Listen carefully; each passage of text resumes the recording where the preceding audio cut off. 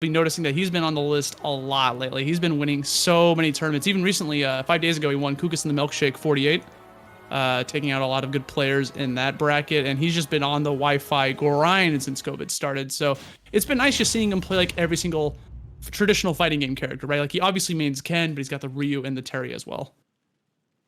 Yep, and again, he is going to be sticking to Ken most likely for the whole set. I mean, just based on the amount of wins that he's racked up with this guy.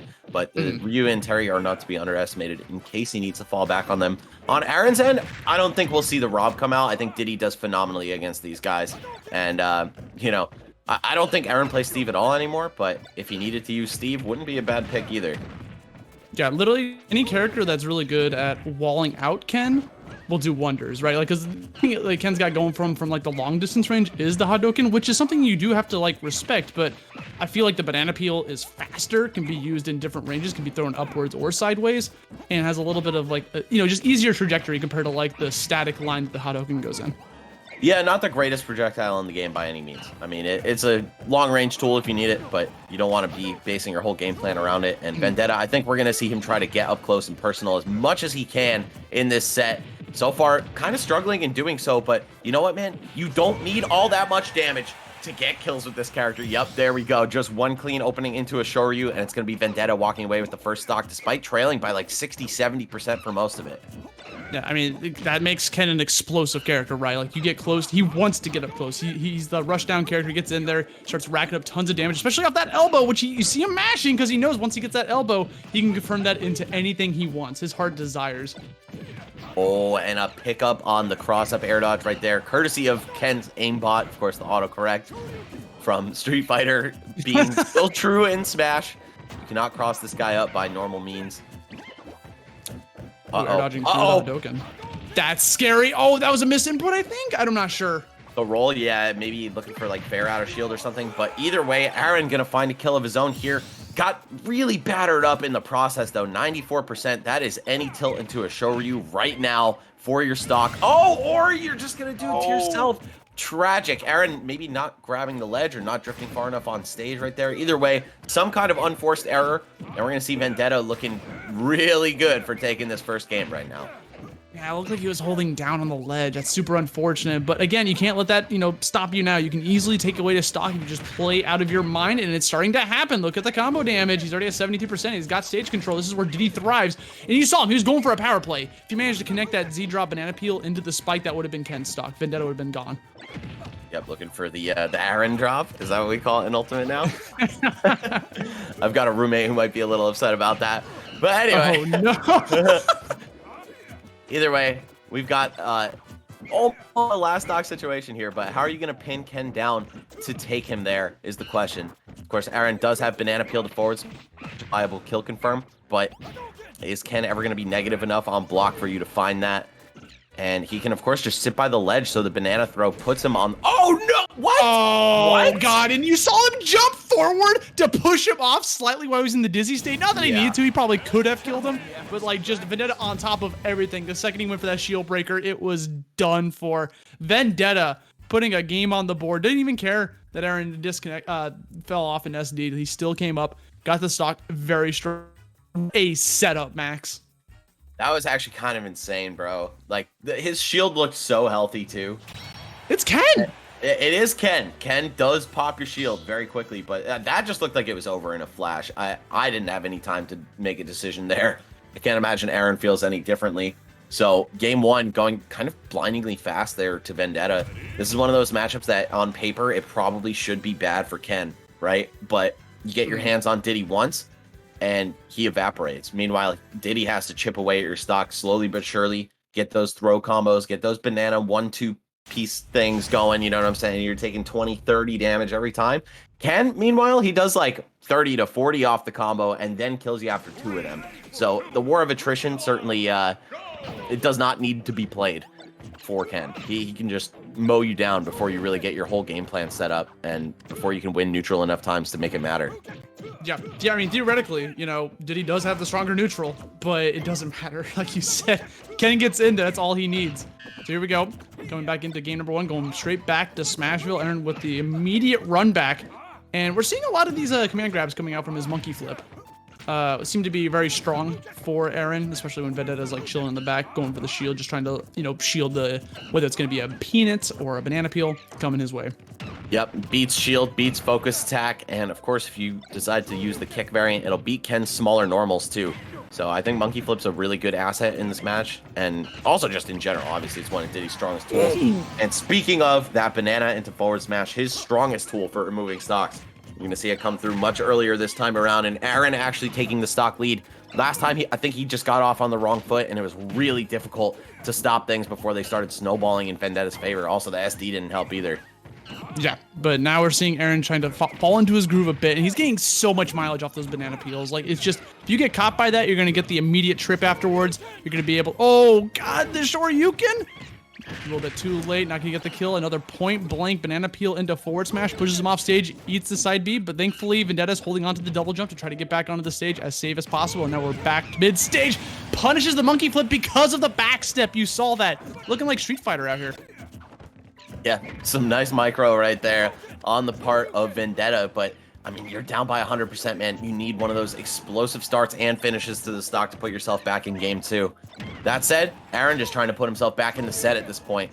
Did not start off well. Ooh, the Z drop into neutral air landing. Gonna get away with that safely. And now we just see Diddy setting up shop at the ledge. Banana in hand, shooting those peanuts at the perfect arc to cover Ken's ledge escapes. Oh, wow, looking for up smash out of nowhere. Okay, I appreciate the effort from Aaron, but oh my God, you gotta make sure you don't get your shield broken at the ledge again. I almost saw history repeat itself, Max. Yeah, and that would have been a huge swing into Vendetta's favor. He is not looking so hot on this stock. I mean, he's been playing very well, but of course the percent's telling a different story. Gotta make sure he does find one of these clutch kill moves. Oh, wow, mashing out of the monkey flip, almost resulting in his death, but Aaron quick to react. Yeah, Aaron just wanted to go for the pure damage. Didn't want to let go of it. He's like, you're not going to mash out of this kid. And punishes yet another monkey flip because Aaron's been relying on that so much that Vendetta's starting to catch wise. And all of a sudden, even though he was at such a huge deficit, he now has the stock lead. How long it's going to last, though? We'll have to wait and see. Vendetta's been really good at these ledge traps. Yeah, I like how Aaron. Vendetta's just been sitting at the maximum distance that monkey flip will travel, kind of teasing it like, hey, come grab me. I might be like scared into block over here. And then no, he's just a pace behind, able to, the trip Hadoken into a banana. Yo, and that's a quick 50 for Vendetta. Oh, looking for up tilt, presumably. Might not have known he had the banana in his hand. And we are potentially looking at a miraculous comeback here for Vendetta. I mean, this just goes to show that no matter what character you play, you gotta learn item play. Like, just for those certain matchups. That is very true. Oh my God, the deep landing fair. That's exactly where you want to hit, kind of like Ken's ass, literally. And then you get the optimal follow-up on the ground. Did not turn into a Shoryu right there. And you saw Aaron's DI saved him there to try to DI away from the Shoryuken, but he can't get away from that one. Game 2 going to Vendetta, looking like it was going to be in Aaron's favor, but Vendetta brings it right back with the explosiveness. Coming in, connecting Shoryuken, all 3 kills were Shoryukens. Granted, only one of them was comboed into, but the other 2 were just punishing the monkey flips. And that's got to do some mental damage, right? Because if you're Aaron and you're relying on monkey flips so much for like just closing the gap and punishing anything that Ken or Vendetta throws out, then he's making it feel like he can't do that anymore. It's almost like deleting an option. Bro, I gotta say, I'm glad I only had a medium coffee this morning, because if I went for the large, Vendetta might have just sent me into cardiac arrest. That was I mean, it's hype. It just seeing the Ken like literally just punish everything at that high percent. When you see him like, okay, Aaron's got this in the bag. He's playing clean. He's playing safe. He's connecting the monkey flips. He's connecting the banana peels. But Vendetta just needs that one Shoryu. Yeah, and as much as this character, quote unquote, struggles in the neutral, it's like he's just fast enough to actually get the openings. He's strong enough to make them count for a lot. And the second you start rushing against him is the second that he finds a way to slip in there. You forget about focus just for one interaction. Oh, all of a sudden you might be dying. You forget that you can't cross him up for one interaction. Yeah, you might be dying. Dude, that was just so brutal to watch. Vendetta pulling it back from a pretty strong deficit to kick things off. Ends up walking away with a 2-0 lead in the set. Aaron, no intentions of changing up the stage here. He knows that he qualifies if he wins this too. So, of course, it's you don't even have to remind him that there's a lot on the line. But I think he's just confident in Smashville. This is a stage that he seems to be fine playing Diddy on, regardless of the circumstances, regardless of the set count. It's literally just the 1 or 2 mistakes that just start to add on the damage and add on the death for Aaron. And it's all about how clean can he play, how safe can he like manage these banana peels and not try to go for these monkey flips unless he sees the opening. Good DI from Vendetta is going to be able to avoid the down air right afterwards, the DIing out. Okay, banana peel. Okay. See what the lead Yeah. trap's gonna be. I like that. Throwing the banana into the ground intentionally to get rid of it so we can spawn a fresh one with 2 tosses available. Smart by Aaron. Yeah, you only get so many uses off that peel, trying to maximize proficiency with the projectile. Very nice. Going in there with the down tilt. Now, this is a tied game. I don't care what the percent says. This is tied. Absolutely. Especially if Vendetta's going to go off there with like a spike. Good lord. 76%. They are both one setup into kill move away from taking it. Yo, smart by Aaron, though. Putting himself at the ledge, kind of taking a page of Diddy counterplay for himself, right? Ken can't do the Shoryu without killing himself in the process if you're right on the ledge. Same as Diddy can't trip you into a smash attack if you're right by the ledge. Yeah. Very good awareness from Aaron, knowing the matchup's just right. Okay, here we go. Pushing the banana peel close towards him. Gonna open him up with a dash attack for a combo starter, abusing the banana peel to get some more damage. Now, we've seen Aaron with a lead just like this previously. It just takes one elbow, one little light kick. Could be the one that spells disaster for him, but now we're seeing a much safer Aaron. You see him, he goes for the monkey flip not as a read, but as a reaction. You see him go for the spot dodge, that's when the monkey flip comes out. Yeah, Aaron's just one of those players who has really erratic movement. It's hard to track where this guy's going to be, what this guy's looking for. You know, throwing a forward smash behind a descending banana peel. And using one as well to get an edge guard. This is a totally different Aaron than we saw in the first 2 games. And I think it's just because he's not letting some of these key moments snowball into a ton of momentum for Vendetta. That edge guard was so smart. Throwing the banana peel upwards so like maybe Vendetta would forget about it, but then trying to prevent him from going up even higher with the rocket barrel boost because he recovers low. He gets caught by the banana peel. Very smart edge guard. Oh, okay, light Shoryu, maybe just trying to hedge his bets, saying, I know it'll kill you, and I want the smallest jump possible so I don't get punished for it. Oh, Aaron gonna give up a stock in the process of looking for an edge guard there. Yeah, kind of unfortunate, but this might be over already anyway. I don't know, man. You cannot count Vendetta out. It's so scary, especially when he starts racking up the damage. Here we go. Has off stage 8, the double jump. Oh, okay, he gets back. Oh, he gets spiked. He's getting back onto the ledge. He's fine. He's safe. 67% though. Vendetta showing no fear. There it is. Look at all that damage getting off these Z drops, banana peels. Just adding it on. It's not that much extra damage, but it's enough. What? I like that setup. Yeah, knowing that the banana was there to cover him. That's a really dangerous ledge trap. Okay. Vendetta's still alive here, but I mean, what good is this stock gonna do you, bro? Yeah, any good clean hit from Aaron should put a finish to this game. Yeah. Just needs to go one swing. There it is. Oh, dash attack. And Aaron just struggling to find that one move. There we go. Reads the roll from the ledge with up tilt. Gonna get it done.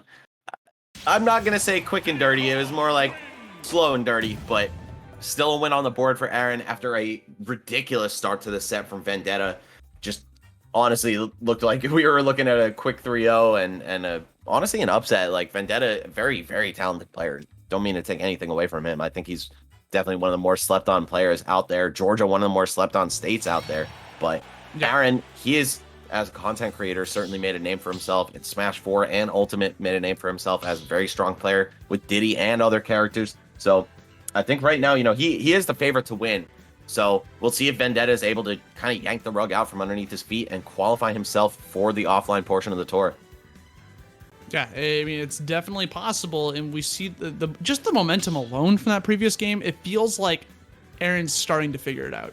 It feels like, you know, he's really, that game 2 could have phased any other player, right? When you just get shut down when your monkey flips over and over.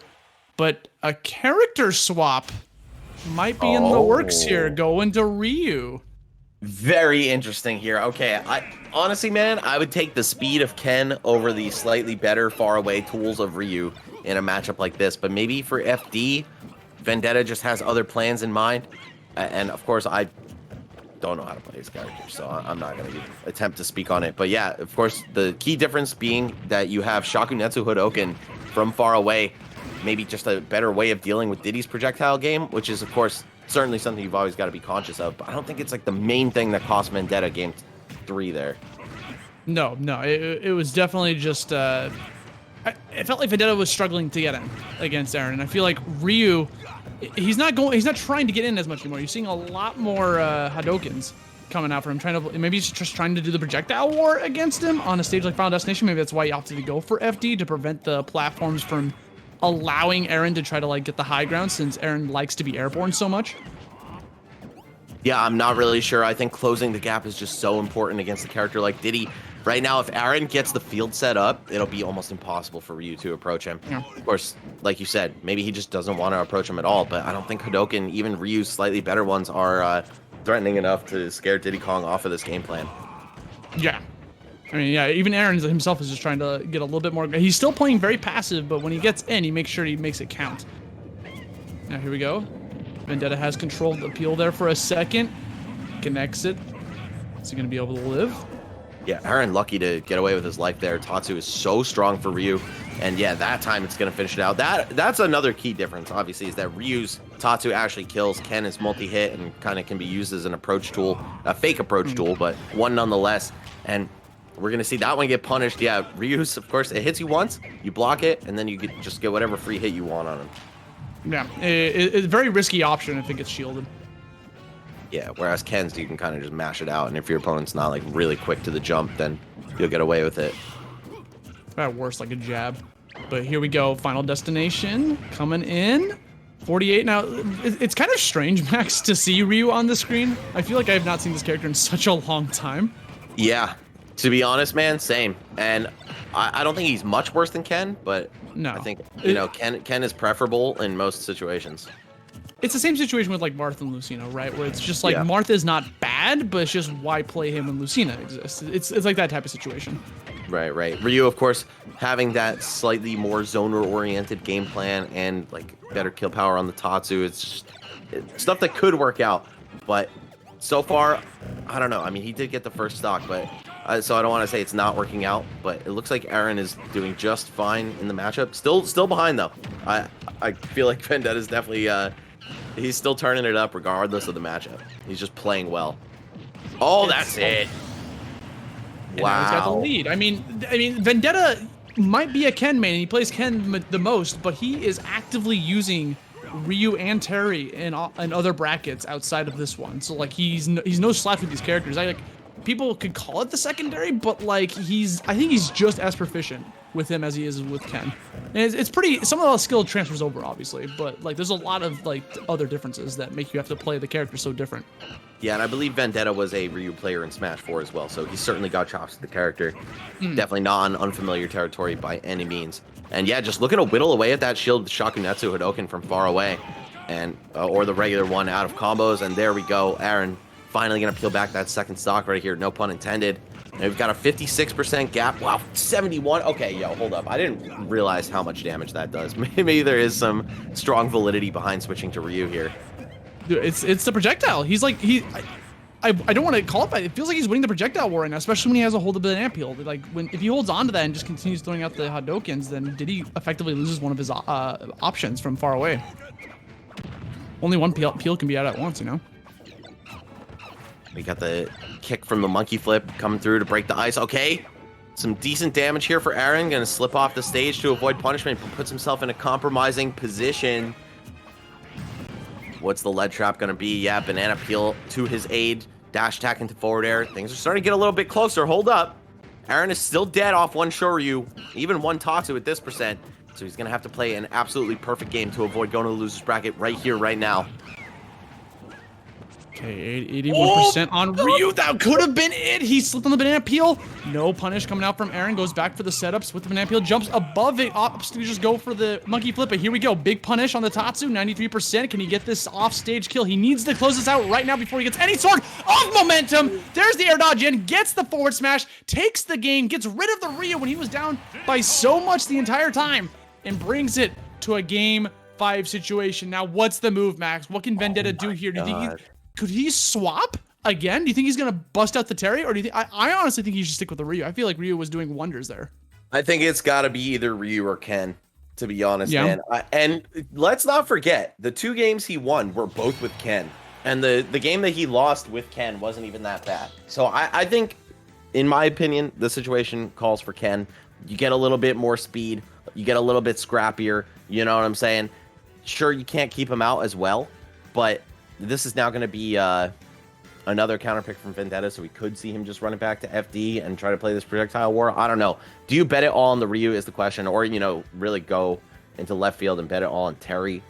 I don't know. My heart of hearts tells me that Vendetta should run it back to Ken. I feel like for Vendetta, from my viewpoint, it looks like Game 4 could have been an experimental game, right? You're up 2-1. You have a game to play with to try to download data, see if it works, see if it doesn't, and if you lose, that's okay because now you have Game 5, and now you still have counter pick advantage. You can change the characters, you can change the stage. Something's being changed. So we're just gonna have to wait and see what the answer is. Going back into the ring. What's the answer here? What's the verdict? I don't know, man. I think, you know, picking Ryu wouldn't upset me, right? I wouldn't think he's making a bad play by doing that. But I do think Ken got you here. Ken got you 2 games. Can't hurt to at least just try it, right? Right. I mean, honestly, we can speculate all day here.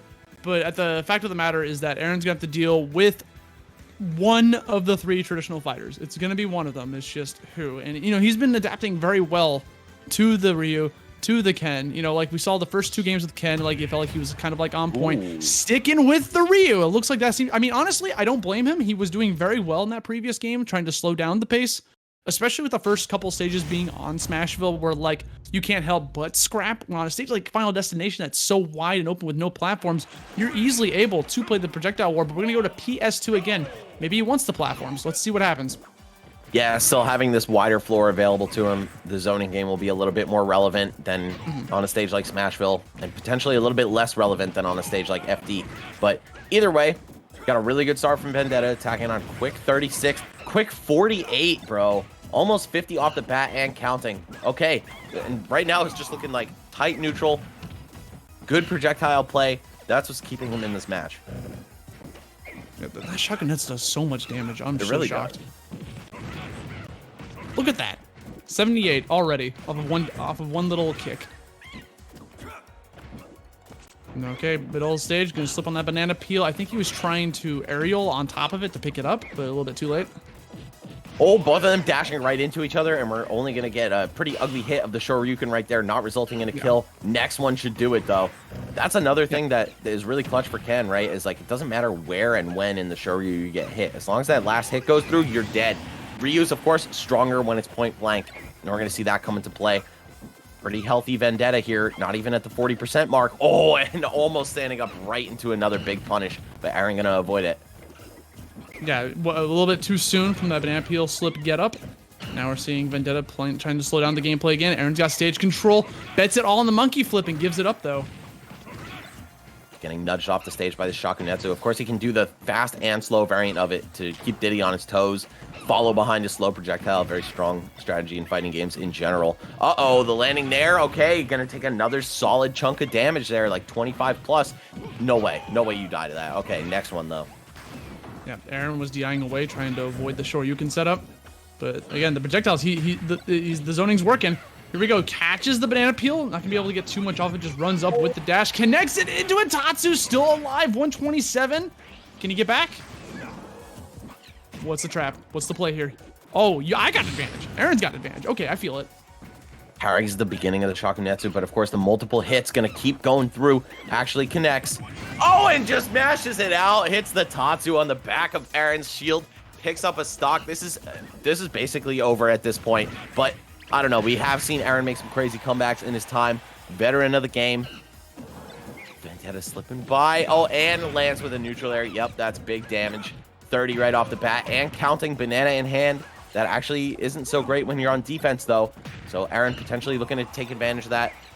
got Vendetta without access to his A moves. He has to throw the banana first. Ooh, and clipped by it on the way down. Okay, finally his first stock getting taken away. See how much Aaron can make off of it. Wow, and the Shakunetsu is even safe point blank. Vendetta sticks out the down tilt and picks up the banana instead of getting hit by it. Dude, I think anything's possible, Max. Like, yes, Aaron's looking in a very bad spot, but I think it's possible for him to bring this back, especially if he starts getting momentum like this. Okay, good escape. Aaron didn't want to have anything to do with Diddy Kong offstage, so he just goes for the immediate Tatsu to get back on, using the banana peel against his opponent. Potential shield breaker. Gotta look out for it. Gotta get that collarbone. Vendetta is just so aware of the angel drop, too. Just gonna roll on stage instead of going for the jump that Aaron was banking on. That's really like Diddy's X Factor kill setup right there, too. And barely alive after the Tatsu. Let's see. How is this one going to end?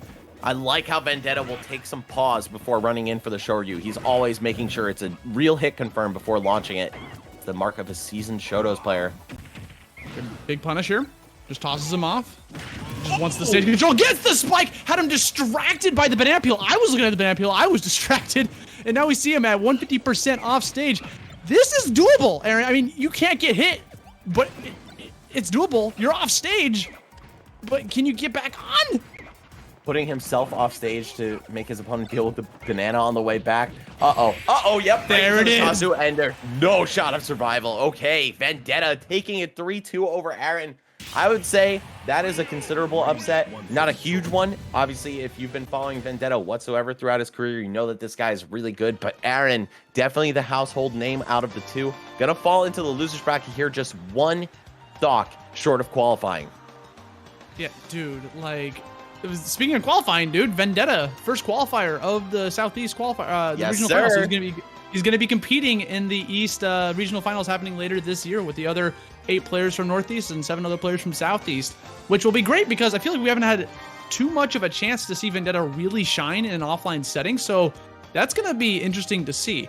But guys, I think we're going to be throwing it to break here momentarily before we jump into some more sets. But before that, I just want to give a couple of shout outs for some things we got going on. I believe we got Medify, one of our big sponsors, coming up.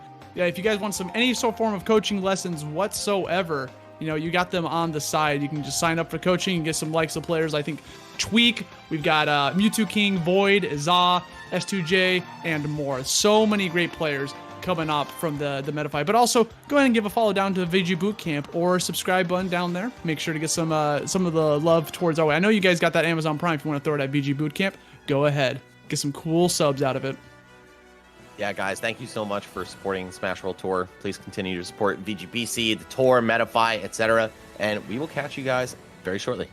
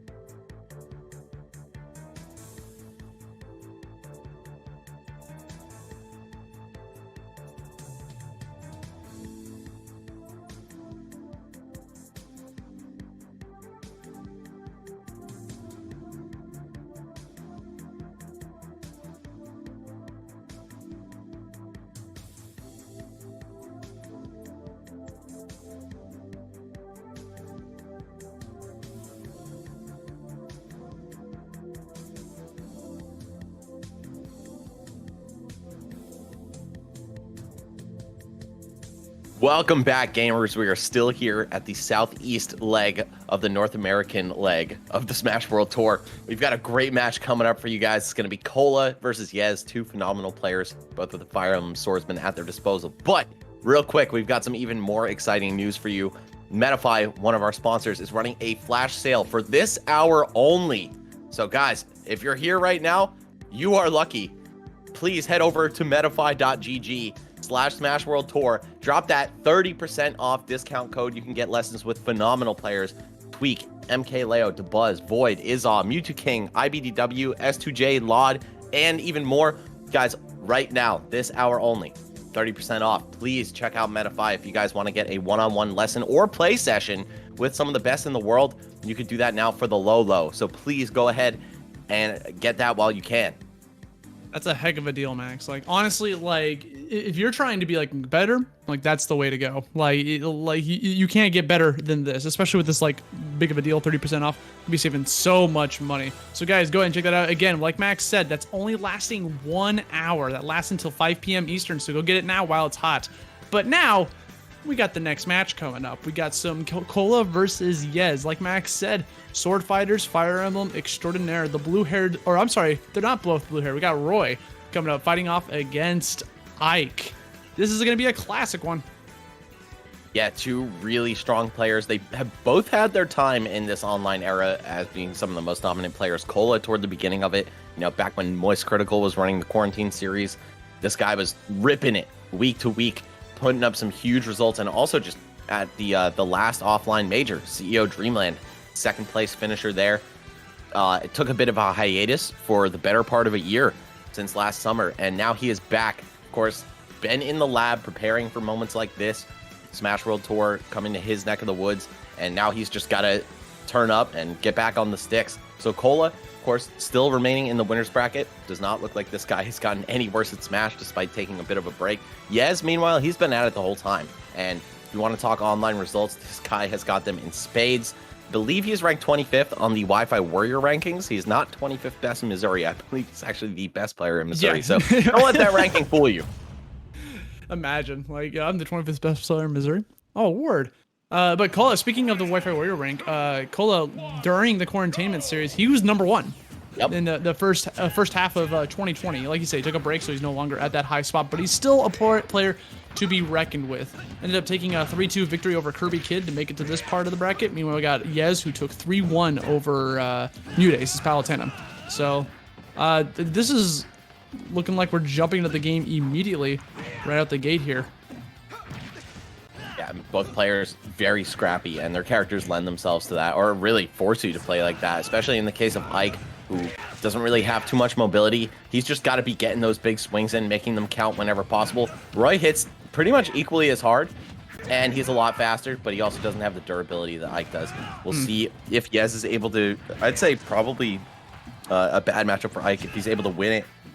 And with the results this guy has, he's won plenty of bad matchups for Ike. So I don't think he's going to be stopping here at Roy or getting too intimidated by Cola whatsoever. That said, maybe he should be, because he's trailing by about 60%. Good sneeze at close range from Roy away from dying. Yeah, it's funny that you mentioned the close range, because, you know, with Roy, you got to be close to him to get that sweet spot of the sword, the complete opposite of Marth. But with this character as well, he's got a great ledge trapping ability against Ike. If he manages to put that Aether in the wrong spot, Cola can get an easy counter against him and just toss him off stage. Yez playing around at the ledge, just re-grabbing a couple times, making it tricky for Cola to follow where he's going to go. Sure, you're not invincible when you re-grab, but your opponent might not be ready for it. And right now, Yez is using that to his advantage. He's got a pretty big opening off that situation. Quick draw right to the ledge. Yeah, not going to go high. Kind of a tricky mix-up for Ike, whose recovery isn't great. It is a little bit hard to edge guard, especially if he's high enough to go for quick draw. Not used to seeing someone live against Roy to 160%, but here we are. We're seeing it happen today. Get him with the Blazer? Trying to recover, kills him? Yep, that last hit just poking him into the ledge right there. And Yez not ready for the tech, so we're going to see not an early stock loss, but a very strange-looking one. Roy's still certainly well within kill percent for Ike. Is Yez going to be able to land that key hit, though, or is Cola just going to get a ton of momentum going and a ton of extra credit to follow? Gonna go for that strong dash attack. Still good DI coming out from Kola. Be able to survive. 131%. Jumps off. That's the second time he's gone for that. You know, just drop off the ledge into a side B rush. But now up tilt. Gonna call out that stock from Kola. Yes, evening up the stocks, but a little bleeding just a little bit. Yep, I can tack on 60 in the blink of an eye, though. We'll see if he's able to pull that off. Yeah, up B out of shield. Okay, snagging Roy. Tacks on a quick 20 with that. 2 dash attacks in a row. Okay. Can I get 3? Okay, forward tilt pushes him back off stage. He thought he was going to go for the early recovery. That would have been the death, but now he puts himself in a bad situation to die because he bet it all with that really early counter. He ended up throwing away his stock because when he was trying to get back onto the stage, that's that counter I was talking about from Roy against Ike.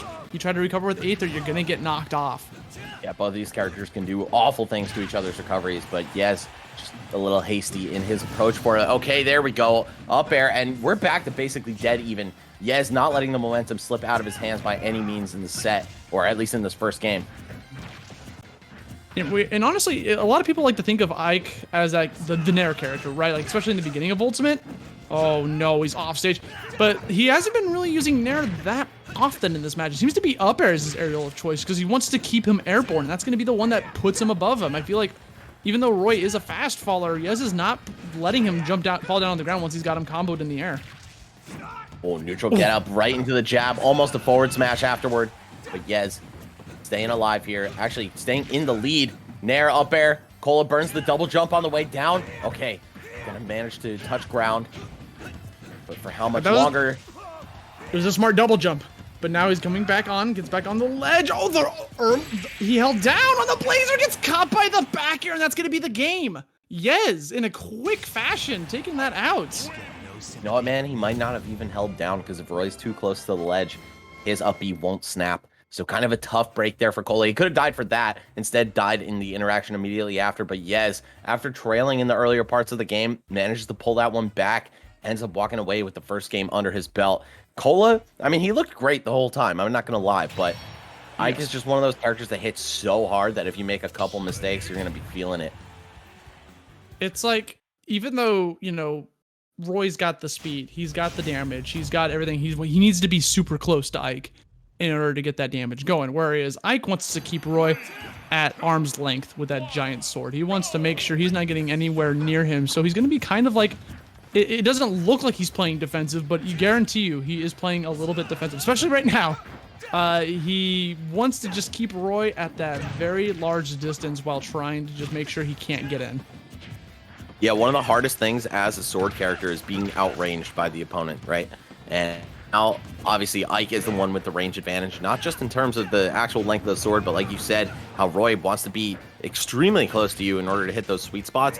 It does feel kind of tough for Roy. That said, he's got the advantage in other categories like speed, and it's definitely not a bad matchup for Roy by any means. Just a little bit tricky when the stuff that you're normally keeping everybody else at bay with is all of a sudden just not effective enough against the opponent. All right, good recovery from Kola. He could have easily got caught by that eruption. Very scary situation to find yourself in. Okay, there's the Nair. Gonna combo it into the credit card swipe, take away that first stock. Yes, finding himself in a good position, but Kola can easily just get in there, get one side B, one jab into back air. Could potentially call out the stock. Let's see if he can try to get it. There's the setup. No tech. Thought he was going to roll left. If he would have rolled left, that would have been the stock. Yeah, Kola just really hoping Yez was going to be hasty to get back to center stage there. Does not find it. And now we have Yez with a really good opportunity to build some extra credit. Will he be able to do that? I mean, if he lands a neutral air, yes. But if he gets side B'd by Roy like that, maybe not. Oh, the high quick draw, though. Kola not ready for that. Yez has gone to the ledge, I'd say like 90+% of the time with his quick draws. So he's going to be able to get away with a few freebies onto the stage. Not that one, though. Yeah, it gets the forward tilt. And we're seeing a little bit of the cons of Roy coming out into play. I don't know how many times we saw something that would have killed with, like, say, the likes of Crom, but he ended up getting the sour spot, so I didn't really go anywhere. Yeah, I'm definitely curious as to why Kola doesn't touch Crom at all. I feel like having a character that's so similar, but also just a little bit different could help you in some matchups. And interestingly enough, his secondary is Cloud, right? So he's confident in the way that Roy does it specifically. Wow, the counters, bro. And that's why you see Yez going for so many air dodges to the ledge. Does not want to risk poking himself above with an active hitbox Roy can, I mean, really any character with a counter can take massive advantage of that against Ike. Uh-oh, almost with some ladder action. Nair to up air, no second up air to follow. But now we've got Cola in real danger of losing his second stock, and he's going to do exactly that right there. Every single time that Yez has been popping Cola up into the air, you'll notice that Cola's burning his double jump as soon as possible because he's trying to avoid another hit, right? Because if the combo is not true, he can get away. However, that puts him in such a disadvantage once he's on the way back down because he has less resources to try to safely land. Speaking of safely land, he's off stage, no jump, out of resources. Good spacing from Yez. Managed to outspace the counter from Roy to get back onto the ledge. That's not our send counter. Yep, out of resources and out of range for Roy's counter right there. Of course, that's the disadvantage to having a smaller sword than your opponent. Even silly little interactions like that, where it looks like checkmate, could still go in your opponent's favor. Oh, no punish. It looks like that was like a flub input. Like he called out the quick draw too. He knew he was gonna go to the middle stage and then just nothing came out. Oh, shield poking that exposed head right there, and Yez building a bit more momentum here. 57, 65, 82. This character's damage output is ludicrous, bro. And we might be looking at a 2-0 lead for Yez if Cola doesn't come out hot with something right now. Okay, spacing out the shields with the swords. Too high of damage to be able to get that true combo. You're going to be able to escape. It jumps right into a forward tilt, and he's already at high percent on his final stock. Things are looking a little bit bleak here for Cola. And you know he's got to be beating himself up for that missed whiff punch on the quick draw. That should have been a stock. Finally ends up closing it out, though. 114. Can he work with this? I mean, Roy's an explosive character. He could easily turn the tides with one setup, but now with that small of a Skittle-sized shield. That forward tilt, not exactly safe from Ike, but it pushes you so far, and it's got so much range that trying to contest it is really difficult, even after the fact. Uh-oh, Cola getting the protection down here. This could be a huge moment for him while somehow not finding himself in the way of that up tilt, and also Yez narrowly avoiding that forward smash. That would have been game. This is still possible for Cola. If he would have teched in place, that would have been the game. But Cola was relying on the tech. Oh, no. I mean, we've seen so many of those blazers from reverse out of shield just miss against as you look at him pose with the time afterwards. He know what he did. And, you know, in another universe, an alternate universe, Cola would have got that punch on the quick draw, and also Cola would have gotten that tech read, or didn't go for the tech read, but just immediately went for the F smash to get the kill. But unfortunately, that's not this one. And we got Yez going into a Game 3 situation with a 2-0 lead. This one, I feel like I'm hard-pressed to call this an upset, right? Cola, we all know, has a ton of offline results. Has been a strong player for a really long time in both Smash 4, when he went by Salt 1, and in Ultimate. But Yez, I think Yez is kind of like one of these X Factor players where everyone's waiting to see how he's going to perform offline. Personally, I think it'll be very well. I think Ike is one of those characters that has kind of left the front of the mind of many Smash Ultimate players, right? Ever since Leo stopped using him on the biggest stage as possible. But this character can still do it, and Yez is just extremely talented. So I would really like to see him get a chance to prove himself offline. He is one game away from doing that, but Cola, a very scrappy player in his own right. I know I've said that so many times about a lot of these players, but it's definitely true. I mean, he just likes to get in there. He's always still in the game. You saw it right there in game 2 that he almost won it off of one forward smash. I don't know. Either way, seeing one of these guys not make it to the regional finals would be a heartbreaker. I'm noticing that every single time that Cola is center stage and he has his shield on the edge, he's kind of just like dancing with the shield a little bit, kind of like taunting him, daring him to approach him. And look what happens. Cola ends up taking the stock with a pretty hefty lead. Yeah, cannot get too confident, especially against a player like this. I feel like Cola powers up when people start to flex on him a little bit. It's like, oh yeah, dude? Like, he did taunt at the end of that last game. And feeling himself a little bit. Catch. Oh! No! That was so ballsy. He should not have gone for that. Both of them honestly making some extremely bold plays right there. But it's going to be Yez keeping his head on straight, holding that B button just a little bit longer, knowing that Cola might have gone for counter. It's like that swordy intuition. That was a game of chicken right there, if I've ever seen one. Yez coming out on top of it, but that said, after Cola's respawn, he has still not been hit, tacking on 80 plus damage unresponded to. Nice, winning that shield standoff right there. Okay, but it could be Yez's turn. I like that air dodge read, but nothing off of it, just the neutral air. Normally we see that open a lot of doors for Ike. Okay, what's the ledge trap option? Just goes for the neutral get up. I'm going to run up there and get a grab. It's fine. Interesting, he went for the back throw. Just tossed him to the center stage. Knew he was going to go for the quick draw, so he managed to go for the gamble, the aggressive approach off stage. Managed to clutch that with the forward air. If he would have like recovered any other way, Cola could have put himself into a pretty bad position. So good call out from him. Uh-oh, the neutral air starting up. This is a huge break for Cola. Can I get 5? Yeah. I think you're getting 4 games at the very least, Austin. The way that Cola is playing right now, he is just looking unstoppable. Hold up, though. Let me fix my face. Yes, tacking on some damage here. Okay, not going to finish the stock. I think he kind of needed it right there just to keep himself in the game in terms of like the feel and the flow of things. But it's still far from over. I like that he ended up going for the double-edged dance, the up variant, because he knew that he was airborne. Okay, that's the anti-air one. Oh, big punish. Not yeah, that was a very... over. Yeah, like he tried to go for the up B. I get it. If Cola would have jumped up there, he would have called him out and eat up some damage, but it was a pretty risky option to go for because if he landed it, he would have got Cola off of him. It wouldn't even been a kill. But because he missed it, he died and lost the game. So Cola just playing it safe there near the end, and like you said, he might have been powered up a little bit from the taunts coming out from his opponent. Yeah, I think Cola's the kind of guy who's like, no one's gonna do that to me on stream. You know what I'm saying? Yeah. Especially on VGBootCamp, right? Right. Especially at the Smash World Tour where everyone is watching. Of course, even if you're not catching it live, you might be catching the VODs on YouTube. So thank you for watching if you're here or if you're joining us later. But either way, appreciate you.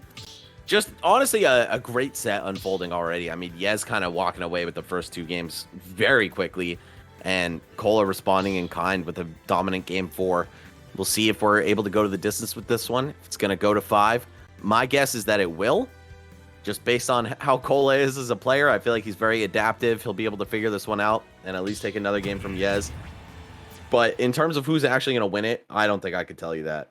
I can't make that call. I can't reveal the next chapter of the script. Literally, if I was a gambling man, I think I would still be afraid to gamble on this. Even though there is a 2-1 lead for Yez, I still don't know who's going to win this. But we're going to go to a small battlefield. First appearance since we've been on the mic. Let's see what's going to happen here on this stage. Immediately going for the grab. I love the stage control that Cola's exhibiting here. Managed to go with the super armor right through that tilt and manages to steal. Gets away from the corner. Now has stage control. Center stage. Bro, Cola was smothering this man at the ledge for a second. Yez gets back, hits him 3-4 times, and suddenly it's even. And now it's actually in Yez's favor. Oh, would have been even more so if he had landed the follow-up after that grab. Goes to the platform. He knows, okay, the reason Yez went for that platform, which is definitely not the optimal play, is because Cola has shown his willingness to run right under the ledge and stick out a counter on that Aether. Something that a lot of players just allow Yez to get away with for free. So even though Cola made a great play, and good long-term conditioning there, still capitalized on Yez's adjustment, it doesn't matter. Yez is going to be the one walking away with this first stock. Looking to put a cap on this set here. A little bit of delay. Hopefully it... don't kick us out, please. We're out. Please don't kick us out. Nintendo, I am begging. No. Damn. Hopefully the players unaffected by that. Yeah, the players are probably still playing. We'll get word for you guys the second we know. From my understanding, I feel like the spectator got kicked out and they are still playing. So we're not able to let you guys know who's winning or what's happening within that match, which sucks because I was really invested in that one. Like, I'm always a fan of the Fire. Oh, wait. Looks like... Oh, no. We lost Yez. All right. And so Yez had the lead, too. Yeah, this did happen in Wrath versus Pelu Pelu earlier in the day, and I believe they just reset to the proper stocks and percent. Fortunately, you know, this is all recorded, so it wouldn't be too much effort to do that again. Not sure exactly what the official call is going to be. So we'll let you guys know as soon as we know from production, from the TO staff. But it does look like Yez is the one who dropped out of the lobby right there. Yeah, very unfortunate. Yep. Like you said, it looks like they gave a point to Cola right down the board. We haven't been told anything, but I noticed that the score went from 1 to 2. I don't know if that is intentional or they're still just... Because there's no way they made it that fast of a call, right? Because, you know, we have the TOs that are really hard at work trying to figure out what is the verdict and what's happening. We're going to see momentarily what if they're going to replay the match, if they just give the game to Cola. Because I believe previously in a different set, I believe they just tried to like recreate the scenario from the last time it dropped. So we'll have to wait and see. I mean, Yez is the one that disconnected, so I wouldn't be shocked if Yez had to forfeit the game since Cola is the one that stayed in the ring. Okay, yeah. So I think the ruling is that Cola does pick up the game win. This is a mid-game disconnect from just one side, so gonna go the way of Cola. Kind of unfortunate. Yez was up. Oh, never mind. You know what? Cola being a Chad. What a bro, dude. Just gonna restart, not take the game, wants to get it done properly. Yo, on the brink of being sent to loser's bracket. The fact that this man's not just taking that game and running, I gotta appreciate that sportsmanship. That's like 3 gold stars for you, Cola. Already was a big fan, but I mean, moves like that, even if you lose the set, bro, you won the tournament in my eyes. Dude, so like you cannot fault a player for wanting to enact a tourney rule, right? That those are the rules within the tournament. That is like how this works. They're there for a reason to, fix situations like this and not try to put the burden on the player, because there's a lot on the state. There's a lot on the line here. You get invited to a regional finals, you get to perform there. There's a lot of money on the line. There's so much on, happening. Yet beyond that, Cola decides, no, I don't want to win like that. I want to win the way I want to win. So it does help him a little bit because they're restarting the game completely. Riaz did have a lead, but it's already gracious of Cola to just give him the match. And look at that, the friendly taunts at the beginning. Let's jump right back into it. I'm sure Yez is very appreciative of the sportsmanship from Cola. Yeah, Ike was at like 100 something, right? So it's not the biggest forgiveness stock there, but yeah, still, a lead is a lead. I gotta give Cola mega props for that, man. What a bro. All right, either way, looks like he's off to a pretty hot start. Big down air into back air punish right there, and the counter. Okay, he is a breath away from taking this stock. Has to land one more counter, but he's not. Oh, never mind. Okay. Yes, was actually just too far from the ledge to make it back there. I think he pulled back on his drift a little bit just to stay ambiguous, and it ended up getting him killed anyway. Might have been checkmate either way. Not sure. And he also air dodged upwards a bit, and when you air dodge up, like you still have to wait till you go far below enough to be able to do an action afterwards, so it makes you stall even longer without being able to like up B. So that also probably helped seal his fate. But here we go, stock number 2. Cola playing pretty dominant. He was off stage for a bit. It was kind of a scary situation, but now he's turned the tides, has him off 82%. Good air dodge from Yaz, going to be able to avoid that back air. In there into up air. Good stuff. Not enough to take the stock, though. And now, what? Quick draw the wrong way. Maybe, I mean, it wouldn't have served him any better to have gone forward. So I think maybe he wanted to just create a little bit more space. Maybe skill check Cola real quick. Be like, hey, are you ready for this? The air dodge out. Yeah, that reverse clank was super goofy. And so was that killing off the top. Roy's dash attack, I certainly would have expected to be a horizontal knockout right there, but it does not matter.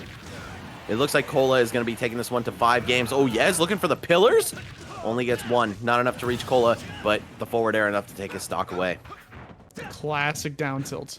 I mean, I feel like to be a good character in this game, you got to have a down tilt confirm. You know what I'm saying? Yeah, you got to have some safe grounded button into aerial that kills. Okay, here we go. Takes the trade. A lot big damage coming off of this small battlefield platform. Not lenting up. 68%? And the counter, too, just saying, I know you're going to press a button on the way down. Yes, kind of pressing a button. I mean, he side beat to safety, so he got away with it. But, all right, here we go. Big chunk from Aether. Looking for the edge guard. Oh, and not snapping the ledge. That could have been Yez's moment to take it. Even the stock's up.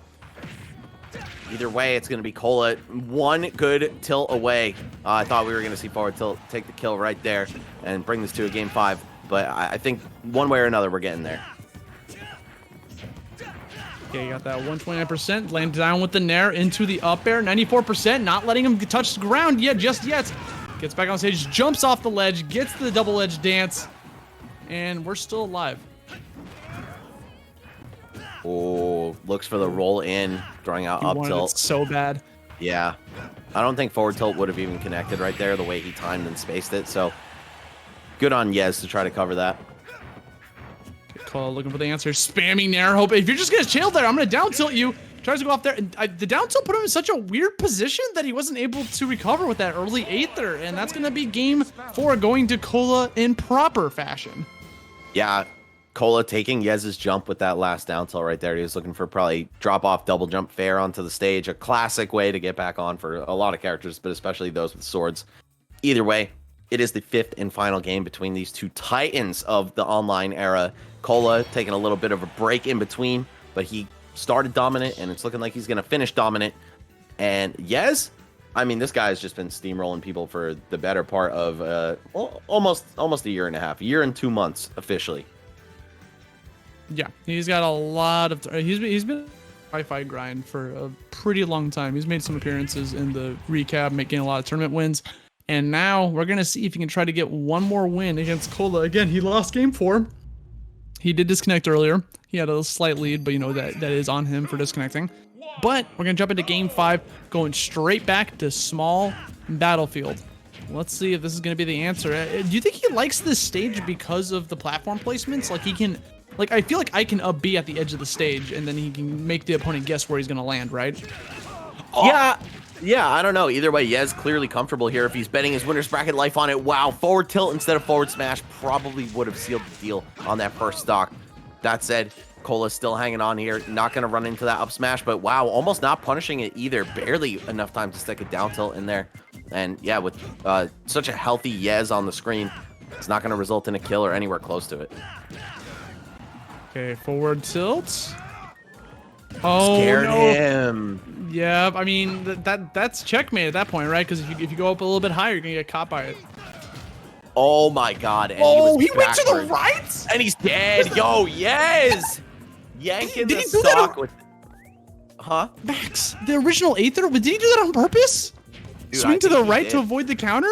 I think he did, and all Cola had to do was not throw the counter out, and that was a free forward smash. We could have been looking at an even game. Instead, it's Cola trailing by a stock and then some. Yez looking to put a cap on it right now. Okay, not quite. But Cola not finding anything after that neutral air. This is getting out of hand quickly. Catches the jump. Did he eat the double? No, he didn't. He still has the double jump. Going to go for the air dodge, so he doesn't have to risk the counter. You know, just going onto the ledge. Gets back to center stage scot-free, but Cola has a little bit of advantage here. I mean, they're definitely just baiting each other to jump. Like, they're just swinging above their shields. Oh, man, those first 2 stocks were so tragic for Cola, too. Yeah. I mean, what a start for Yez. That was scary. He could have died immediately right there. That could have been the set. Bro, I first tuned into the stream for Cola versus Kirby Kid earlier today, where Cola in game 5 lost his first stock in the blink of an eye. Oh, but he pulled it back just as quickly. Not going to have the same fortune against Yez. Drops it in the game 5 after, honestly, some extremely high IQ plays from Yez, turning the up B around to avoid counter. The foresight, bro. This man should make Mithra.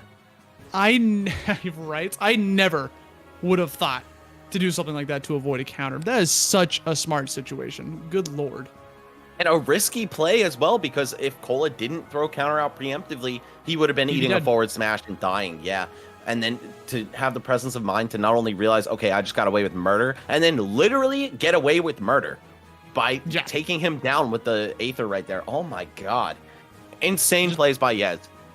An intense set. But guys, we got to move on. We got Jake versus Wrath coming up next. But before that, I do want to talk about, we got that Medify deal going on right now, guys. If you guys want to sign up, it is 30% off. A deal only for an hour. This is only lasting for 35 more minutes. So you got to jump on it right now.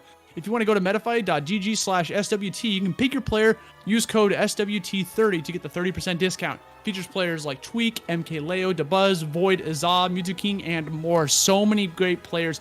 Whether you're looking for Ultimate or Melee, you can get the lessons from some of the best right here, right now. Again, only 35 more minutes that this offer is going to be here. Then it goes back to the normal price after that. So you jump on it now. I mean, I would do it. Like, yes. Like if you've even just been thinking about it, like, you have no better opportunity than now. Yeah, and this is a rare treat, guys. A Smash World Tour exclusive, if you will. So the fact that this even exists, you know, that it's even possible for you guys to get one-on-one lessons or play sessions with the best players out there. I mean, you translate into any professional sport. When are you going to get lessons with LeBron, right? And especially for 30% off. So guys, please take advantage of this while you can. And also big thanks to Medify for supporting the tour and for creating opportunities like this. I think this is just such a good step for the Smash community to be able to have these one-on-ones. And again, consider yourselves lucky. Like, while Smash is still small and growing, these players are still accessible to you, and that's a rare treat. Yeah, maybe like 5 years from now, it won't be as, easy to get that. So like, jump on it now while you still can. But without further ado, we're going to jump into the next set here, guys. We got Jake versus Wrath. Now, these are two very known players in the Wi-Fi, especially in the Wi-Fi scene. I mean, we've been seeing a lot of Jake recently in the past year. Ever since Steve came out, I feel like Jake just kind of fell into the character pretty nicely because of his release, right? And debatably one of the best Steves out there in North America, if not the world, based on, just online results. Like, he has been pushing this character far to a lot of players' disdains, but he's making it work. I mean, no one ever thought that this little block would fit into this world, but here he is. Yeah, Jake, very possibly the best Steve out there. He's got some incredible results hailing from Central Florida, a strong region. And look at that, man. Active since 2020. This guy, he has made strides quicker than pretty much any player I've ever seen. One of the great things about the tour is that we've gotten to see some of these players who have never set foot into offline venues putting up big results, and especially in some of the other countries, right? We saw the European, the Oceania, and Japanese qualifiers all have some of these new recruits do really well. Wrath, on the other hand, a veteran, active since Brawl 2012, and he's quite young even still, so a very long and fruitful career for this guy. He's been doing it with the Blue Blur the whole time. He also has Bayonetta, Joker, and Pyra and Mithra at his disposal. I have not seen him play Pyra and Mithra in this game. I would very much like to see that happen, but I would also very much like to see him pull off some big wins and make this qualification round happen for himself. So against Jake, it's probably going to be straight to business, Sonic the whole way through. Yeah, and like you said, he's the second best player in Georgia. Not many Georgia reps left in the bracket, so he's like one of the last few, if not the last one, trying to rep his state. I mean, we've been seeing a lot of Florida players, like a little bit from Missouri and a little bit from Georgia. I mean, Vendetta's still in, Wrath is still in. I don't think Fatality's in anymore. I have to double check that, but I don't think Fatality made top 32, bro. Yeah, so that very unfortunate for him. But Wrath and Vendetta are here to try to show that we're still in this. So we're gonna have to see what happens. Jake has never really been in attendance at an offline tournament though. Wrath does have that tournament experience. He's used to playing on the big stage. So this is the first time we've seen Jake at a tournament this big, this important, that will lead to an offline. And then if he manages to qualify, then maybe we get to see him in an offline setting and see how good Steve is in the offline. But without further ado, I think we're gonna jump right into it. Steve versus Sonic the Hedgehog. Now, this matchup seems like it's going to be a lot of just waiting for openings, right? I feel like Wrath is gonna have to approach. Because if he doesn't, Jake's just gonna build all day. He's gonna collect materials. Yep, I feel like Wrath can also probably be content with taking a back seat, letting Steve get whatever he's gonna get, iron, diamonds, all that stuff, and just not engaging with it. But I'm not sure how this matchup goes. I have not really seen it I've never head to head too much, but we'll see. I definitely would love to see Jake perform offline. I mean, this new blood who's got some pretty great expectations on him, bro. He 3-0'd Toast in a ridiculously dominant fashion earlier today. Yeah, so this guy, he's got some real chops, man. Don't let that 2020 join date fool you. Jake is disgusting. Yeah, he's making it work out with the character again. You see Wrath playing a little bit more aggressive than usual because, like I said, it seems to be like he can't let Jake set up shop. Because if you leave Steve to his own devices, he's gonna mine the materials. He's gonna build a wall. He's gonna put everything in front of him to make it so it's gonna be as hard and painful for Wrath as possible. So he's got to make some plays, and that's exactly what he's doing. Look at that, he runs across the entire stage, just going for that forward tilt, punishes the recovery with the back air. Can he get it again? Lands on the platform, manages to get back down to home base. That said, the one thing that does not improve, no matter what materials you've got, is the range on Steve, right? So you can have as many diamonds as you want, but if Wrath is just on the other side of the stage, what are you doing about it? And so far, it's looking like that's going to be the theme of this game. Wrath is just going to look to pick his spots properly, pick up a punish, and, just be content with that. No reason to stay in Steve's face for too long. Yeah. Okay, gonna avoid that back air, get back down to the center stage. Seeing a lot of minecarts coming out. I mean, that's gonna be... That's like the equivalent of his spin dash, right? Trying to a quick burst option to get as fast as possible. Very similar to Bowser Jr.'s clown car. Yeah, I think they should call that one the clown car, bro, because why does that turn into a command grab? Dude, looking kind of funny. Oh my god, crashes right into him. All right, very strong knockback on that, but not strong enough to take Wrath's stock. Now we're going to see those anvils coming out. Uh-oh. Oh my gosh. Were you shielding my crazy minecart? Well, too bad. It's a grab now. Okay, gonna be able to avoid the down smash. No, he just floats all the way to the right side of the stage. Doesn't even change the trajectory, just holds on to it. Okay, Jake trying to mine just a little bit, get some more iron so you can throw the mine carts out. Of course, can't do that for free. You do have to have the materials to back it up, and that's the best way, I would say, for Steve to contest with Spin Dash. Finally, gets in there, swings the diamond forward air, takes the stock. This is far from over from Jake, but Wrath definitely controlling the pace of the match. Good, got him at 95. He's got him off stage. I feel like that's how his first stock ended. Managed a little bit too low percent to be able to get that kill. Yes, it is Town and City. Got those small little blast zones horizontally, but not going to be able to get the kill just yet. 133. He's playing aggressive, but he's playing safe while he does it. You know, like he's not committing too hard while he approaches.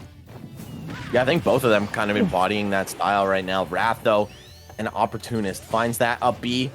Gonna put his fist right into it. All right. Got a very solid start here. I mean, very solid late and mid game on the part of Wrath. Up one very healthy stock, and he's just not engaging too much. Picking his spot, staying right outside of Steve's normals range, and knowing that Sonic's burst is so good that he can pretty much pick up a punish for anything. Again, now you're seeing a little bit more passive play coming out from Wrath here. Like, yes, he is approaching technically, but he's doing it in a roundabout way where, like, if Jake's up above, he goes below. If Jake's below, he goes above. Now, picking and choosing his little pecs. Okay, spin dash, yeah. And anytime Wrath isn't confident in the spin dash that he releases, he's just going to down air right into the ground and reset the situation. And ideally for him, Jake isn't going to be close enough or fast enough to go punish him for it. And he pretty much just gets to reset over and over again. All right, 51% off stage, forced into the up B, getting kicked from underneath and right into the platform. Yes, great pickup there from Wrath. Okay, lets him get away with that up B. The walk. I'm just so not used to seeing Sonic walk because unlike other characters, like Sonic has the ability to just tilt any tilt that he wants out of a run. So it's very bizarre to see him walk. Taking a spin shot over, just crossing Jake up, making him potentially wear his patience down. Now we see 100 plus on the side of Jake. Oh my god, he just took 30 damage. I mean, have you been hit by a minecart? 30, bro, and then 20 right after. Steve's damage output is bonkers. Oh, Wrath had an opportunity there. Even if it was just to pick up a grab, maybe put Jake off stage. Could have been something. Doesn't matter, though. We're going to see spin dash into forward air. El Clasico on the part of Wrath, taking game number 1. A little bit closer than it felt like. Yeah, I felt like, I mean, ever since that minecart hit him and he took 30 damage immediately, it looked like Jake could have stolen the momentum there. But Wrath was playing safe and calm the whole time, especially that point where he kind of flubbed that punish, right? Like, I feel like any other player would have been like, just F smash, bro. Just do it. Like, you would have gotten it. But I think Wrath was just, didn't want to commit just in case because he saw that Jake was moving a little weird. And he didn't know if he was going to land right in front of him. So he just didn't want to overcommit to like a grab or a forward smash or anything. He just wanted to wait and see what happens and try to punish what comes next. And I think that's what Wrath's game plan is that whole first game. It's all about not reacting to what's happening, but predicting what's going to happen next. Yeah, especially when you're fighting Sonic, I feel like that's what you have to do because it's very difficult to react to his insane speed. But Sonic players, they're the ones who are looking to react. They use that speed as kind of like smoke and mirrors to disguise the fact that they're playing a very reactive game plan rather than a proactive one where they're the ones trying to rush down and overwhelm you. Exactly. They're just painting at high speed. I mean, that's the Sonic special, right? Yep. Especially in Smash, or particularly in Smash. I feel like in Sonic games, he just beats you up. Yeah. Okay, 106% without taking nary a damage. Nary a hit. 139 has him off stage. He keeps trying to, punish that glider, but, like, we're not too used to too many characters gliding in this game until Steve came out. So, this isn't like the Brawl days anymore, so it can be very tricky with how you get back on stage. There's very little landing lag on that, too. So if he does it right into the floor, then he'll often get away with it. But Wrath, of course, has speed at his disposal. We've seen him pick up a few punishes on the up Bs as well. Oh, yeah, back air going to hit right through take Jake's first stock here. All right, he's got a diamond weapon though. Gotta be careful. That's when it's like spells disaster. I think that's when Wrath is gonna play a little bit more safe. Look at that. He's doing some feints now because he recognizes that he could be in danger. The up B, the spring, gonna it looked like you could have potentially got punished. Gets caught by the minecart command grab, but thankfully the platform's there to assist, give him a little bit extra resources to get back to center stage. Yeah, good situational awareness there by Wrath. He could have gone straight to the ledge and had to deal with the ledge trap from Steve, but instead just gonna land, refresh his double jump, make a safer return. Oh, wow. Getting hit off of the block there. Okay. Jake building up a wall real quick just to get some more materials. He's got the diamond. Just ready for his next stock. Yeah, Wrath looked like he was kind of stuck there for a second. He's like, what do I do? Do I attack this wall or do I wait for him to attack it first and try to punish afterwards? It's kind of like the fire hydrant thing when you're fighting against Pac-Man. Like, do you hit the hydrant or do you let the opponent hit it? Okay. Oh, looking for that roll off the ledge. It looks like Wrath was ready for it, but Jake just able to slip by here. And we're going to need to see some kind of big play here. He does have the diamonds on lock, right? One good back air. Maybe even, honestly, dash attack. And then, of course, stuff that doesn't change based on your weapon, like up smash, will definitely pick up a kill at this point. Maybe not on town. I don't know. Sonic's not that light. Oh, He's back like, throw? Okay, yep, there he is. Give him the hell wheel. Okay, now Jake quite a bit behind here. 2 stocks down. Oh, Wrath, love that. Homing attack to up air 1.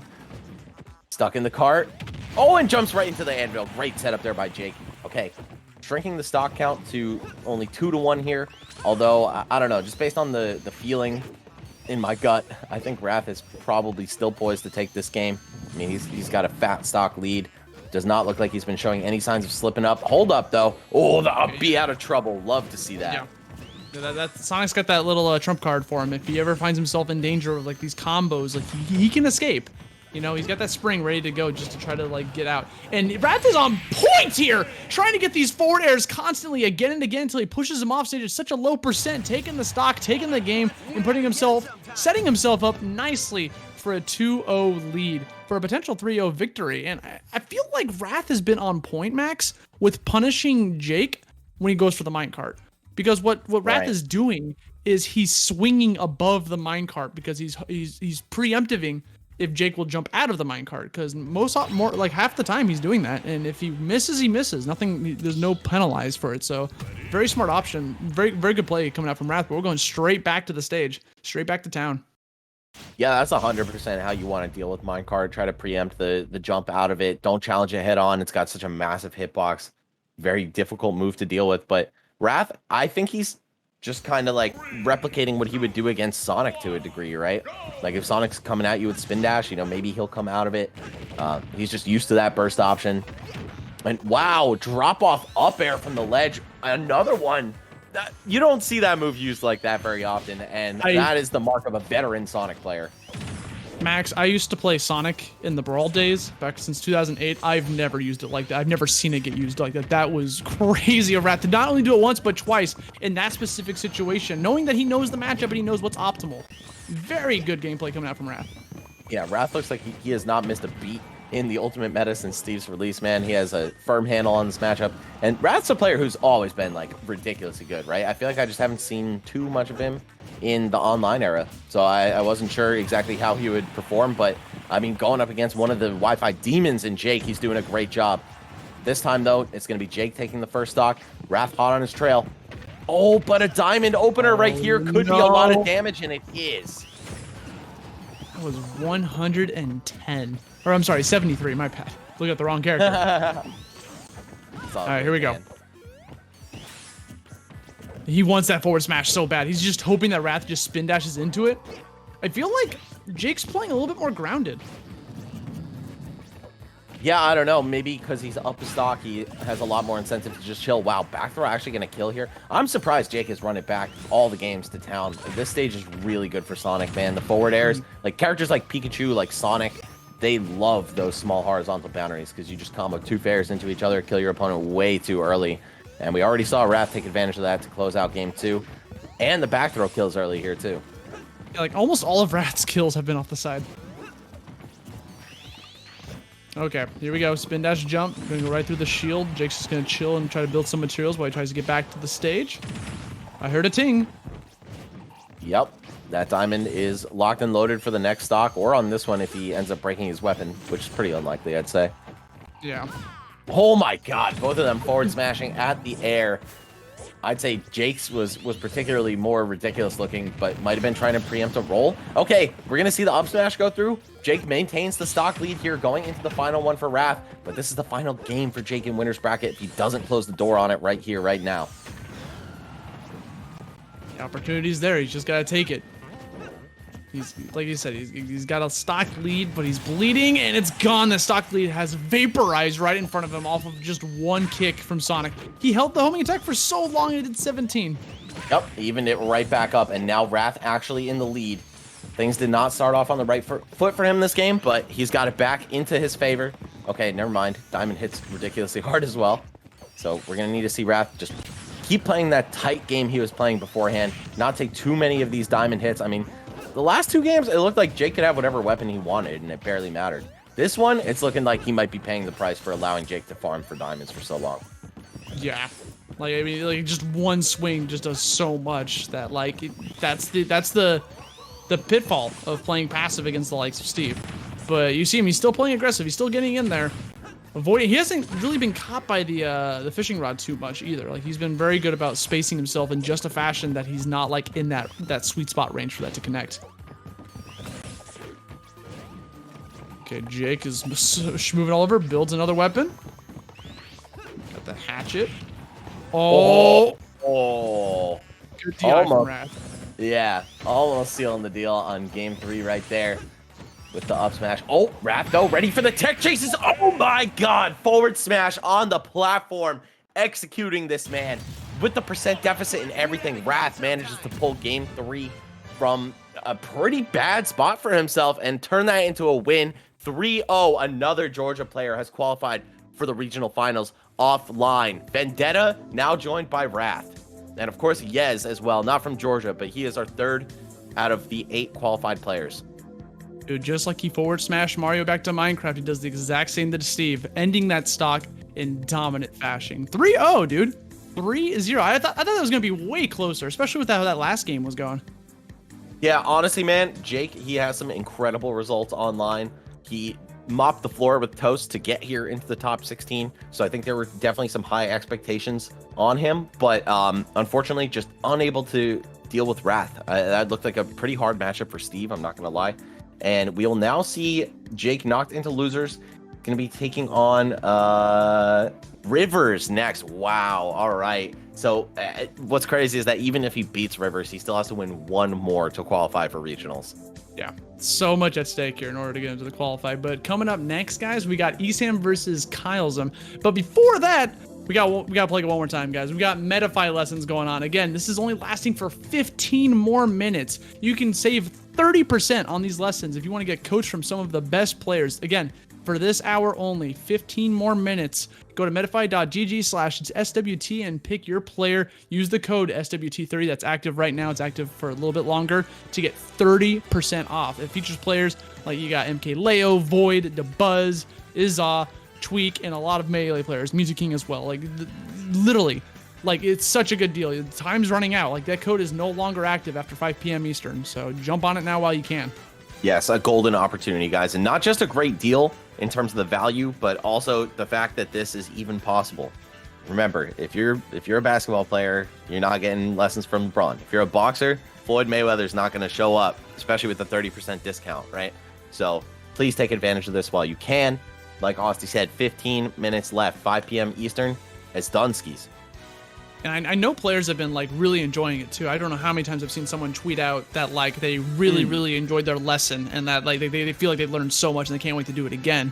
Yep. And it just goes to show that it's working. And it's funny to me that it's taken this long for something like this to happen with coaching. Because, you know, before Metafy jumped into this space, I always felt like a lot of players just kind of coached, you know, every now and then, and they did it more as, like, a casual side thing. But this puts a little bit more professionalism on it, and it's really great to see, because it's only things like this that enter the Smash scene, especially the Smash World Tour, that are going to make things look a little bit more professional and feel more professional and become more professional, just like how we're handling it today on the Smash World Tour. But guys, Yep. we got the next set coming at you. ESAM versus Kyle Zem. Now, everyone, no one's really a stranger to ESAM. If you've been oh, I'm so sorry. We're not going to jump into the set just yet. I just got word. We're going to go to a quick break before we jump into that. So don't go anywhere. We'll be right back.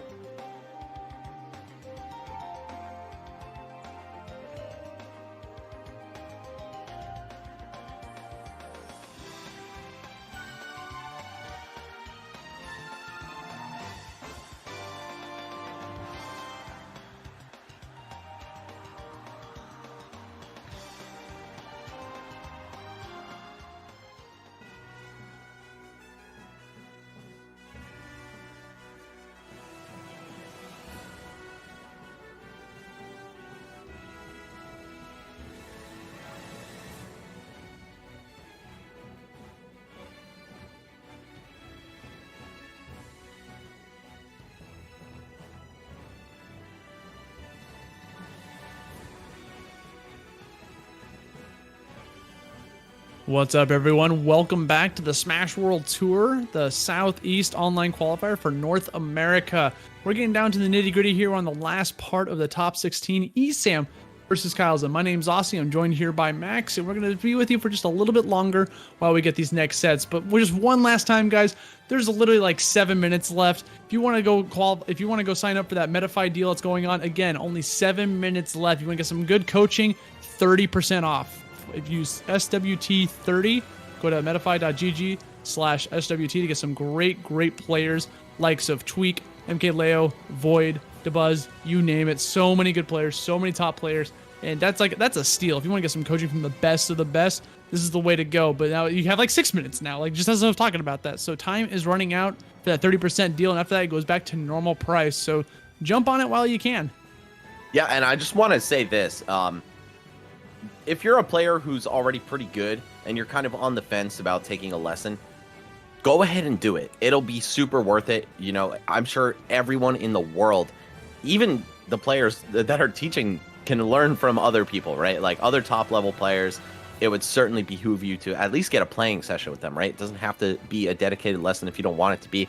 Just be some nice time to sit down and play some of the best in the world, get your rounds in, get some good practice. But yeah, guys, like, there's no way that MKLeo can't teach you something. You know what I'm saying? So if you're on the fence about it, please go ahead, take the dive. It'll be worth your time. It'll be worth your money, especially, again, with the 30% off discount, courtesy of the Smash World Tour. So thank you to Metafy for providing that. Thank you to VGBootCamp for providing the broadcast. It has been a pleasure so far, and it's only going to get better. Guys, we've got ESAM, one of the most legendary names in Smash, honestly, bro. Like, this guy's been doing it big since Brawl.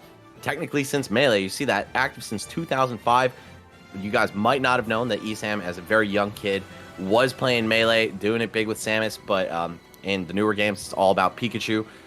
One of the best in the world, and also one of the best against his opponent's character, because his brother, Nick Riddle, was a legendary Brawl Smash 4 Zero Suit Samus player himself. So the odds are definitely against Kyle Zim, who is an up-and-coming player from South Florida. He's been active since 2016, but I'd say honestly kind of quiet in terms of showing up at nationals. Now, I'm not even just saying doing well, but like even getting to travel in the first place. So he's been on fire recently, doing really well online, and I think that's one of the hidden benefits of this online era, is that we've seen players who are normally too busy or just, you know, can't make it out to big tournaments for one reason or another, able to contend with some of the best. And Kyle Zim now with an opportunity to do that. If he beats ESAM with Zero Suit Samus, that's a huge statement. Yeah, not only will he qualify for the regional finals, but he'll also be taking out the best player in Florida, as well as like just a top 20 player like in the world in general. So like there's a lot at stake here, a lot to prove yourself. This is like how it starts. This is how it begins. So can he take over the Florida champion, being from Florida himself, or will ESAM just sweep him up? Let's wait and see and find out here on Town and City. Gosh, we've been seeing the stage a lot today. Yeah, for real. And I think against characters like Pikachu, you don't want to be seeing this stage. We just saw Wrath able to do 2 forward airs in a row to close out Jake's life very early. Pikachu can certainly do the same thing. Zero Suit Samus, though, she gets a good amount of horizontal kills. This could be good for her, too. Man, I feel like one thing that you're playing against, not only Pikachu, but against ESAM, is he's going to check to see if you know how to tech down tilt. If you don't know how to tech down tilt, he's getting a lot of damage off of it. Just as I said it, there it is, down smash into the kill. You gotta be on point. If you're not gonna do it, he's gonna do that over and over and over until you learn. Yeah, one of the hardest moves in the game to tech because of the low angle it sends you at. So excellent job by ESAM capitalizing on that, recognizing that also that tool is a little bit stronger online, man. You gotta take every possible edge you can. Yeah, absolutely. But here we go, Kyle's him. Got him at 106%. Catches him with the up B, gets the kill, and not too much damage on him. So, you know, making this pretty even, especially stocks-wise. Okay, back throw. Not going to find anything crazy off of it. That can set up for death very early if you're not aware that you have to DI it the way it's sending you. Oh, my God. Oh, and he saved his double jump. All right, Kyle Zim still hanging in there. ESAM's so good at edge guarding this character. Again, so many hours logged against Zero Suit Samus in his career. But Kyle Zim might just bring something new to the table that he's not ready for. Love that down air. Zero Suit's aerial is definitely going to go over the low profile of Pikachu, other than that one. Yeah, speaking of low profile, it's just like Pikachu is so good at pancaking, dude. Like, and all of his aerials, his up Bs, Like, especially against the likes of a humanoid character like Zero Suit Samus, it's very difficult to get punishes on them with like traditional means, like whether it's like an aerial or a forward tilt. Like, you have to go for like a down tilt or something to be able to catch him sometimes. Okay, the back air, getting stuff started right here. Oh, okay. Dash attack does not lead into anything further. Kyle's still hanging in there. The cheeky attempt, though.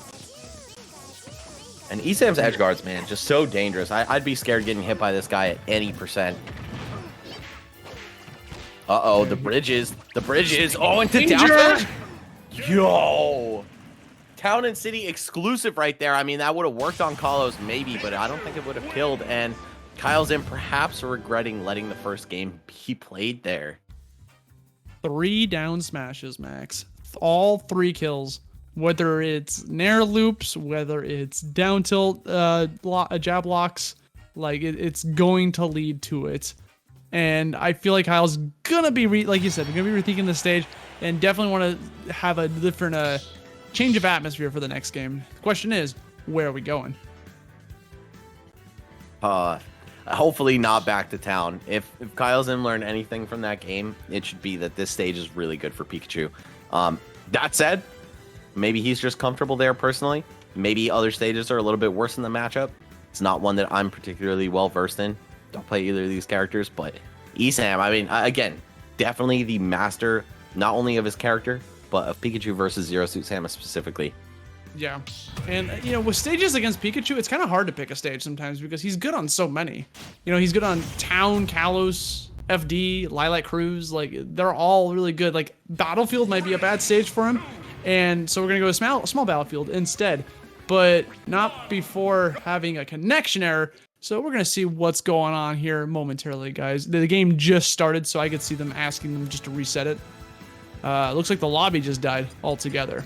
So we'll figure this out in just a second, y'all. I don't think they're playing because the lobby's gone, right? Yeah, I think it's just gonna be a clean reset on that game too, right there. Obviously, no worries in terms of the competitive integrity. They didn't even get to land a hit on each other, so we'll see how it shakes out. But I think small Battlefield is probably just going to remain the counterpick. So either way, great stuff by Esam in that first game, just really showing how he has a handle on this matchup, showing that his Pikachu is as dangerous as ever, showing that you really need to be teching those down tilts, man. The jab locks into down smash, it's going to kill you around 120% by the ledge, no problem.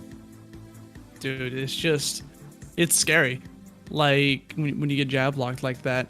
But another thing that Esam was doing really well in game 1, I feel like, is just those Thunder Jolts. There's so many times when he was just throwing out like 5 or 6 Thunder Jolts from all across the stage because Town and City is such a big stage.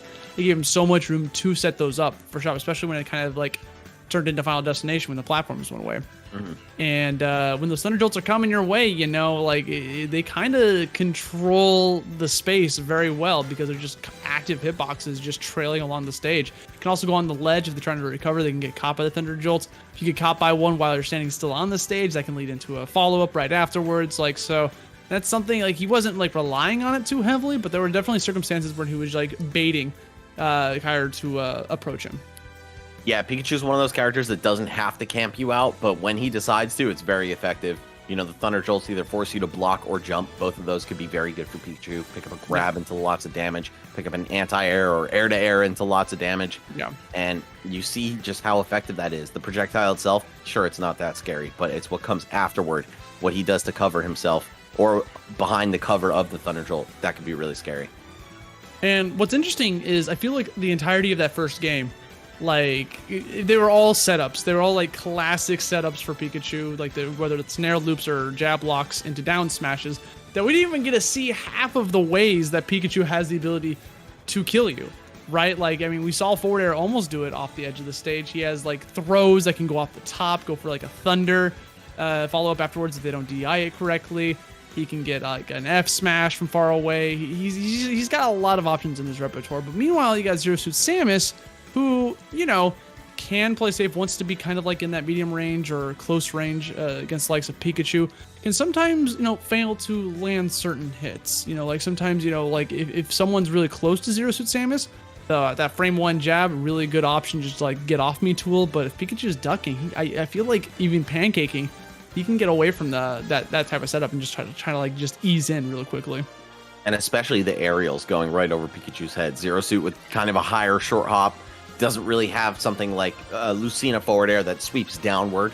You know what I'm saying? Other than her neutral air, which has a bit of startup on it. So this matchup, I think, really does not favor ZSS whatsoever. And we're going to see if Kyle Zim's able to adjust to that. He played pretty well, all things considered. He got caught by the classic stuff that everybody's going to get caught by once a set by ESAM or more. It's like a rite of passage, right? Yes, it is. Yeah, coming of age story is getting jab locked off of ESAM's down tilt. By ESAM specifically. Yeah. No, Not for sure. even I mean, that's a step in every player's competitive journey. Once you get good enough to be fighting ESAM in bracket, you have to go through that once. Yeah, at least one time, especially like in a tournament setting. So guys, we're still just getting the lobbies and everything set up. So just hang tight while we make sure we get the second game going in. But, you know, while we're sitting here, you know, we got a lot of people coming in here again. Once again, thanks to likes of Metafy for being one of the official sponsors for Smash World Tour. That 30% deal is no longer active, but you can still get on there. I'm pretty sure there's a 10% deal still happening right now. But there's also, we got Momocon, one of the sponsors. For those that don't know, Momocon's been like kind of like a staple S-tier event that's happened every year, except for last year and this year, obviously, due to... wait, isn't Momocon having like an online event this year, actually? Or something along those lines? Are they having like a digital conference? I have to look that up. But honestly, bro, I'm not 100% sure, but if you've heard something about it, then I'll trust your intuition on that. I'll look into it later, but I know for a fact they're prepping for 2022 offline event, and they're gonna have a big Smash tournament. They're gonna have a huge return because, like in the past, there's been so many legendary moments that have happened at MomoCon, which is, you know, it's an anime convention with just a giant space for Smash. And without further ado, though, guys, we're gonna jump into this next game, Small Battlefield, starting off proper. Okay, here it is for real this time. We've got ESAM just hanging out in the corners, throwing the Thunder Jolts a bit just to aid his approach. Knows that it's very difficult for Kyle Zim to approach him in his own right. Okay, almost a big start. If we saw the drag down Nair convert into up tilt, could have been a lot more damage for ESAM here. But he's going to find it one way or the other. Okay, going for that forward. I mean, you're going to see a lot of these tilts coming out from Kyle just to, as a way to just kind of push ESAM back, especially if he's getting a little bit too aggressive. But on the likes of like Small Battlefield, it's going to give ESAM a lot of leverage to get those Thunder Jolts out there. Oh, looking for a roll on the platform, throws the forward smash the other way. I appreciate that from ESAM, though it did look a little bit crazy. And the back air stuffing the slow grab from Zero Suit, that's another problem. Out of shield, she doesn't have a lot of good answers to Pikachu's pressure, right? You've got Boost Kick, which is frame 6 now, after that Pyra and Mithra patch knocked it down a couple pegs. And then, other than that, I mean, what do you really have that's punishing Pikachu? Your grab is slow, up smash, you might even low profile that. All your other aerials are probably getting low profiled. Oh no! Is the lobby? A couple stutters. Oh and no! Looks like the lobby's going down yet again. Let's see if they're actually still playing, or it looks like it's the lobby. All right, some technical difficulties, of course. You know, we were talking about some of the benefits of the online era, where we get to see a lot of players who normally wouldn't be able to duke it out, especially on such a regular basis. Got some real upstart players who have just come such a long way in such little time. But of course, then we do have disadvantage like this where technical difficulties can occur. So bear with us, guys. We're going to swap arenas and we should be back with the match very, very quickly. Yeah, it looks like we're going to get a different host for everything, make sure that things will be set up a little bit better for the future. So, you know, while we wait for that, I mean, we could talk Pikachu versus Zero Suit Sam is to death, Max. So what I want to ask is, how's your day going? How's everything going in your life? Honestly, bro, all I've been doing recently is playing volleyball. Really? Putting the rest of my life on hold for a bit while I'm doing that. Yeah, it's very fun. You guys got like a team set up there or anything? Yeah, we're in the process of building out a team and, you know, having everyone with their set roles and positions and all that. And you know, we've been playing like casually because there's a park with a court right by my house, and it's been very fun.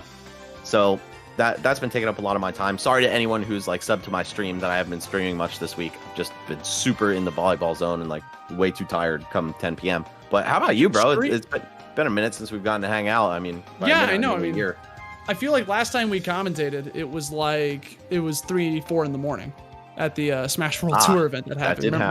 That did happen. I remember being extremely tired for that event. So it's nice to actually work with you again on like a more reasonable time. you know, like normal time for North America. But I've been good, dude. Life's been pretty okay, you know, just like taking it one step at a time as, you know, COVID starts to lessen the degree slowly by slowly. Offline events have been slowly starting to come back. So, you know, you know, it wouldn't be too far-fetched to say that in a couple more months, you know, I could see Smash locals start to become the norm again.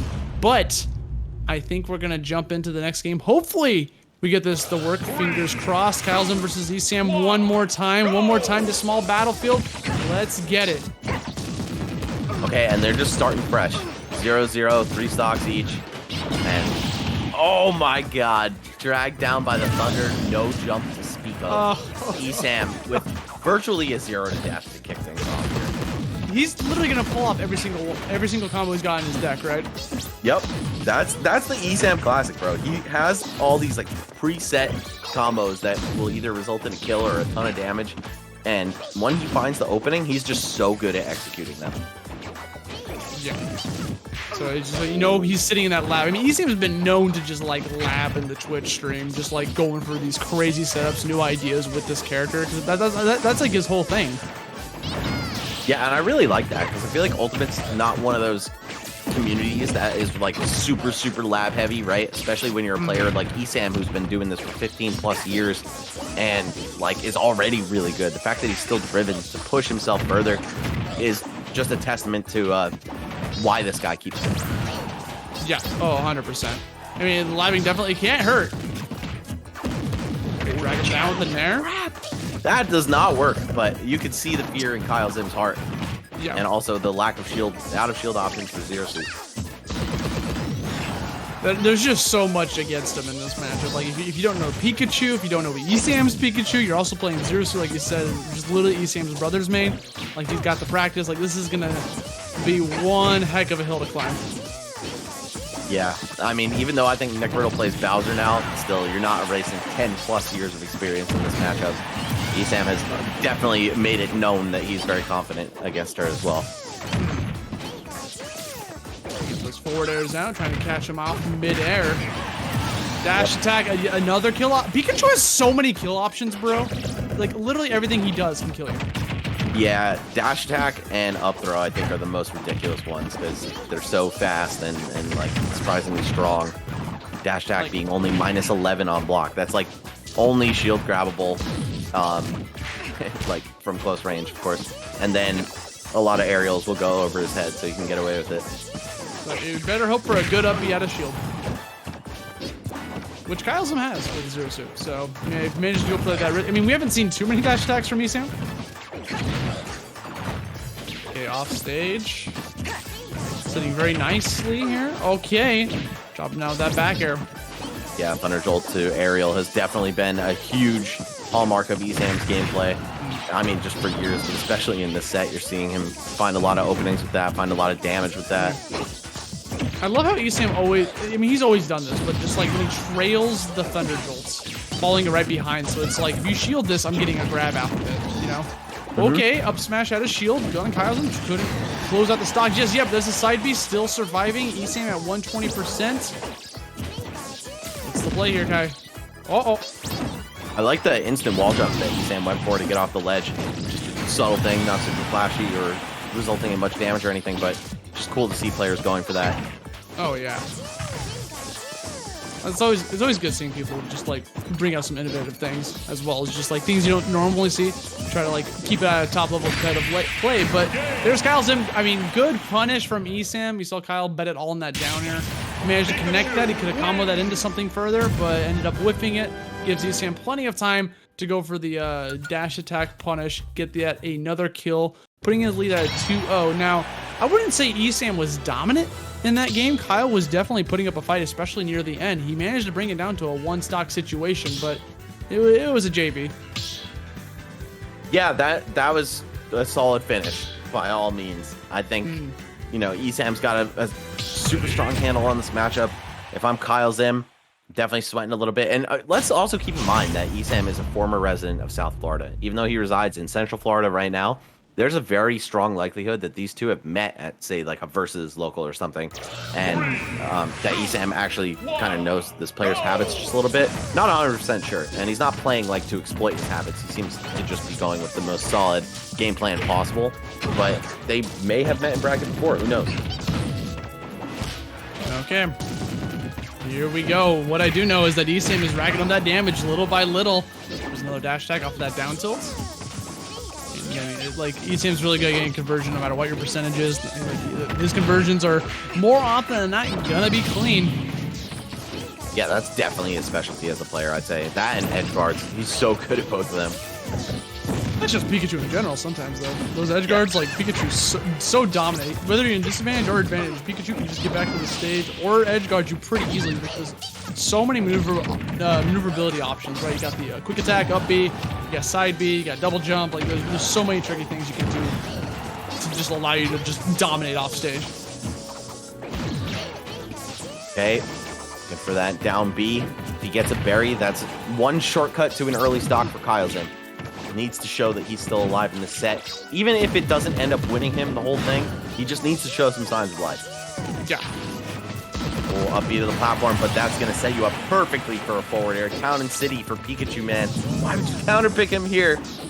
I mean, something here he feels confident about, and it might work out for him. We'll have to wait and see. He's not losing by that much, as I say, as he gets grabbed. Okay, he's definitely trying to bait out a jump out of that shield. I like the way he like ran into him to try to like, hey, here comes a grab, psych, and then jump, but Kyle did not falter. He just held that R button. Okay, so he's going to be able to recover here. Kyle's going to respect him, try to go for the ledge trap instead, but that top platform of Town's going to give him such an easy avenue to escape danger. Yep. Hollows 2.0 right there. Uh-oh, the up air bridges. Okay. Oh, and an SD off of it. Very rare unforced error on the part of ESAM, but you know what? He's going to keep trucking on. Has no reason to be scared by that. I mean, he's been in firm control of this set so far. Still in firm control of this game, despite dropping one stock for free. I do like how ESAM was trailing that Thunder Jolts, and it hit Kyle, but he was still able to get his jab out because it's so fast. Rolling right in, but right into Zero Suit's legs. Kyle's in with a chance here. Let's see what he gets off the forward throw. Very nice. I see you, Kyle. That. I like that. I like that. Oh, sick. Okay, there we go. Dash attack from ESAM, gonna be able to close it out once more. I mean, we've been seeing that a lot lately. A lot of these kills from ESAM in the past couple of games. Oh, unfortunate, misses the boost kick, and oh no, we have that loading icon down there, and there's a connection error. What's gonna happen this time? Oof. All right, guys. Sorry about all the hangups. It looks like the players still are actually still going at it, so that's a good sign. Yeah, unfortunately, we won't be able to catch the conclusion of Game 3 there, but ESAM was up on the verge of closing it out. We'll see if we're getting to Game 4 or not. Kyle's in. He was starting to come alive, bro. I'm not going to lie. That forward throw into Paralyzer on the quick attack, into forward smash, that was a chef's kiss moment for sure. And if we can get a couple more of those with the way Zero Suit hits, one of the strongest punish games in Smash, then, you know what, man? Maybe we're going to a 1-2 situation, and Kyle's still alive. I personally would like a Game 4 purely for the fact that I don't want to see a set end like this. But I also want to see... Oh, looks like ESAM's going to close it out. 3-0 victory for Panda Global's ESAM, as he's going to be the 4th player to qualify for the East Regional Finals in North America happening later. And that's going to be it for the winner's side of quarterfinals. We have our top 4 players that are sitting in semis for top 8 coming up later on. But I think we're going to go take a little quick look at the loser's side of the bracket coming up. I'm going to go check out that Smash.gg bracket real quick. If you guys want to see it yourself, I believe you can type in the ! bracket to see the bracket, as you can follow along as we look at it ourselves. I believe we got Kola versus Aaron. It looks like to seem to be another qualifier here. That's going to be a showstopper. Roy versus Diddy Kong. Yeah, I'm really looking forward to that. I just took a peek at the up next tab of the spreadsheet that we've got, Austin, and you are correct. It is Kola versus Aaron coming up. So 2 players who have a very solid legacy behind them in the world of offline, but also online. That success has continued to carry over. So we'll see. I think both of them kind of did take a little bit of a break from competing, especially Kola, who was much longer and more pronounced. But Aaron, you know, I feel like there was also a time where he kind of was just focused on streaming and less so on competing, but now he's in the full swing of things. Of course, it's Smash World Tour coming his way. So only one of these guys is going to be able to make it through in the main bracket. The other, if they want to show up at the regional finals, they're going to have to do it through the LCQ, which is much more difficult. It's funny that you mentioned that they haven't been as competing as much because, granted, you know, COVID's been a thing. Some players have not really taken to the online format. But especially with Aaron specifically, like, he has been on that stream grind. I think he just got partnered like a month or two ago. And he's been really, like, pushing for that. And what's funny to me, this is just like a personal thing, but I didn't even realize that Aaron was Dire until I saw him. Like, I finally tuned into one of the streams. Like, who's this guy that's blowing up on Twitch? I'm going to go check it. Wait, that's Dire. And I had no idea. People were just talking about this guy, and I had no clue. But yeah, he's gone for the name change, the brand change. This is Aaron_FGC coming at you live with Diddy Kong. Coming from Central Florida, ranked 3rd in his region, fighting off against Cola, who, again, has been pretty much absent until pretty much today. Like, I haven't really seen him do too much since like you said, the Quarantainment series, the beginning, opening of 2020, when he was ranked the top #1 player in the Wi-Fi Warrior rankings for the, I believe, version number 5 in the beginning of COVID. And then he kind of fell off because he just kind of stopped entering stuff, but now he's back with a force to be reckoned with. Yes, he's sitting here in loser's bracket. Yes, he's not in the best spot, and this is going to be qualifying for a match, but he put up one hell of a fight against Yez in that 2-3 loss that he suffered earlier against his Ike. And that could have gone either way. And again, Cola's already won the tournament in our hearts. Remember when there was a disconnection issue where Yez disconnected, and Cola could have easily taken that game, but he chose not to and decided to fight it out instead. So props to him. Yes, mega props to Cola. Always been a Chad, one of my favorite players in the entire community, both, you know, on the sticks and off. So love seeing that he preferred to take the sportsmanship route. Obviously, guys, if you find yourself in a similar situation, no pressure to not take the game. But, you know, Cola is sick for doing that. And honestly, bro, the fact that he took a trip to losers bracket for it and is still probably being pretty chill about it, that's even more of a testament to how good of a guy he is. And Aaron, love this kid as well, bro. Like, he has an incredible energy about him. Would strongly recommend checking out his streams if you haven't. Sometimes it's just straight up absurd how energetic and zany this kid is, bro. And it's good. It's good content. And there's a reason that he's been popping off. Not just his personality, though. Also, his skills on the sticks are not to be underestimated by any means. This guy is a monster. He was so good at Smash 4 too. I'm surprised seeing that he's actually been active since 2014 because I didn't know who Dire was until about probably like 2017 in Smash 4. So he must have just like something clicked for him and he turned it way up back then. And we'll see if he's able to carry that over here. Cola actually going with Snake rather than Roy or Cloud. Yeah, so that's an interesting pick, actually. I think he's going for the Snake counter pick just to, like... first of all, I didn't even know Cola had a Snake. But he's going for the Snake counter pick just to try to, like, play the zoning game against Diddy Kong? Could that be it? Because I could definitely see Roy struggling in this matchup. I think it's hard for Roy and a lot easier for Snake. Like, I think this match is hard for Diddy more accurately. It's not free by any means. I think Diddy can definitely mess Snake up in a couple ways, but yeah, this is certainly a better matchup on paper than Roy versus Diddy. So yeah, we're gonna see what the Snake's gonna be able to do. Aaron's just gonna try to set up shop with these grenades. Again, if you're winning in percentage of Snake, you want to take those trades. Trades are so good for this character because he's a heavy lifter and he's got those explosions ready to go, especially if he gets a stock lead. Oh, trying to punish that monkey flip. The preemptiveness on that, like he set that C4 before he even went for the monkey flip. A high recovery from Cola, gonna drop a C4, close it up immediately though. And he's been using a lot of raw Nikita, like holding on to the banana, shooting Nikita out, picking up a grenade, shooting Nikita out, rather than just using it while the opponent is off stage. Wow, the C4 actually detonating on Aaron right there. Okay, takes a fat chunk of damage. Oh, and he falls out of the up smash. Aaron almost finding that lucky break to take the stock away and get things back up, but no. Maybe Cola just continues to attack his percent on. Oh my god, C4 at the back air 91 already. Are we sure he's not a Snake main? Like, he I thought was a Roy and Snake player, or maybe he was Cloud and Snake. But either way, like I was surprised that Snake isn't listed. Yeah, I mean, he actually, I took a quick peek at the bracket earlier in losers. He went Snake against Uncivil Ninja to take a 3-1. So this is not his first time picking Snake in this bracket. Yeah, Snake definitely a good call for sword characters. So I think using it for Shulk is very smart, and same for Diddy Kong. He's got himself a very clean stock lead here. See if Aaron's able to do something about it, though. Okay, landing up air, gets a forward air, gets a grab, throws the grenade, setting up the ledge. Yup. Oh, and greedy there by Aaron. No way was Cola going to get hit by down air there. And I feel like even if he did, I feel like Snake would have survived that. Maybe. That Diddy's down air is like one of the strongest spikes in the game for no reason. Oh, yeah, but like he was like high in the air. Yeah. I mean, it's so questionable. Possible. We don't know what would have happened. But regardless, it was greedy. Yep. Aaron still managing to build some momentum up for himself, though. This was 0-0 with a stock advantage for Cola. Now the margins are starting to shrink just a little bit. See how Aaron's able to deal with the fact that he has to land a kill move. Not going to find it in that forward smash. You don't want to go for the safe option with Monkey Flip that can cover more options because he knew it wouldn't have killed. He wanted to make sure he wanted to try to get that read. Monkey Flips, and Cola off stage, goes for the high recovery.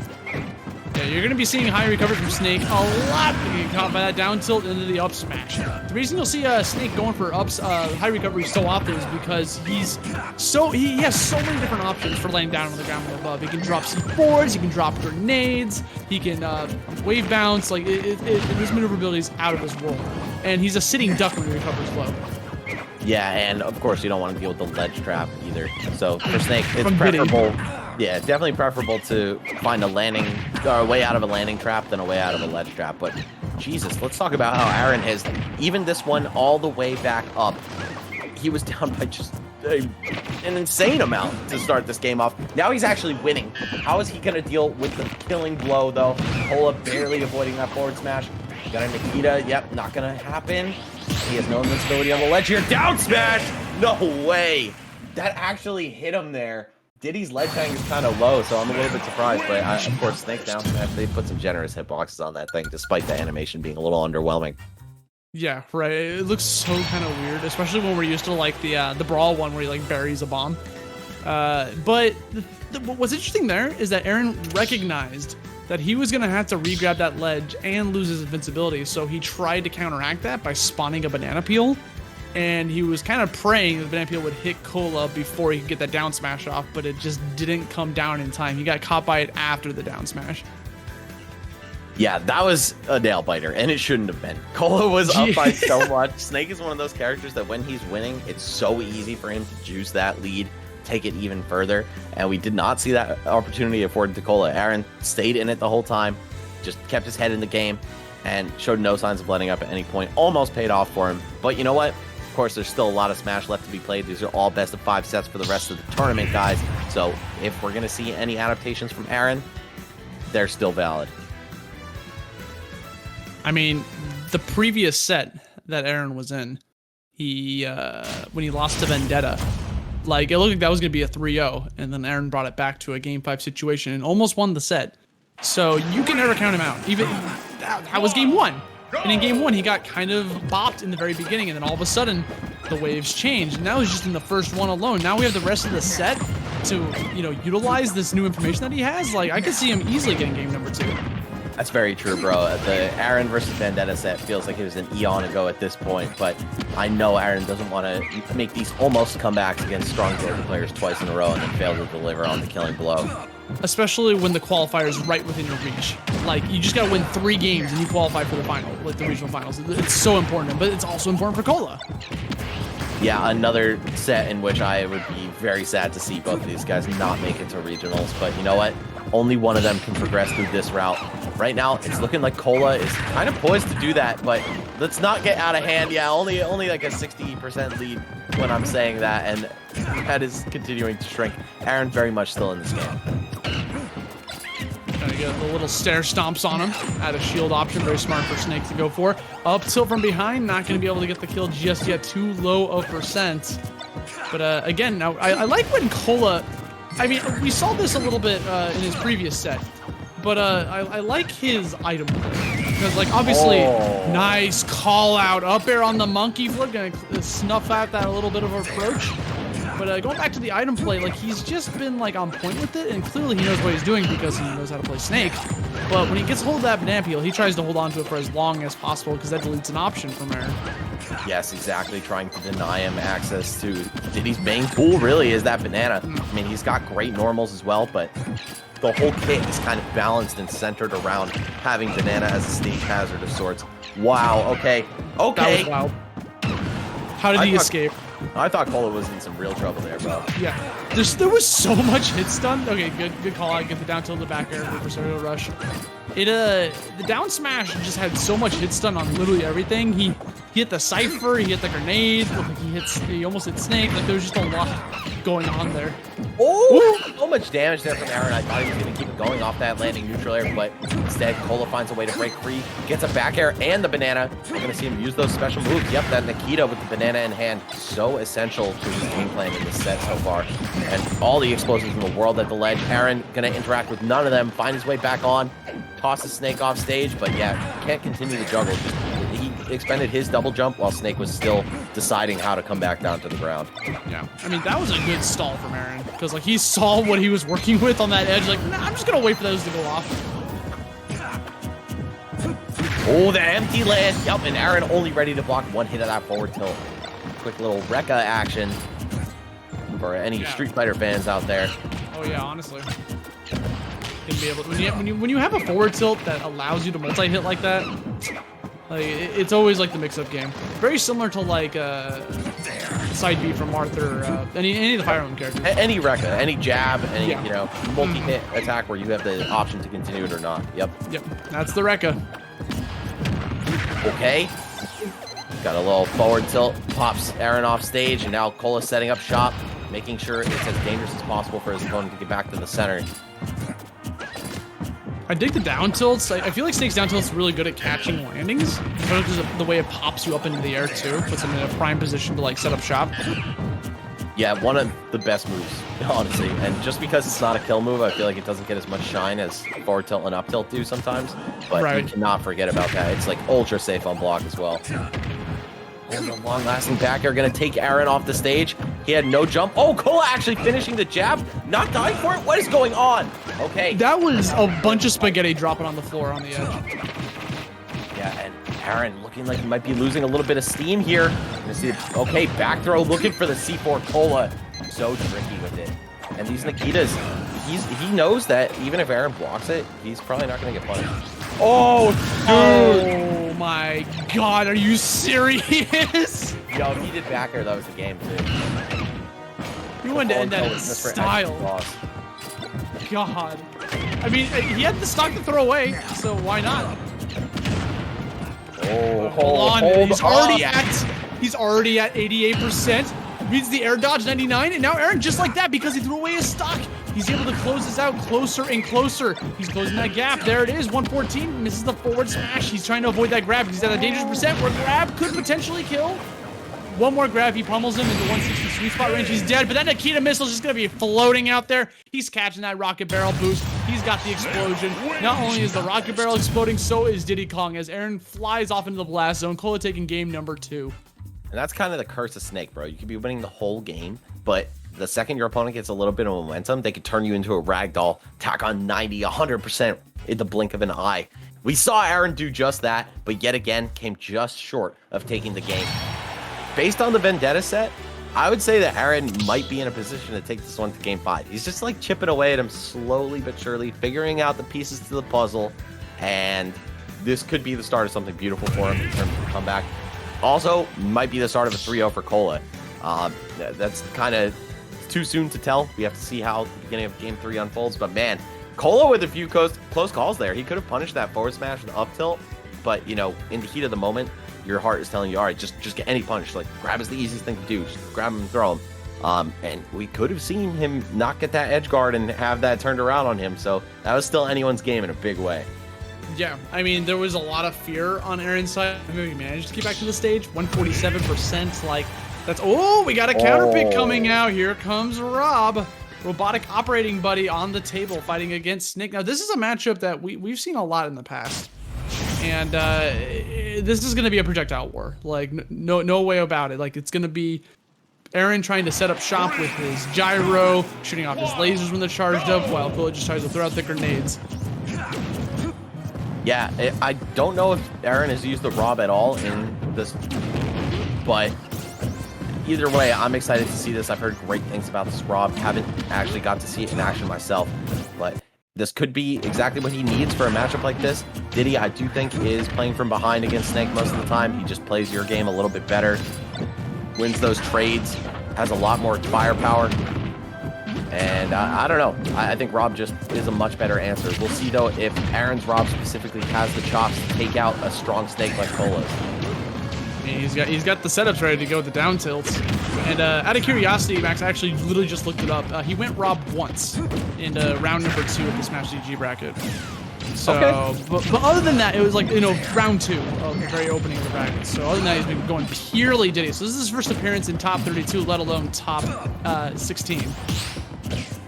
Yeah, and especially against the likes of Cola, #1 player in Georgia, one of the best in the Southeast, period. Uh-oh.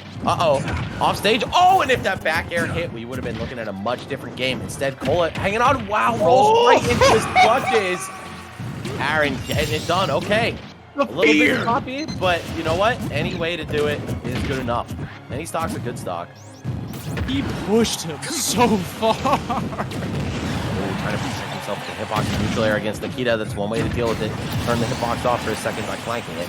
But you know what, man? I gotta say, Snake is one of those characters where if you don't know how to fight him hands-on, if you don't have a lot of practice in the head-to-head matchup, you could be looking at a really rough time. I'm not sure how much Snake versus Rob Aaron has played in this time. So far, though, it's looking pretty good for him.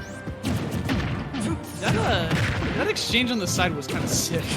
When he backed into the gyro and got some follow-ups off of it and managed to continue the combo. I like when I see Robs do stuff like that. Yeah, it's really cool. This character, I think, gets a little too much hate. He is pretty sick in his own right. Agreed. Not very fun to play against, but when you watch it, I enjoy it. Yeah, it's very cool stuff. Oh, punishing the gyro shot right into his face. Okay, Cola taking a little bit of damage off here, but Aaron not letting up whatsoever. Oh, never mind. He just throws the laser the wrong way. That was him letting up. It has officially been let up. Yeah. But it looks like he's right back in it. Cola looking for the Nikita, just gonna drop it. Go for a different ledge trap. Okay, here we go. Gets the dash attack, good burst option just to push him back off. And that's something you can do with Rob or any character with a disjoint is just hit that Nikita missile to deactivate it for a second. Yep, gives you another chance at recovery. It's kind of hard with characters like Rob. Your hitbox or your recovery doesn't have the hitbox to do that for you, but it does work. Certainly just fly right back to the ledge if you're quick enough and you have your wits about you. Okay, Cola finds the weak back air. Uh-oh. Oh, that was a glove, but it's okay. He's improvising. It's like smooth jazz. We're working out here. Cola gonna wave bounce and air dodge out of the way. Wow, Aaron starting to get a little bit shaken up, it seems. Parry. Oh, the sticky! It's on him. Oh no, the C4 is on Aaron. Okay. Oh. But Aaron is on Cola and destroying his final stock with forward smash. We're gonna see at least 4 games in the set. Switch to Rob has been working out. But you know what, man? Cola's got counter picks too. We could see Roy, we could see Cloud, could see some other answer to this giant robot who is kind of a punching bag for these sword characters, especially the guys like Cloud and Roy that are very fast and combo heavy. So if Cola's going to get off of Snake, I think now's the time. The problem is, if he does get off of Snake and he loses again, and then he sticks with that character for game 5, Aaron might be looking at an advantage and he could just bust out the Diddy. So this counter pick war that we've got in front of us, there's a lot on the line here. This is for a qualifier spot, guys. Stay tuned. It's going to be insane. I'm sure there's going to be a little deliberation over the stage in character choice right now. Dude, I think it's insane that he got the sticky on him. Like that's such a scary situation to be in, Max. Like when you have a C4 stickied on you, like that means Snake that opens up the door to like Pandora's box for Snake. Like if he gets a grab on you and back throws you, that's an instant C4 explosion. Like you can't commit to anything away from him unless you're guaranteeing hit him. But we got Cola swapping off to Roy, like you said, because it's turning into a counterpick war. Roy's going to make a guest appearance here instead of going for the snake because he feels very confident in this matchup. Okay, big opening for Cola. Takes 35 right off the bat. Got Aaron at the ledge. Ooh, pokes his head up a little bit too high, and then also hit by the flare blade. Oh, almost another one. That might have actually killed him with like the 60, 70% charge there.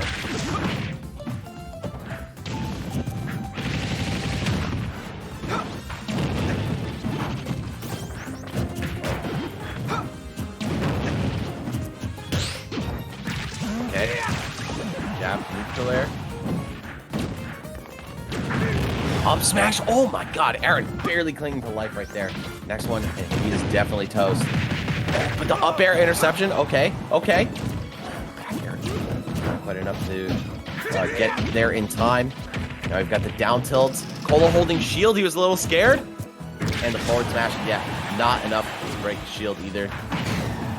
Wow, the sour spot actually doing it. The wet noodle. Throws the gyro out. Cola looking for a way in, just wants to extend his lead. Instead, finds himself on the receiving end of a down tilt. Oh, you know what? Never mind. Or a down throw, I think. But yeah, he's right back in it. Oh, the down tilt's a little too safe for up B out of shield to punish. Gyro active at the ledge, and Aaron getting right in there with side B. Yup, even the stock count. Forward air. Another one just to try to scare him off. Aaron usually get ups right into Cola's clutches though. And I'm not sure why he grabbed the ledge there. Maybe looking for a trump, but it didn't work. Okay, up tilt, up air. Landing with that safe neutral air, just keeping Roy at bay. You need to keep doing that. The longer that you're able to keep Roy away from you and rack this damage up over time, the better things look for Aaron. Speaking of looking for better things, here we go. Gets the forward air off of that jump off the ledge. Like the ledge trapping. Very smart stuff. And honestly, it's been kind of an explosive match so far. That's the type of stuff you're going to see with a character like Roy. Is he wants to get in there. He wants to get the swings. Oh, that down smash was so close to landing. Oh, dodge right into the grab. It's not going to prove fatal, of course. Maybe a down throw mix-up could have got him, but definitely not the straight-up up throw. Gyro bumps him off. Oh, and Cola looking for a counter. This could be the end of his stock. No, instead it's actually the end of Aaron's stock. Wow. Messes up the follow-up ever so slightly. Needs a forward tilt for his trouble. There we go. Down throw, up air. All right. It is back to dead even.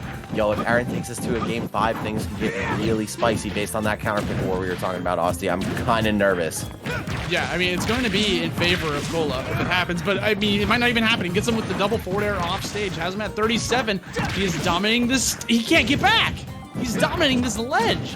Just let him breathe for a second. There he goes. Aaron finally manages to get back. He's going to try to set up shop, but Roy's such a fast character. He can easily close that distance. Wow, overshooting with the down throw to, or up throw to forward air, and actually eating a landing up air from Roy. Very unfortunate to have your combo turn on its head like that. Now Aaron down to his last breath of this bracket. Oh, jab into the back air, and that's gonna do it. Cola qualifying on the loser's side. Now has guaranteed himself within the top 6 of the online qualifier. Moving on though, into the offline portion, the regional finals. Jab to back air. What more can you say? Classics. Classics only here. Yeah. So congrats to Cola. Going to be moving on. We're going to be our 5th qualifier for the regional finals. There's only one more spot left in the main bracket before we jump over to the last chance qualifiers. But it's not the end for Aaron. You know, like, yes, he's out of the bracket. He's got 9th place. But he's in the last chance qualifiers now. He still has 2 extra lives to try to get into grand finals where he guarantees himself a spot. Can he climb into it? We'll have to wait and see what's going to happen. But coming up next, we got Kirby Kid versus Jake. Now, what do you even expect from this matchup? Is he going to go King K. Rool versus Steve? Is that what we're going to witness today? I don't know if Kirby Kid has other options available to him. I mean, he might have some secondaries, but I think, you know, the Gator got him this far.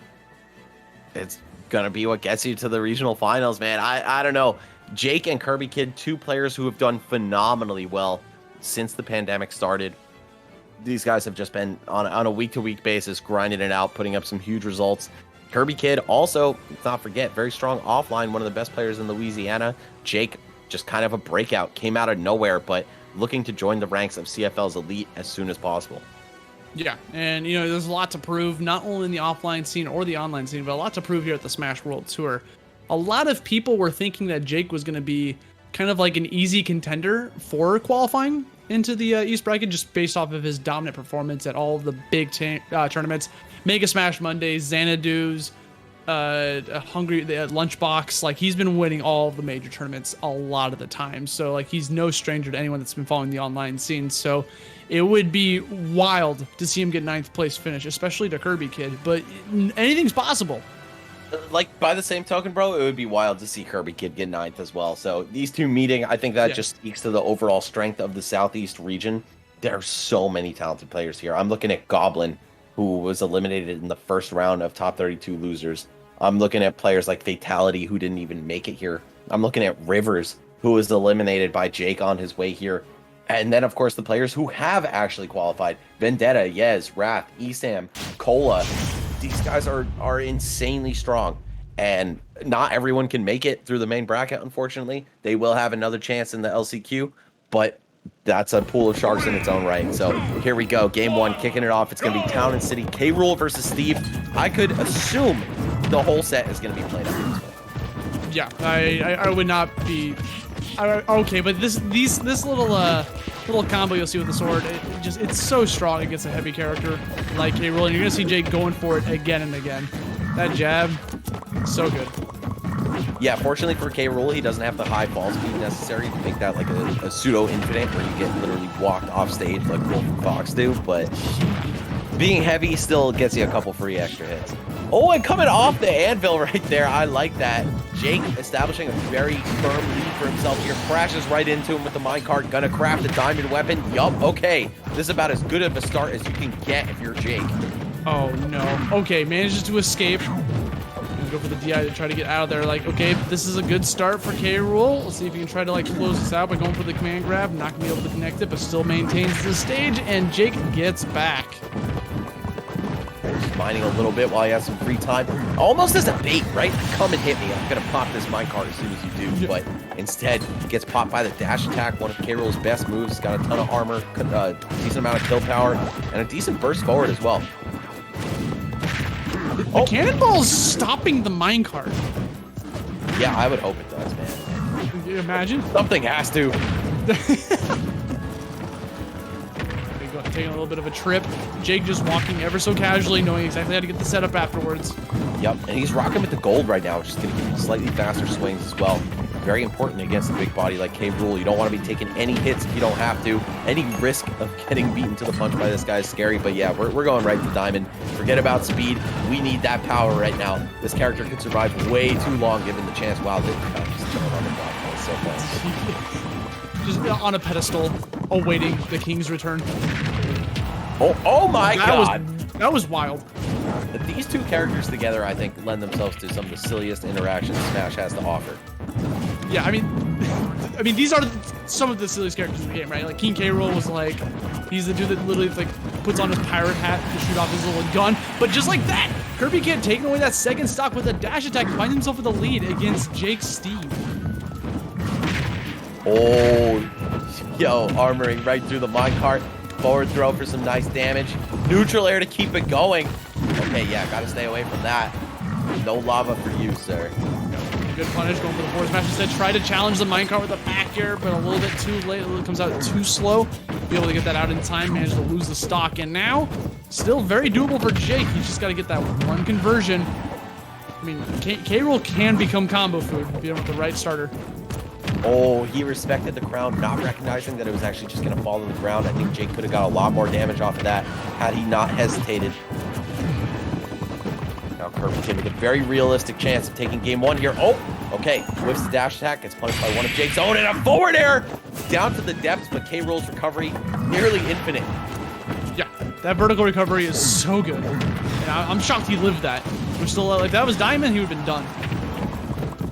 114 on King Kirby Kid. What's the move here? Trying to play it safe. Just let him go for the cannonball. It's going to be able to stop the minecart. Jake just going to be able to just respect the cannon shot. He just zoomed like a Looney Tunes character. He's gone. respecting it a little bit too much, bro. Oh no, Kirby Kid snagging game 1 right there. Very tight battle though. That was certainly anybody's game. Kirby Kid just holding the blunderbuss out a little bit, knew that Jake was scared into his shield, and reaped the reward for it. Wow, insane stuff. Kirby Kid walking away with game 1, but Jake, I don't think he's satisfied with that. Running it right back, no time off at all. He is hungry for that rematch option. I mean, we saw this earlier with Jake where he was picking Town and City constantly against Wrath. And this is his comfort stage. Yeah, it seems to be, or he's just one of those guys who's like, no, run it back. Like, I'm not even thinking about it. It has nothing to do with it. Like, let's just run the game. Oh, okay, almost some big damage from Jake, but gonna get thwarted by Kirby Kid. Pops out of the combo, only to find himself in another one. Remember, guys, this is the last qualifier match of the main brackets, so either a Steve or a King K. Rool is going to be competing later on. Yes, and either a Steve or a King K. Rool is going into the regional finals. Yeah. Whoa. Forward tilt. I love these sets. I love that recovery. That was so slick. He just went underneath everything. Yeah, and actually converted into an up smash off of that. Okay, one of the best anti-airs in the whole game. K. Rool, no armor on his forward air. Gonna get scooped up by the up smash. Wow, almost dying off the top to the back air into the ground. Side piece right to the ledge. Yo, what is going on? Okay, Jake, unable to make a clean breakaway. Just gets 20 damage off of it. Steve, of course, can take those combos way further if given the chance. And yeah, that slight floatiness saving K. Rool. Makes him pop out, results in a backdoor for the kill. Kirby Kid keeping this super close. Kirby Kid doing a fantastic job of knowing his win condition, you know, just going for the, like, he got stuck! Yup, because K. Rool is so big, the block there still was able to prevent the minecart from traveling further. That was nutty. Nair seems to be an invaluable tool for Kirby Kid in this matchup, just because it allows him to just clank with the, not even clank, but overpower the minecart with it. Yeah, such an essential move for K. Rool in general, especially after it got buffed to have even less landing lag. The guy really needs that move. Yeah, and you can only take it so much, too, because if that belly breaks, he gets into... Okay, drop an anvil on him. Yeah, speaking of Looney Tunes. But, yeah, dude, that was from Acme. Yeah, as good as K. Rool's recovery is, though, it is no match for the anvil. Has no respect for any hitboxes coming from above or from below. Just like that, 60 damage. Guys see 79. Okay, just gonna go for the safe. He's spamming that down on the ledge just in case Jake wants to get a little bit greedy with his recovery. And what's the action? Oh! Jake with far.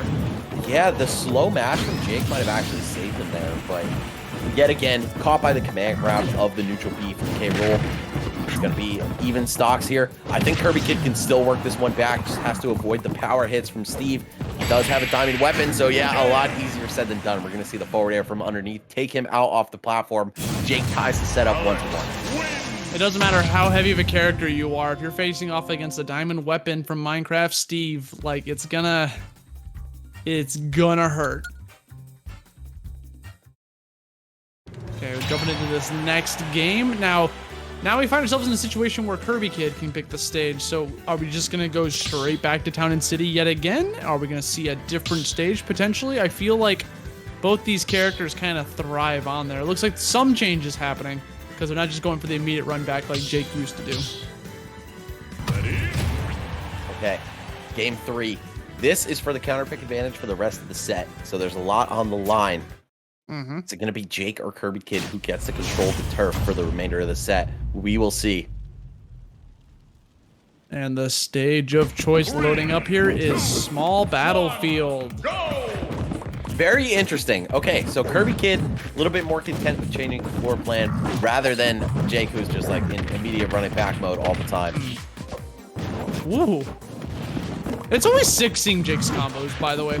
Like, the way he's just, like, effortlessly just plants down a block to continue his combo and be able to get, like, a jab or a tilt off of it.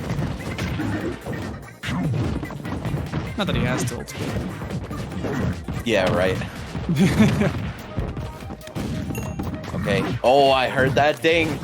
That means it's the danger zone for Kirby Kid. Oh. Oh, okay. Jake not wanting to go to the crafting table just yet. Wanted to knock Kirby Kid a little further off stage before he gets his hands on some diamond weapons. Oh, what? The splash hitbox from the anvil? Okay. Okay. Kirby Kid, though, just this storm of projectiles, making sure to keep as far from that table as possible. Yeah, Kirby Kid was just defending that table with his life. He's like, you are not building today. You may mine, but you may not craft.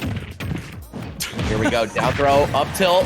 Yup, just enough to do it. Okay, Kirby Kid getting it done in a classic fashion. That pretty much gets you whatever you want or whatever you have time for at the higher percents. Oh, minecart, not enough to kill.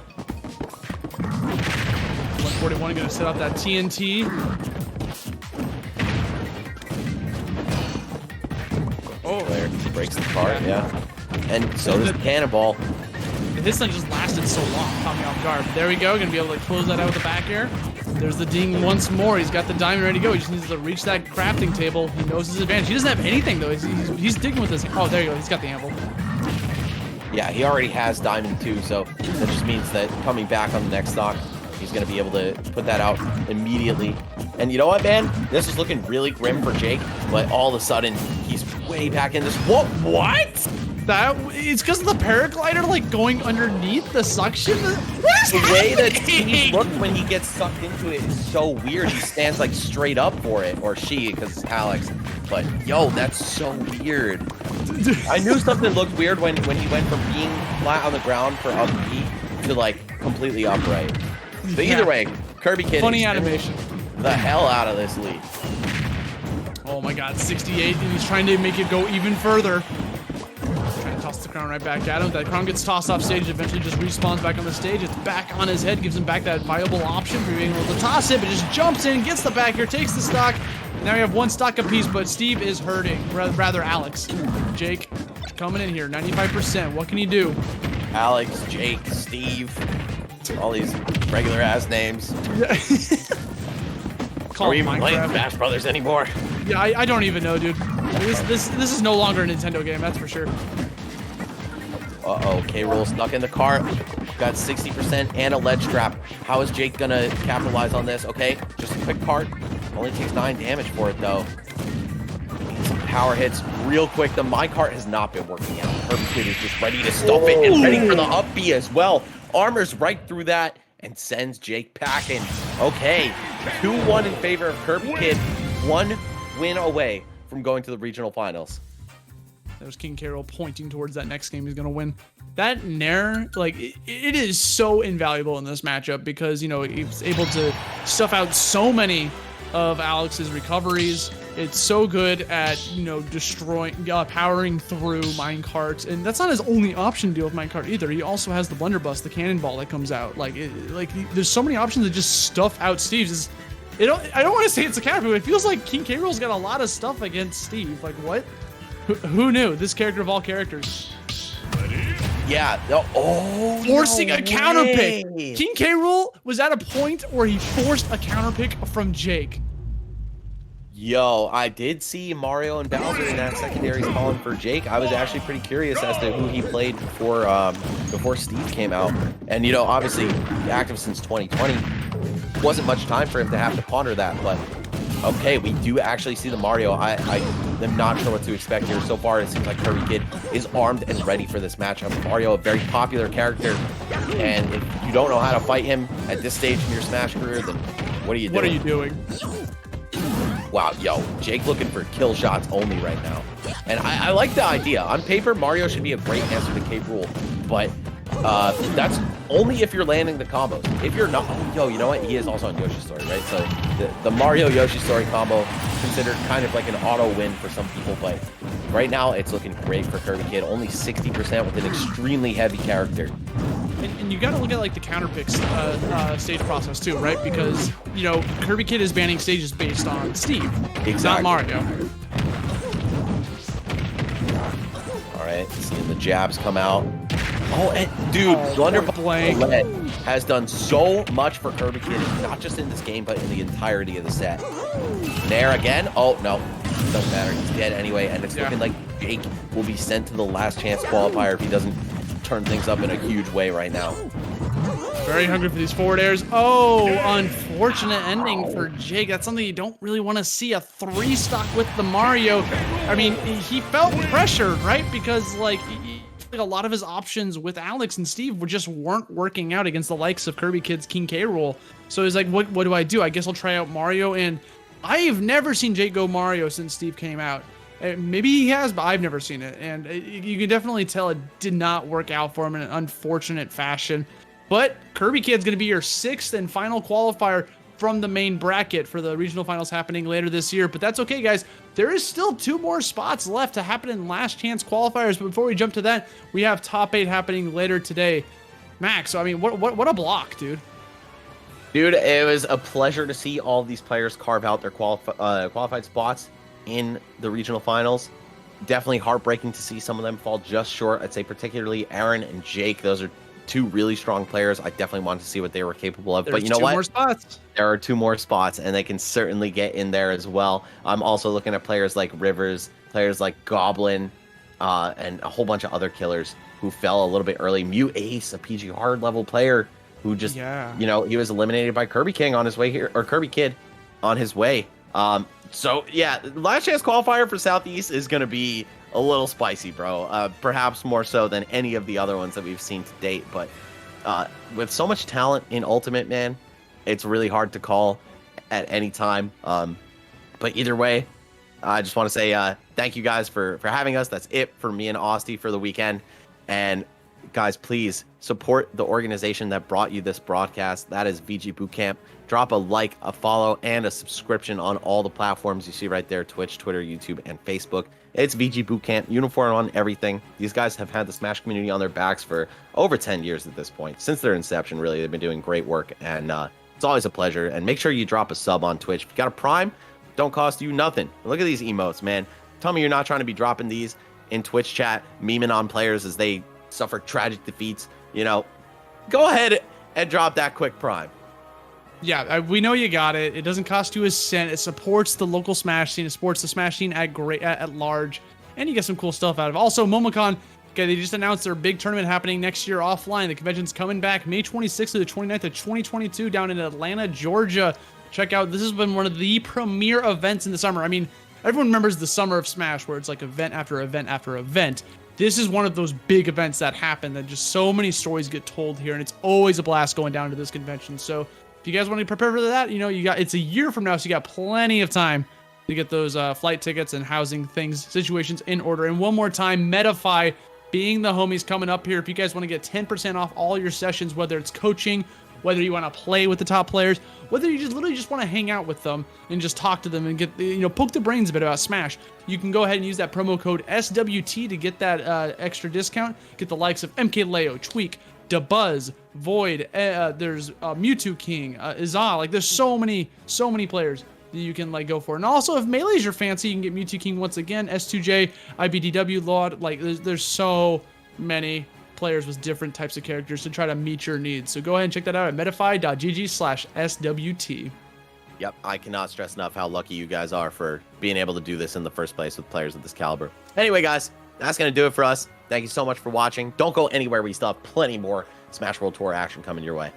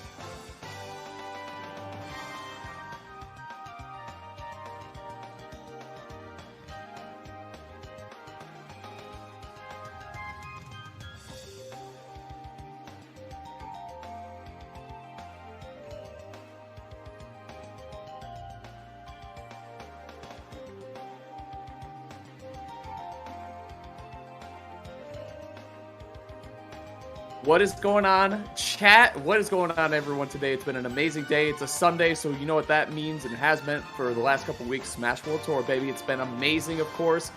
You got the NA Southeast Ultimate Online Qualifier. Amazing competition all day. Charles, joining me today. What is going on, dude? It's been great, man. I mean, just watching the Smash World Tour, we're like kind of coming towards the tail end when it comes to qualifiers. Of course, we got this weekend remaining and then one more weekend for qualifiers, and I feel like they definitely saved the best for last in terms of just entertainment. Obviously there's a bunch of other regions that definitely stack up in terms of the talent and skill level, but just the East Coast in general for NA generally known as the strongest region for Smash, and at least for Ultimate, the East Coast has been killing it in terms of results. So of course, here is the schedule, here is the bracket breakdown. We are in the top 8. We've seen a ton of great qualifying matches so far, and a ton of different character variety as too has. Oh, it's been ridiculous. I mean, can we talk about Vendetta just a little bit? I mean, you talk about character diversity that I'd like to see. Ken and Ryu, the original Punch guys from Street Fighter, of course, making an appearance, doing a good job, and a couple of matchups that can be tricky for them. Rob and Diddy Kong. So Vendetta doing a lot of great representation in this bracket specifically. But I mean, let's just run through the bracket in terms of character diversity. Like you said, we've been seeing it all over the place, but hold on. Obviously, here's the structure. You guys already know all this stuff, though. You know what I mean? These are all the different players that will compete in the regional finals and across the board. So anyway, back to the match. What we really want to see is two good men right there. That's what I got to say. Ken back to the good men. Yeah, back to the good men are here. Vendetta and Winner still love to see it. I love to see it. I think people hate Ken, but I think that that character is super hyped and amazing. He's going to be going against Yes, who has really just been marching down this path of success with Ike Charles. I've been loving seeing him play this character Ike and just find, I think one thing he does really well is just his way of keeping people in juggles is just so impressive with Ike. The disadvantage. Oh, absolutely. And I mean, just as Smash grows, whether you like certain character archetypes or not, I think that's the great thing about Smash, right? Even the fact that we have Street Fighter characters in this game, we have like sword characters in this game, and like even just thinking about it, Ken is he's just a man, and he's fighting all these characters with superpowers, swords, and all that jazz. So, you know, shout outs to all the Shoto players, and you know, very common favorite game series from most of the Shoto players. I know Kingdom Hearts. I know you're a Shoto main as well, right, Hez? Yeah, I am. I do not. That's where we disagree, though. I do not. Anyway, really? Okay. We're getting that. Charles, you've been weirdly positive about the Shotos today, and it's making me feel uncomfortable. But either way, we're gonna get into match 1, and it's gonna be Ken against Ike. In my opinion, Shotos, they're really strong up close. Really, obviously, good brawler type characters. But the thing that Ike can do, that ragdoll can keep you out pretty well. It'd be a big punish. Your down air, I love it. Right to the Shoryu too. Not taking any risks on any DI, maybe a proxy jab or something after that, but just take all the immediate damage. I like it. Again. What the? Oh, okay, I'm not ready for that mix, whatever that was. Yeah, it's kind of like still out of the up tilt there.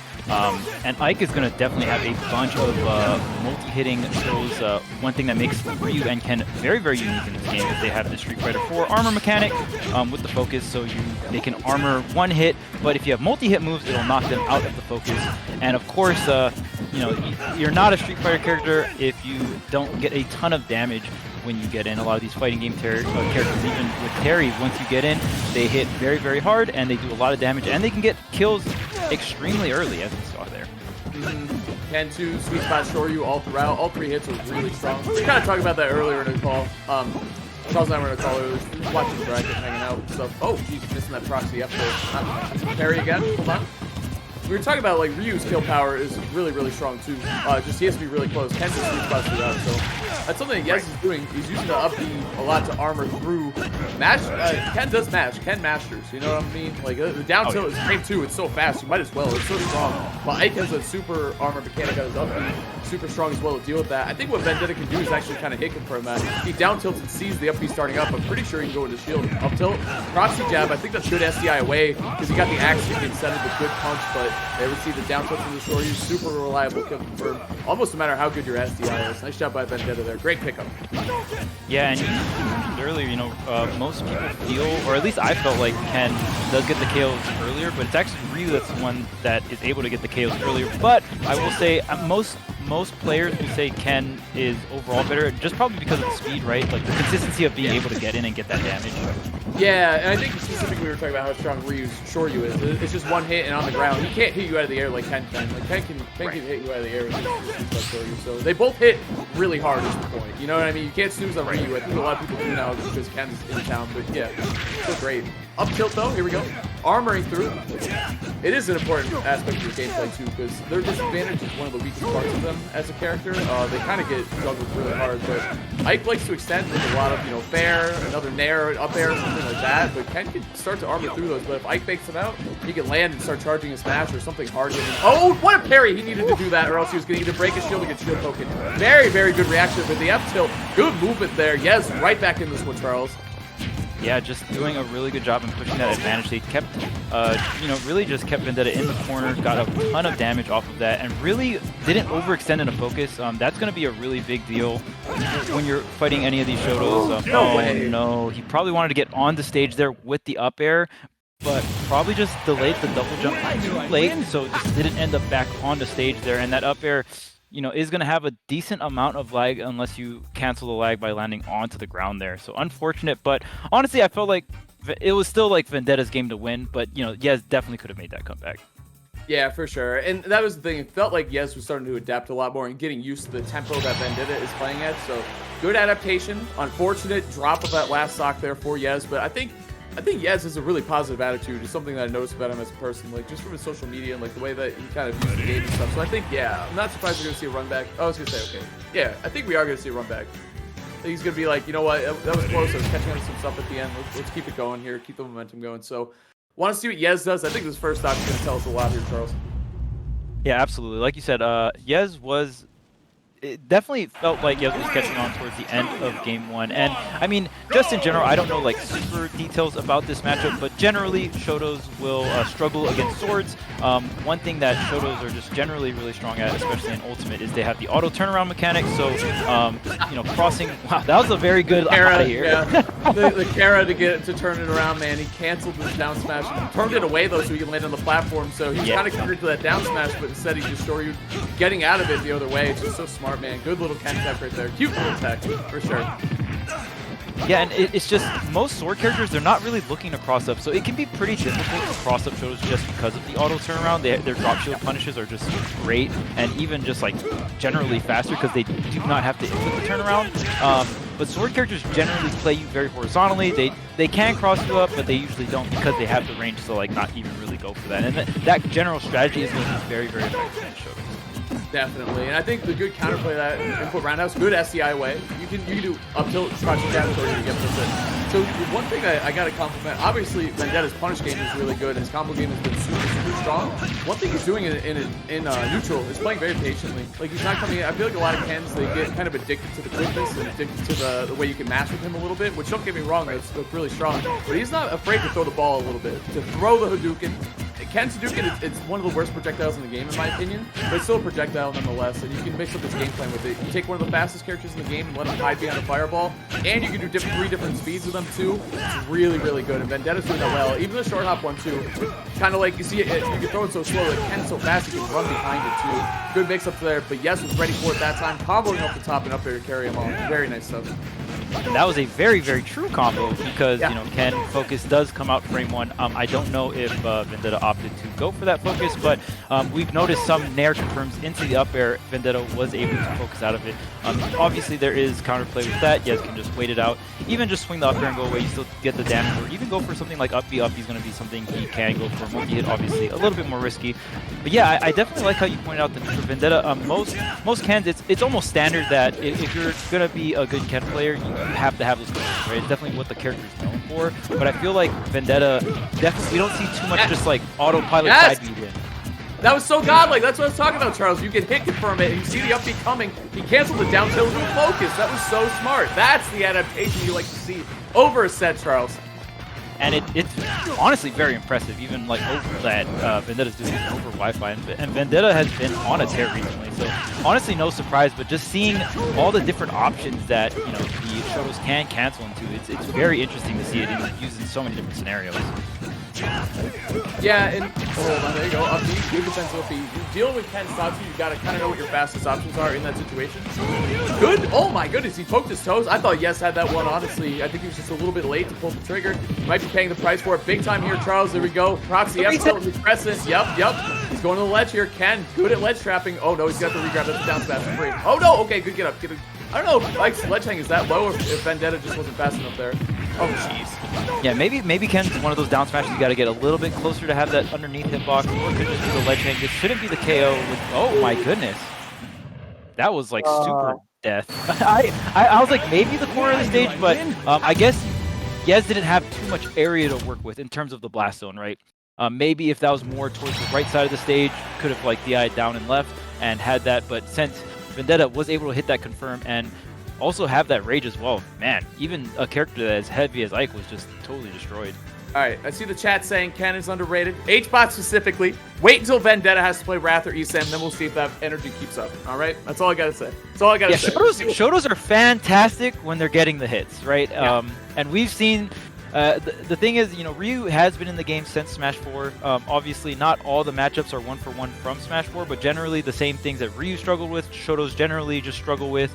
Sonic is one of those matchups, even like a character like Diddy Kong or just Swords in general. There's a lot of characters that can keep Shotos out and that can deal with focus, which is like their niche in terms of like what really separates them from other characters and some of the cancel stuff. But yeah, when you're able to shut tools like that down, that's where it gets a little bit more difficult. It's just, and I think the thing that you have to give Vendetta a lot of credit for is that he is playing a very patient play style that not a lot of Kens can do. You get, like I said, addicted to the speed, to the quickness. You start rushing in, you start hitting people, comboing them to 80 and all that good stuff, and that feels awesome. When people start to camp you, keep rushing in. You can't just put your head down and charge in recklessly. Look at that, even Vendetta, step 1, backdash. You know what I mean? Ken's backdash is so fast, it's so sick. There's so many things that you need to do throughout a set, especially against a great player like Yez, on a character like Ike, in order to force him to approach in a way that you can punish him. A lot of it is throwing the ball. Like I said, throwing the Hadouken is so good against a character like Ike, who he'll outrange you at the mid-range pretty much all day with Ragnar, like just 100%. But he can't outrange you at Fireball range because you got one. You got a crappy one, but it's gonna work. You know what I mean? So that broken down old convertible that your parents gave you, the broken down old Toyota Camry that your parents gave you, it still gets you where you need to go. Oh God! Speaking of needing where you go, see you off the bottom. Very nice stuff there. Yez with the lead, Charles. Yeah, I wonder if that was a very risky decision. Definitely could have gotten an early stock, got a stage spike, but that was very risky. And Yez with the capitalization. One thing I want to point out about the Fireball game as well, not every Ken plays Ryu or pockets Ryu as well, right? So I think the fact that Vendetta's willing to play both of the characters, that he has the mindset of the Ryu Fireball camping, and he's able to apply it somewhat to Ken. Obviously not as effective, but being able to mix and match the two playstyles that both the characters can bring to the table on both of the characters, I feel like it's very strong.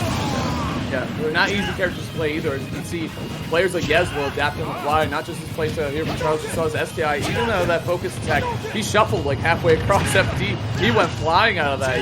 That's what you have to do against them too. You got to treat them. I think as Ultimate develops, you learn that more and more. You're seeing characters like Steve, Shotos, players are really, really strong with them. You need to SDI out of their quick hits, or else you're going to get comboed to death every time. And we're seeing that just more as Ultimate. I feel like that's a classic Smash thing. Like, you kind of forget the SDI because you focus on so many other things in the gameplay before you move on to an advanced mechanic like that. But we're at that point in the game now. That was cute. That was cute. Yeah. You got the little poke in there. That option is so good. Normal get up into the up. You have the armor. You can back up to the ledge since you did do the normal get up. And there is the survival on that up B. FD good enough, no double jump, the nair, the kicks, was able to take it. We'll see if Vendetta can bring this one back. It's a tall glass to ask for, though. Yeah, that's a tough one for sure, especially the way he has the play. He doesn't really care. He's giving up stage control. He's just chilling right now. He's just vibing. Oh, it could have been a Pokemon. Look at the SDI though. Oh my goodness. Oh, gee. Oh no. That's bad. Okay, hold on. Okay, that this is everything. cool. This is definitely possible. That changed everything, Charles. Going for that. I like the idea of checkmating him, throwing away the stock to clean up the game. Oh my God, that was almost a broken shield or a full focus. This is close, Charles. Oh, he almost lands on Hadouken. That's what I'm telling you. Look at it. All the space that Hadouken created was amazing. 25% essentially off of the spacing of that Hadouken at the ledge. I like how Vendetta's not pressing the issue. F tilt. Nair. Oh, that's down air. Oh, what? That off stage though. Oh my God, that was almost. Oh, he tried. Both these guys are insane right now. Going off stage for the nuttiest spikes. That's, yeah. Oh, wait. Okay. And you notice that Vendetta is actually having to cut some of his combos short because of the amount of rage. Okay, wow, that is Okay, come on. What the heck? Come Why on. do they do that? Why do they do? Oh, well, come on! I'm playing Smash over here, and then he suddenly just up-Bs you. I'm going this way. I'm going that way. So what? So what? You know, he's gone. What the heck did I just watch? I would have. That was definitely Yez's game to lose there. Vendetta, you know, he got such a great lead. And wow, what a back and forth game. And you notice, I love that you mentioned the SDI. The SDI meta for Ultimate has, you know, vastly evolved since, you know, the first year. You know, players are definitely getting better at SDIing Shoto's focus attacks, and even just the strings in general. Shoto's, most of their strings is a lot of hits. It's not like multi-hits, so to speak, but, you know, it is a lot of hits. And I know Ken has like the crescent kick and stuff like that, which is like 2 hits and stuff. Yeah. But essentially every hit, you do have more chances to do the SDI, and especially if the Shoto player has rage, you can really get out. And we even saw Vendetta compensate for that, and great SDI coming out from Yez. Vendetta had to kind of like shorten some of his combos, right? Didn't really get like the crazy 0 to death, and that's like kind of a blessing and a curse with Shotos when they have rage. Like, yes, you're gonna have the crazy kill power, but you want to more so have that rage and be in that scenario when your opponent's at around that 60 or 70 mark, so you can get that, you know, single hit confirm into the Shoryu. And yeah, just again, we're gonna go back to FD though. It's all or nothing. True. Yes, has picked the correct Nintendo-approved message before this game starts, because it is Game 4 here. We're either seeing a Game 5, Charles, so that's it. Oh, that was almost confirmed. That's what I'm saying, man. You guys got to pay attention to how Vendetta. He's getting a little greedy, trying to cross up the shield there. Good up B though from Yez. You got to shut down the Shoto pressure, however you need to, by all means. So Yez doing a great job of that so far, but Vendetta still with that cool, calm, calculated, you know, the cucumber neutral. He's just chilling, you know what I mean? So you got to do it. Oh! Absolutely beautiful tech. Oh, but he didn't go right at the up. He still makes it though, even with the delay. So kind of sweet spotting that up. I believe that up does not snap on the way up, so usually you have the sweet spot, right? Wait, which one? The Ken up. Ken? It didn't like fully snap. I know it'll like peek over. Yeah. Yes. He's vulnerable on his way to the ledge. Yes. You know what I mean? Back air though. Oh, that is gonna do it. I think he topped it early. Yeah, I know with Fox, if you decide to too early, you'll actually KO yourself. I don't know, because Tatsu in, you know, Smash 4 would break momentum, right? But I'm not too sure if it does the same thing in. I feel like it kills me every time I do it, so I don't know if that's a factor or feeling thing, but there it is. Yeah. Look at that. I like the. Oh no. Wow. Okay. Good play. Good play there from Yez. That's exactly what you want to do. Is Ike Prom. Same thing. Yep. Great awareness from Yez, saw the punish, did pretty much get the kill at, I believe it was at 0% for the hit there, and just went ahead and drag. You can influence which direction you go with that up B there, so very great awareness from Yez, and pretty much an entire stock lead for Yez, and we'll see if we can bring this to a game number 5. I mean, Yez definitely looking like he's in a position to do so. Oh, 2 nairs. Hold on, this is a lot of damage. He's late on the crescent, though. I like it, though. He still gets the follow up on the other side. Opportunity here. These quick draws at the ledge have been troublesome for Vendetta, but now he's going to... Okay, forward smash. I like the idea. The thing with that, though, we were talking about this, how Ken, in a weird way, reminds me of Bayo, where you need to follow and trace the smash DI of your opponent. Oh, hold on. Yeah. But you can, like, they can SDI to get out of your typical combo strings, but if you read their SDI, you can typically punish them harder. Like, if they jump away and you read that SDI and jump away, you can up air and medium Shoryu them in the air and kill them at like 50. You know what I mean? It's just crazy stuff with Ken that you can do. It's so fun. Yeah, you essentially just multiply that risk reward, right? Yeah, it adds layers to the game. It's more fun in my opinion. But here we go, Vendetta trying to make a comeback happen. Yes, gotta give him a lot of credit. He's been so good at the ledge against Ken. Who can ledge step you very easily. Getting the reverse nair, up air, closing that one out. Gotta give Yez so much credit here, Charles. It's been so easy to just roll over and lose after game 2 would happen, but he's sticking with it. Game 3, counter pick on FD.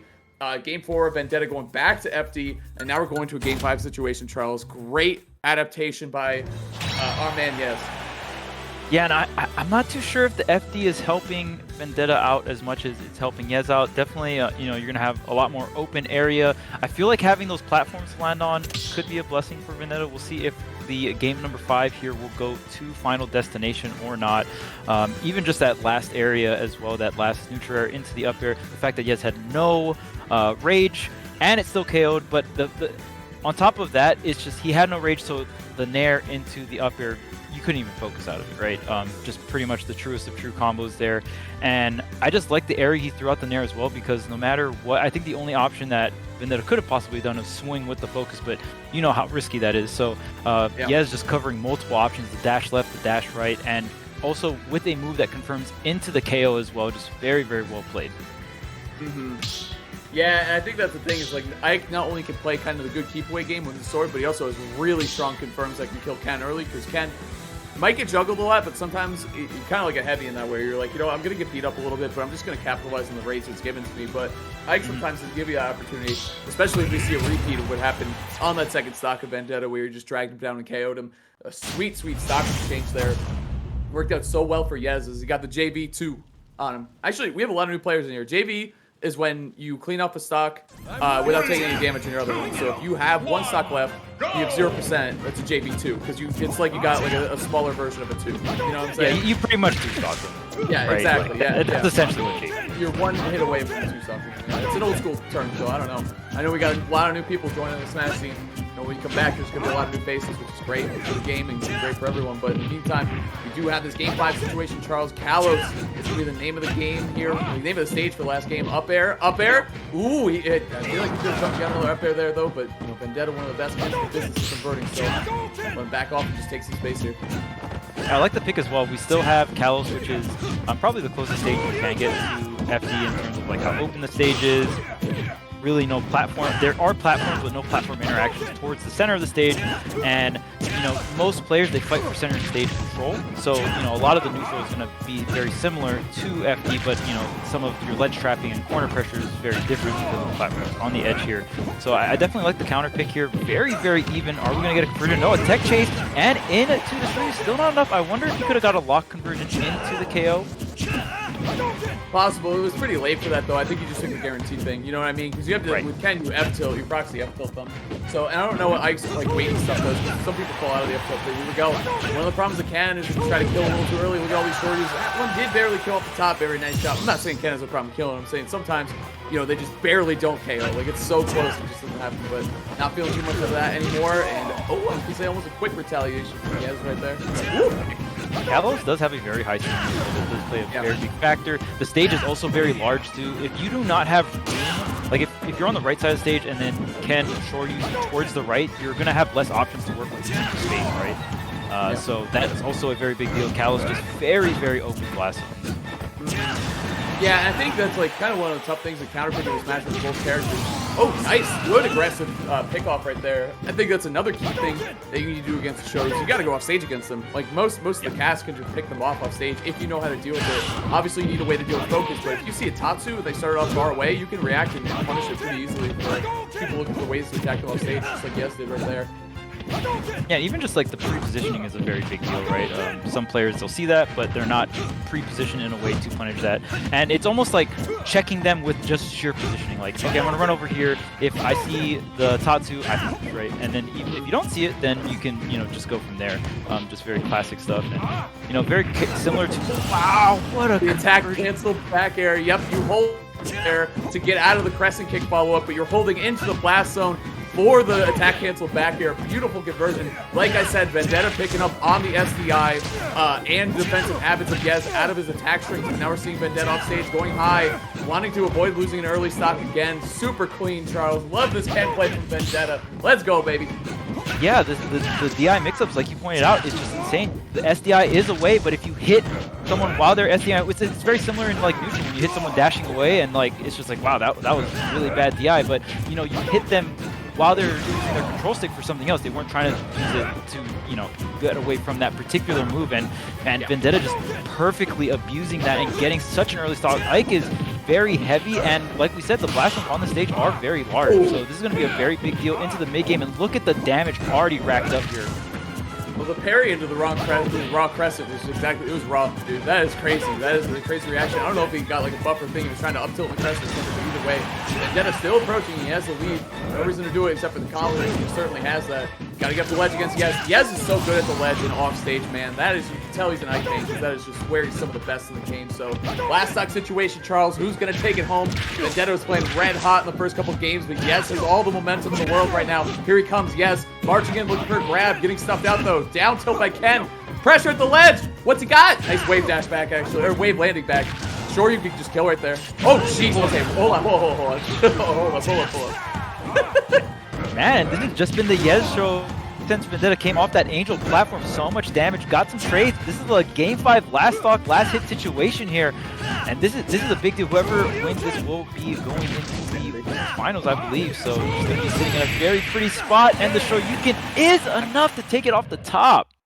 Ken Masters, baby, there he is. Vendetta 3-2 over Yez, overcoming all sorts of crazy matchups today. I mean, Rob versus Ken, in my opinion, is a pretty even but volatile matchup, and especially against someone like Epic Gabriel, who's just been on fire, starting before quarantine, and now obviously coming into quarantine. Epic Gabe, a household name. 3-0'd him, had to play against Aaron's Diddy, who I think Diddy's one of Ken's hardest matchups straight up, or definitely up there for sure. And I know Tweak agrees, so if you disagree with me, you disagree with Tweak, so you take that up to the man himself.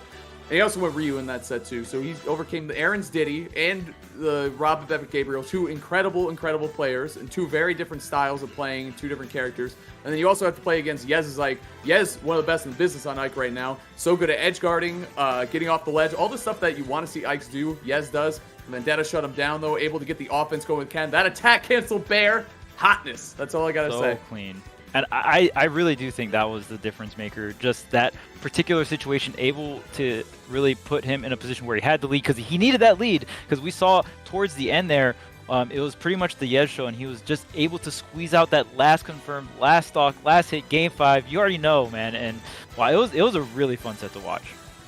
I think all the sets today have just been ridiculously good. They've been so fun. And that's kind of the thing I was saying too, is I see some people in the chat saying this too, and I think we're getting to that point in Ultimate where we can do this, where someone said, I don't like Ken, but Vendetta played amazing, or that was an incredibly fun set to watch. And I felt that way earlier. For anyone who follows me on Twitter, I said this earlier, I hate Diddy Kong, I just do, I'm sorry. Sorry Gavin, sorry Tweak, sorry James, sorry Aaron, you guys are the best, I respect them as players, but I just hate Diddy. But watching that Diddy Ditto today of Aaron versus Rivers was just incredible gameplay, and even though it was two Diddies, I couldn't help but be like, this is really fun. This is really great to watch. So coming into this next match, this definitely might apply. A lot of people, I think, have some hatred for these characters on the screen here. You got Sonic and Pikachu, two of the best to do it with them. You got Wrath on the Sonic, of course. Sonic God, honestly. One of the best in the world with Sonic. And then Esam 2 wrote the book on Pikachu in many different games of Smash Brawl to now, basically. So we're going to see a really, really good set here. Excuse me there. We're going to see a really, really good set coming up. Yeah, and honestly, shoutouts to Wrath and Esam really holding down their seeding as well. We saw that is definitely not an easy thing to do through a lot of these Smash World Tour qualifiers. So, just playing excellent, just having the consistency and really bringing it to the table. And I mean, even just the gameplay we've seen from Wrath and Esam so far, just spectacular. And even for Esam, watching all the sour up air confirms. I remember the very start of the game, Esam labbing a bunch of that out, and we're seeing it come to fruition in bracket nonetheless. And it looks like we got Mithra and Pyra. Yeah, I think I saw Wrath tweet actually. He said, I've already qualified, so I'm going to have fun with it. He's saying, you know what, I don't really care about my seed. I'm going to crush anyone who comes at me. But Esam, he's still going at the... Uh-oh, is that a stock? You got to jump back. Is that a stock? I think that's a stock. If there's no jump, then that's definitely okay. But did hold on to the jump there. Going to do the high side B. That should have gotten punished, but I like the idea from Wrath. Just like, I don't care if I get punished. I'm just getting towards the center of the stage, right? I'll take some damage and just to get back on stage. And I think that's honestly the right call with Mithra and Pyra. Obviously, these characters are extremely strong at what they do, but they do have that one glaring weakness of that recovery. Still not the worst recovery in the game, but definitely abusable. Oh, absolutely. And I mean, if there's one thing that Esam can take advantage of, it's a bad recovery. As we say that, very active down air, doesn't even do the sweet spot, sour stuff, gets it done. Uh-oh. Oh, Charles. Nuh-uh. Dude, oh my god. She's a sword bail. She's cocky. She puts you in a time loop. Like, it's just all the stuff. She's just sword bail, man. I gotta say.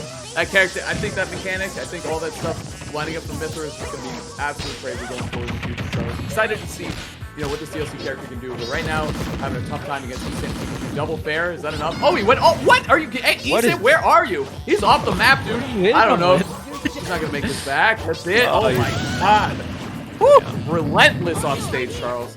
Yeah, it was just over and over. Esam just didn't really let off the gas there and was attacking him in the bubble. Of course, with something like with tools like Quick Attack, obviously Pikachu, one of the few characters that can get away with putting forth that much aggression off stage, that far away from the stage. using that quick attack, reset to the ledge, rinse and repeat, and we have seen the stocks flying. Sam just edge guarding Wrath. Grab, DI's in, good DI in actually, and he got the reverse hit right there, and Esam was holding for whichever direction I think he wanted the offense to go, so his DI was just all over the place on that retaliation. I wasn't ready for that. I don't think Esam was either, so good job there by Wrath getting the first stock here. See if he can keep it going. A couple miscues here from Esam on offense, so see if Wrath can capitalize. Oh, not like that though. Big punish. Yep. Oh, on the platform and too? The platform's oh, man. moving. Oh, goodness. Yeah, I think you and I were both picturing the same thing, Charles. I think we were seeing death right there for Wrath, but still alive. Getting out of all these strings too. Very nice job by Wrath. Almost getting it with the Thunder there, and you know it can be a little tricky with Mithra. Obviously, you know, you have to compensate for that foresight, and there's a lot of situations where you can frame trap a lot of characters. So like you go for a follow-up and it's not necessarily true, but you go for it anyway because if they try to attack, you beat them, and if they go for an air dodge, you just frame trap them, and it doesn't really apply to Mithra because you know she does slow you down on that attack. Yep. Here we go. Oh, okay. This is the most Up awkward. Yeah, it was one of the most awkward screen finishes we've seen in a minute. Was that one where they're both getting hit? Yeah, it was. Yeah. It's like which one of us died? Like we're not even sure. But a trade Yeah, but is. it's like, well, I know Pika has 2 stocks, so. Yeah, exactly. Like that would be a good Twitter account. You know, like which one of these characters died, right? Like they're both getting hit, and then it just shows Oh you yeah, that would be funny. Yeah, pretty good. You just hide the stock. Yeah, exactly. And then, yeah, good trade. A good trade is a good trade right there, Charles. Up smash for Pikachu, taking that one down. 2 stock for Esam. I don't know if Wrath is going to go Sonic or if he's truly committing to just having fun, but I don't know. I know Wrath is a competitive guy. He might be coming back hard here with the Sonic or something because I know he said he wants to have fun. But if Wrath is the person I think he is, and I think he is, I think he's going to try to win here because I think that's what's fun for him. Oh, absolutely. And like worst case scenario, it is, you know, the best Pikachu practice you can get in a bracket, right? So the way I see it, why not? But we'll see how Wrath's feeling. Obviously, it's we've seen many players throughout the Smash World Tour where obviously they still play through the rest of the bracket, but maybe not with their main or maybe with a character they just want to have fun with. And there's nothing wrong with that, obviously, right? Oh, no, of course not, man. Of course not. I mean, well, that's the thing. Like, you kind of earn getting a spot in the bracket. What you do with it is up to you after that. I'd say long-term, it's worth it, and I think Wrath agrees. Go in your main, man, because there's a really good chance you might have to play Esam again at some point in a later bracket, or even just a really good Pikachu. Like, that's very, very... We've seen a lot of them in Smash World Tour, you know, make some waves. I can't remember how many other ones have qualified, but Esam is not the first or the last Pikachu to be playing, so you might as well get practice against someone. We know Esam, if he's not sure what to do in a matchup, he'll study the hell out of it and figure it out. So, you know, you're not just getting good practice in terms of a good player, but a smart player who likes to investigate the matchups and figure out exactly how to beat you. So far you can see that already coming in. Esam not taking any risks here. Sonic, one of the safest approachers in the game, safest neutrals in the game. And Esam just barely moving outside of his range of threat. Really good stuff so far from Pikachu. Yeah, absolutely. And just even in terms of matchups as well, obviously Wrath isn't as comfortable with Pyramithra as he is on Sonic, but you know, Pyramithra, if a character's weakness is recovery, there's a good chance that Pikachu's probably very good at edge guarding said character. Pikachu's definitely known as one of the strongest edge guarders in the entire game because of the tools like Quick Attack and even just down air spiking in Ultimate. Just very, very strong in offense. Oh, absolutely. Well, and the other thing is, I feel like Kalos is one of Pikachu's best stages because on the return, he can throw the Thunder Jolts against the wall, so there'll be hitboxes that are climbing up with Pikachu as he's climbing up the ledge. You know what I mean? So you have to deal with the potentially two hitboxes. Yeah, you're going to see this right here. There it is. And he comes right up from behind it. This is one of Pikachu's best stages pretty easy. In terms of getting out of the disadvantage and being able to camp from coast to coast, it's just so good. And you need that stuff against Sonic, but obviously Sonic likes to retreat to these platforms too and have a nice long flat stage to deal with and spin dash and spin charge and do all that stuff. So great save from both characters. It's easy to see how we ended up here.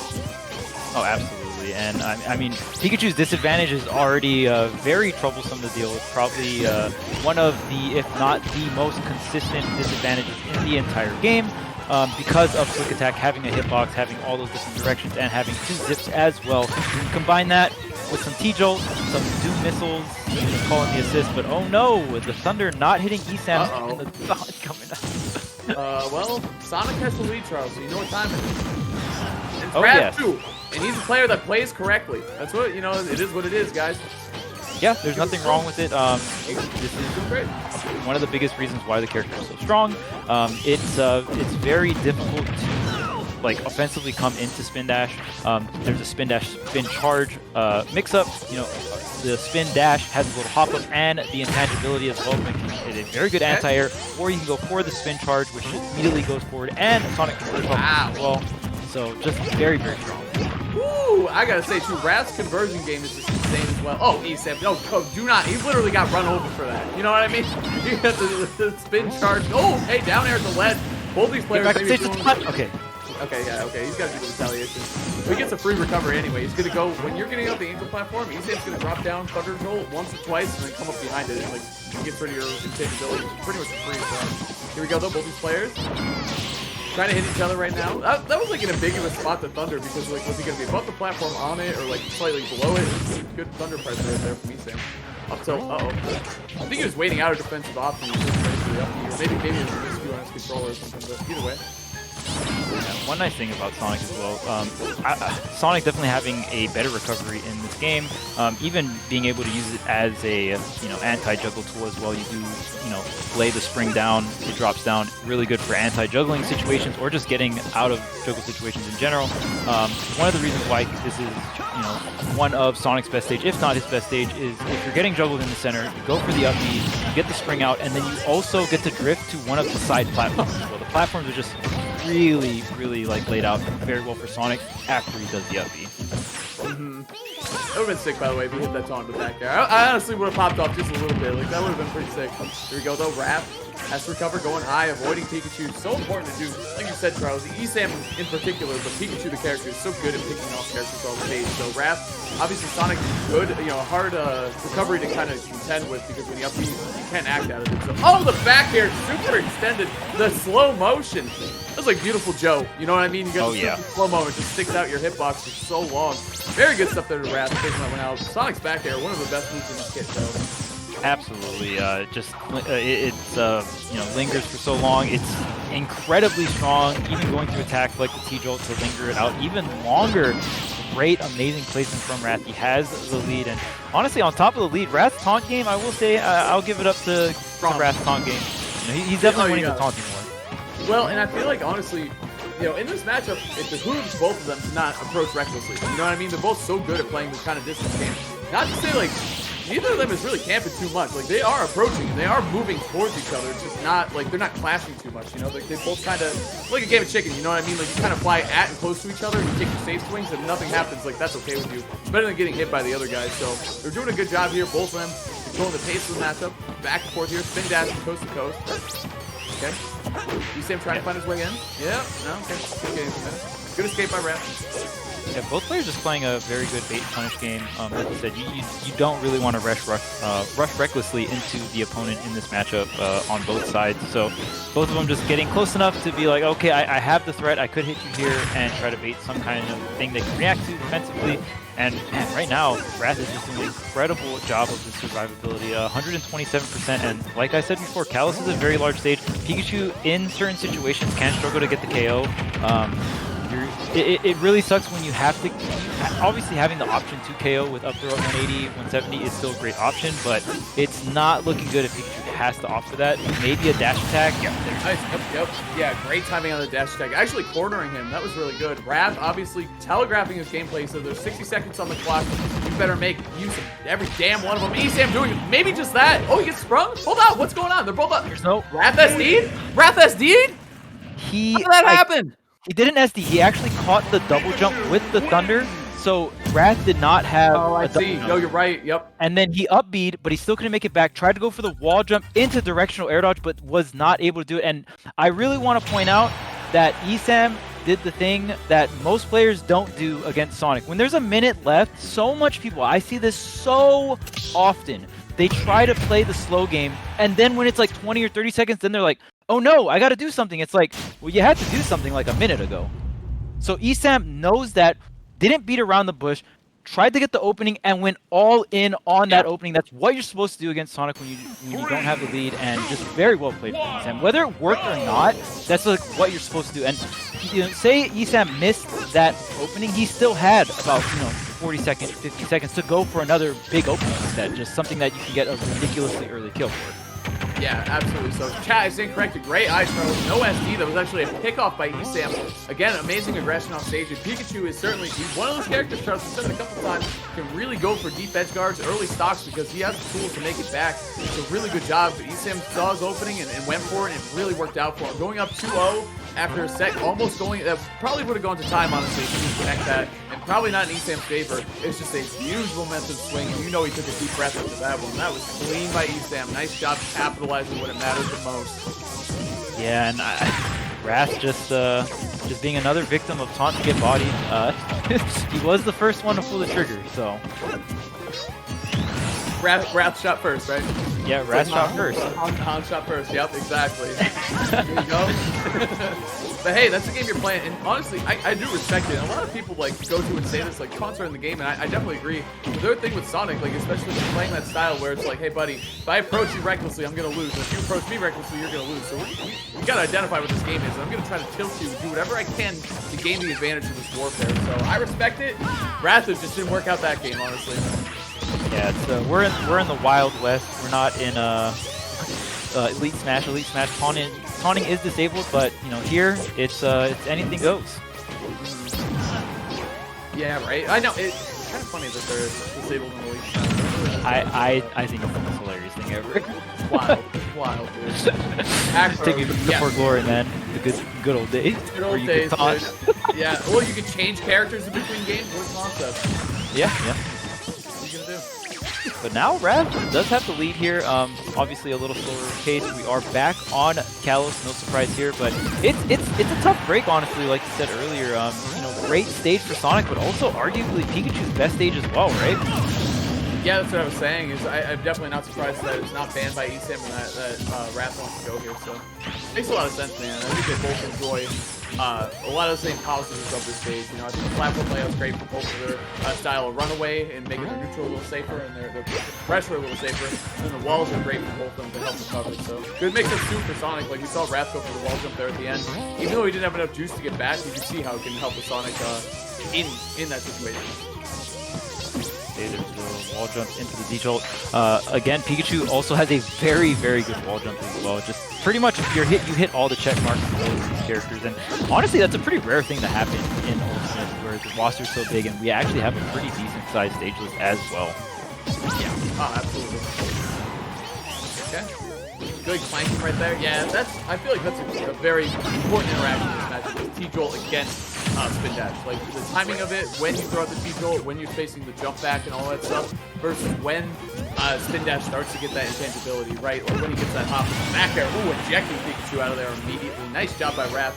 So clean with the back airs, Charles. Oh, absolutely. If you get those back airs to hit, especially on a character like Pikachu, pretty much the only weakness of Pikachu is that lightweight. You do have the you are small and very hard to hit to compensate for that, but if you're able to land those very solid hits at around that 80 to 100 mark and get those early KOs, you know, it really starts to affect if you're able to hold this lead against Pikachu, and that's exactly what Wrath needs. I think he survived this down smash barely, coming back on the stage with the homing attack, but the Thunder takes him off the top.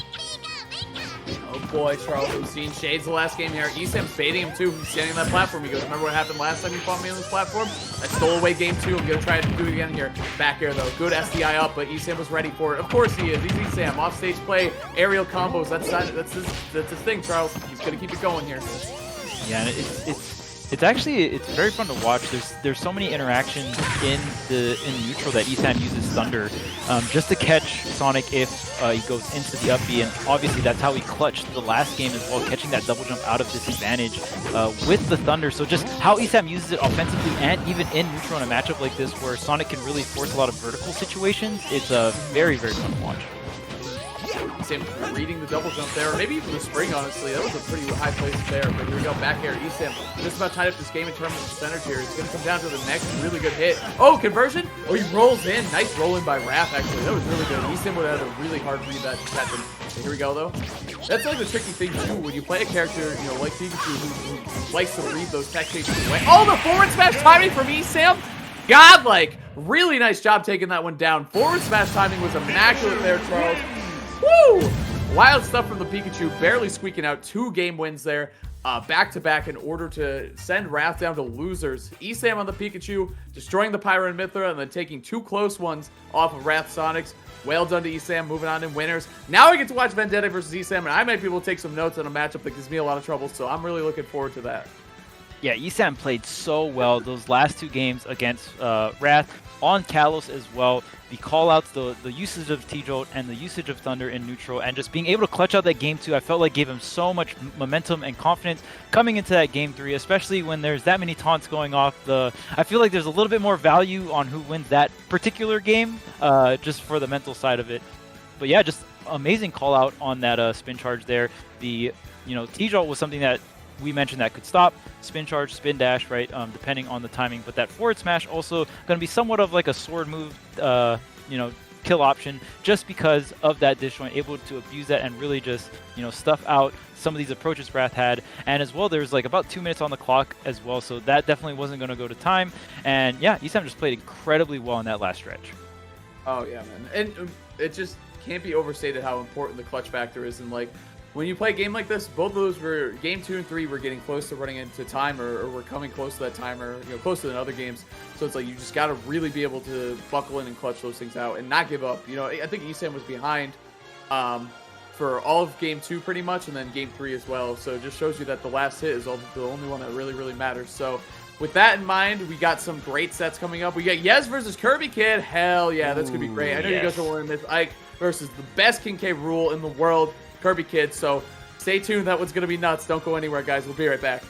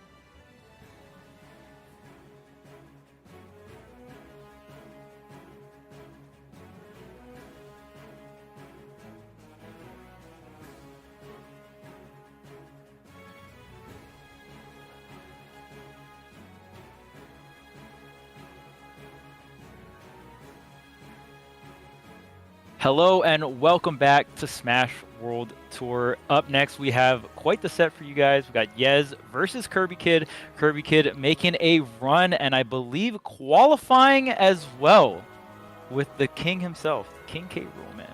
The King of the K rules. That's Kirby Kid. Again, one of those confusing instances of somebody having a character's name in their team and play that character. I don't think he plays Kirby. Seems like he could have a nasty Kirby, but either way, doing it big time with King K. Rool. Ben, if not straight up the best King K. Rool, which I think one of the best K. Rools since before the patch too. You know what I mean? Before the character got buffed up a little bit. I think this character can certainly be a threat, especially to characters who have weak recoveries, man. And I'm looking at characters like Roy, like good characters like Roy, like Ike. Off stage might be a big problem for Yez. He's gonna have to really hit the sweet spot on his quick draws. He's gonna have to be really good with those. Because Nair and down B off stage, not to mention 2 different spikes, are just gonna be so scary. And then if you get by those, you get the vacuum on the other side. The blunderbuss sucking you up, spitting you back off stage. So kind of a literal rinse and repeat there going on for Kirby Kid. So we'll see what he can do at the ledge. But aside from that, he's going to get beat up a lot by Yez, I have a feeling, Charles, just because Ike has that ability to start combos off of his disjointed hitbox on his Nair. So you have to watch out. I think this is going to be a pretty volatile one if I had to guess. Oh, absolutely. And the way K. Rool just generally sets up neutral, it's very horizontal with the crown, the cannonball as well. You know, you are able to throw out some, burst option aerials, but I feel like Ike is going to be able to approach in that angle that he likes to come in on, at that 45, just coming in with the Nair. It's going to be pretty tough for Kirby Kid to deal with. K. Rool not having the craziest out-of-shield options in terms of speed. You're going to definitely have to get the parry on that Nair to get any kind of punish off of it. That's like a true punish, not more so a read afterwards. But on the other side of the coin, like you said, you had a very long list of moves that Kirby Kid's going to have options for off stage. You can just Nair. Like Nair is, pretty much a very unique edge guarding tool that is exclusive to K. Rool. It's an armored aerial, and Palutena back is kind of comparable, but it's with K. Rool, it lingers and it stays out for a long time. You can hit the hard or just even the sour hit on a lot of these sword characters that like to drop down and come up with a hitbox.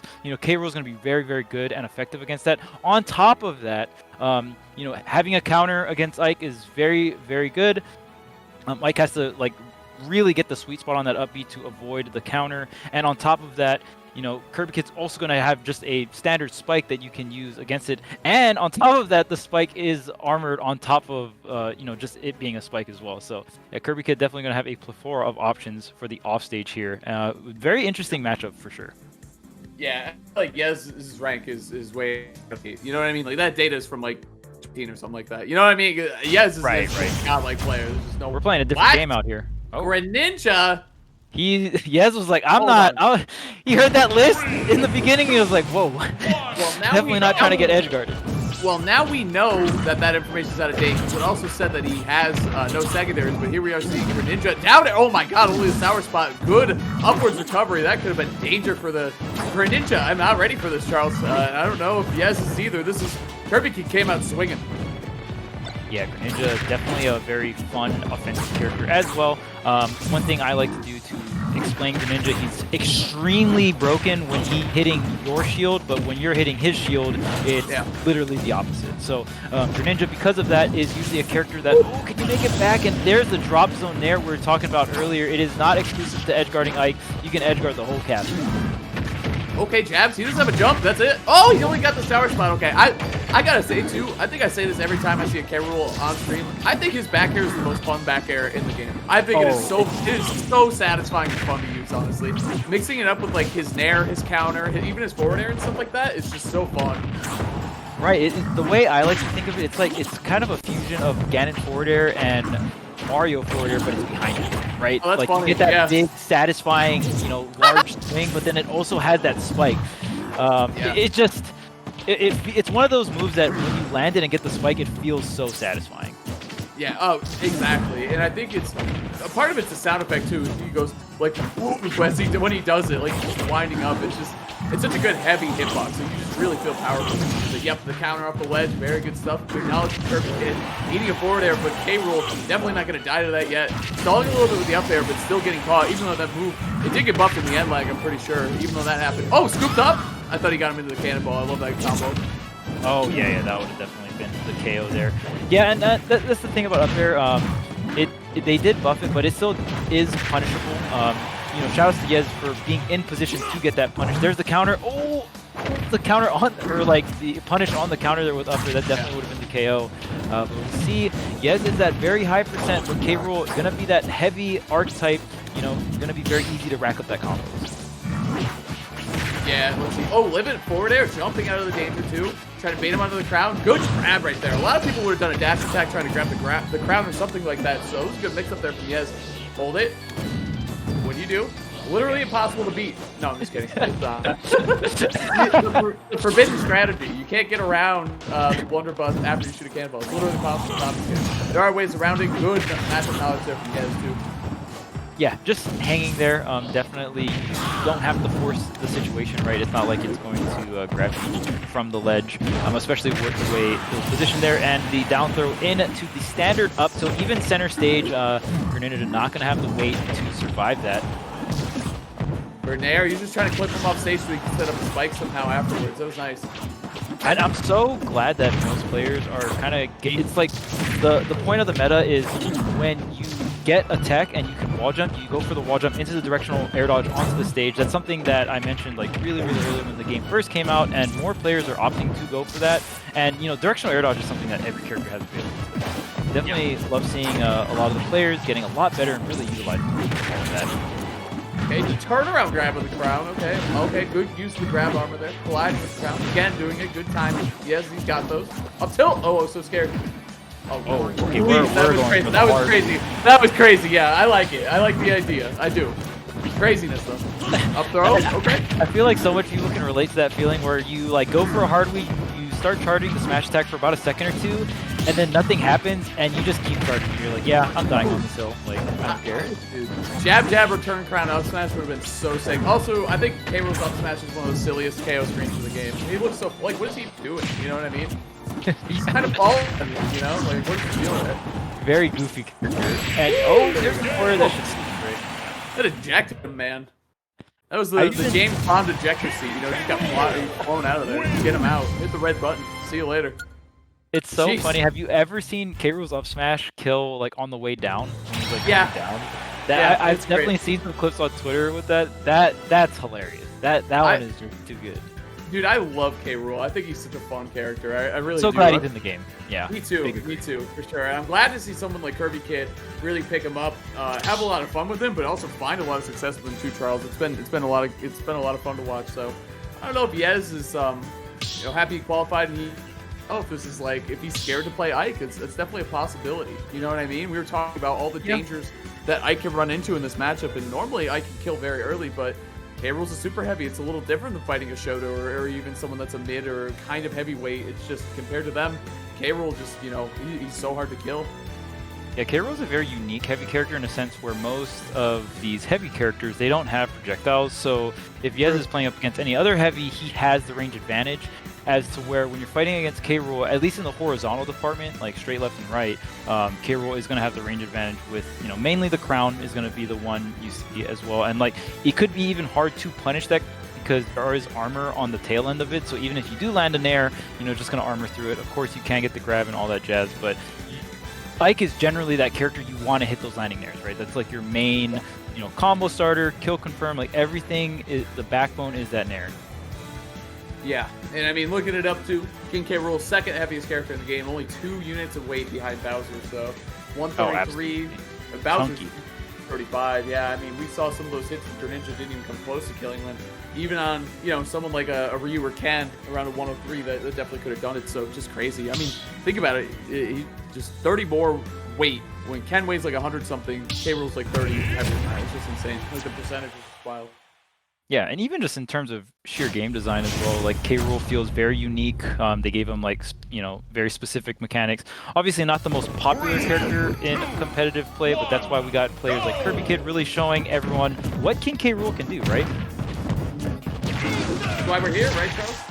Yeah, and I think it's so sick that I believe Kirby Kid is the only K. Rool that has qualified for Smash World Tour, so very sick. And we see the belly armor come into play, but as you can see, there's some cracks on the belly. You gotta watch out. You can't use it too much. That was something I liked that they added to K. Rool. It makes it. Oh, see you later. See you later. Guy's taking that one down. Very nice down there at the ledge. Again, like I said, he's so good at the ledge. That's where he's best in my opinion. But I love the belly breaking mechanic of K-Roll counter. Oh, he's early on it. Nice job by Yes, waiting it out. The belly break armor though, it makes him feel like a boss character. You know what I mean? Like these, like look, if you break it too, you get a free punish on him. It really makes him feel that way. So I like that design. Yeah, just very unique. A very interesting way to bring in armored aerials, right? Because you know the concept of super armor isn't new, but I believe the concept of super armor for aerial moves is very exclusive to the K rule. Obviously, it's very strong, so they had to put like some kind of counterplay or limit to how much you can use it. So very interesting way for them to do that. Yeah. Okay, back throw. I love this back throw too. That is one of the moves that got buffed as well. In terms of just the angle, which essentially made it so the K roll back throw does KO earlier, or just sets up for better offstage scenarios. Right? Pressure. Oh, I thought he was gonna grab there. He does a really good job mixing up his grab and his nair game, like two of his quick out of grab's not that quick out of shield, but you know what I'm saying. Like just mixing up his out of shield options, whether you can steal them or avoid them. Oh, picked him off in the air too. I love how Kirby Kid is using these airs. Even just like fast falling and get that sour booty hit. So excellent. But wow, Yez is able to close in and get that dash attack. Crown. Okay. Down throw, is he gonna mix it up? Okay, he tried to catch it out of it, yep. Yeah, that mix up. Oh man. Yez is getting it every time he's flipping the coin right. Nice, good spacing. That was a great landing by Kirby Kid. Just barely avoiding the tip of Ragdoll. Forward air though. Time for Kirby Kid or time for Yes to recover. He does that. Like I said, Charles, the quick draws are gonna have to be ready to go. The crown snipe? This is ridiculous. Oh, he had him? I think he had him ready. Yeah. Didn't expect to go on to stage there. Maybe thought he was going to go to the ledge there, but now here's Yez's opportunity to get this damage, racking it up 65 onto K Rool and counting. Not the biggest deal. We did mention how heavy Rool is, but at a certain point, it's going to start mattering. Yeah, it's like the life you sign up for. Like, you get beat up quite a bit when you get hit, but you're not going to die for a while. Cannonball is going to take it. And just like that, I mean, a character like Ike, he gets tossed up stage by Kirby Kid, loses his double jump. That could just be curtain for Yez, so big last stop here, Charles. Okay, and there's that crown trade. Are you able to get it? The armor. Wow, that was very surprising. I'm not too sure what happened there. Oh, still alive, using the up air to get a little bit of boost. Can you get the punish? The air dodge comes out. Okay, no down air on the return. Yeah, that was crazy. I think he just did a great job delaying off stage and then also mixing up when move his way in. That up air and the air dodge by the ledge was really smart too. Trying to go back there. The up B low. I think we've seen this kill before, but not this time, Charles. K Rool too heavy. Yeah, K Rool is extremely heavy. Like to point out, second heaviest in the entire game. This grab won't KO just yet. Kirby Kid has all this rage, but can he get back onto the stage? The biggest weakness for heavies is their disadvantage. They getting ledge trapped. Definitely can be the struggle, but offstage situation here. Where's the double jump? Oh, he up aired him? That was a great up air. I thought it actually might KO him. Try to mix it up. Back throw. A forward throw. I love it. Dash attack. Uh-oh. I don't think there's a jump. Oh, wait. Oh, the back throw? Is that it? What? Kirby Kid. That KO'd. I can't believe it, dude. And the opportunity that Kirby Kid took right there, like you said, Charles, he had to get off the ledge first, which is so hard against a player like Yes. We've been complimenting Yes since we got on the mic today about how good he is at controlling the ledge and just destroying his opponents at the ledge. K Rool should be no exception to that rule. Just heavy enough to avoid the last couple killing blows, and then Kirby Kid good enough to put his feet back on the stage and make some magic happen. Very nice job closing out that game, too. We're going to run it immediately back. Same characters, same stage, Charles. Very last hit situation. I don't blame Yes at all for doing this. Oh, absolutely. Such a close game. Definitely Yez's game to win there, but Kirby Kid pulling the rug right from underneath, man. Able to get back on the stage with K Rool, even with those limited options on the ledge. He was able to get back on the stage, and not only that, but play out the neutral and really capitalize on his offense. What a fantastic comeback. We'll see if Kirby Kid can try and attempt to close this out 3-0, but I mean, if any player is able to pull off this reverse 3-0, I definitely put it aside from Yes. Oh, for sure. Yeah, I mean, we saw him almost do it in the last set. Maybe that's just the way Yes likes to play. Counter? Yeah, actually, we didn't see a lot of counters from Ike. Talk about the counter from K Rool all day. Well, that's certainly death. Well, I think that's going to kill. Oh my goodness. Like, right when he started charging, I was like, he's just going to keep waiting, huh? Yeah, so that was a very early pickup. again, there's no double jump. You have to go for the directional air dodge, and the punish there is definitely going to be almost anything. K-Rool is going to take it there. Very good snipe on that double jump. Yez was in a position maybe he could rack up a good amount of damage. Okay. Grab here. Combo, yep. I like moving with the back end. Ooh, the quick draw back onto the ledge too. Just that quick, snappy, get back to the ledge, reset the situation. I like that coming off from Yez. Ooh, okay. A little bit more aggressive though. Forward air. This should be it. Yep. Yeah, that's the thing. K-Rool, he has the juice to make it back from there, but he's going to be vulnerable, especially someone like Ike who do that drop-off back there and flip over the side. Very nice stuff there. Yes, again, like I said, pressure at the ledge, pressure off stage, so good at it. We're trying to belly bump his way out of that situation. He gets grabbed though on the other side. Here we go. Aerial strength. Yez in full control, and I really like how Yez set up that offstage scenario earlier. K-Rool is pretty strong when you're right underneath the ledge and you come straight up. You got the helicopter propellers to protect you. But when you get K-Rool out more horizontally, that's where it's a little bit difficult. You don't have a lot of horizontal drift on that up B. Sweating on that down there, Charles. I thought we were moving to game 4 real quick with Kirby Kid. We did it one time before. Can he do it again? 108%. Oh, no. Okay, all right. Trying to set up a whole storyline here, and Yez just came up the platform swinging, Kirby Kid definitely could have done it if he didn't die right there. But Yez had better ideas for himself, taking that game 3 away. Now he's got to deal with 2 Kirby Kid counter picks, though, 2 King K-Rool stages of his choosing. So it'd be pretty interesting to see where we end up, Charles. Oh, absolutely. And the counters really, we didn't see any of the counters game 1 and 2. Game 3, didn't really get any KOs from the counter, but I feel like just because Yez is willing to throw them out and has been successful 2 out of 2 times with the counters as well, it just kind of, it definitely makes Kirby Kid think twice in terms of, am I gonna, and the thing about K-Rool too, most of his hits are just very strong. So if you're gonna counter like moves from K-Rool, you're gonna take quite a bit of damage and quite a bit of knockback. Oh yeah, for sure. Absolutely, Charles. Oh man. Game 4 coming up. K-Rool against Ike. You already know what it is. Kirby Kid, yes, trying to stay alive in this bracket. Smash World Tour. One of the Kirby best Kid up brackets. 2-0. Yep, Kirby and Kid up. Here's the scary thing about these Game 4 situations.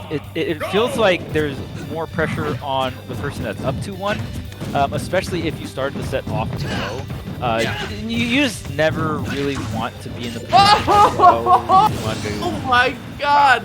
Decapitated, Charles. That stock is gone. We were talking about how heavy K-Rool is. Ike and Ragdoll say, I don't give a damn. I'm going to take your stock. I'm going to take your jump, and that's it. See you later. Get out of town. See you later, alligator. Wait, going to hold down. Yep.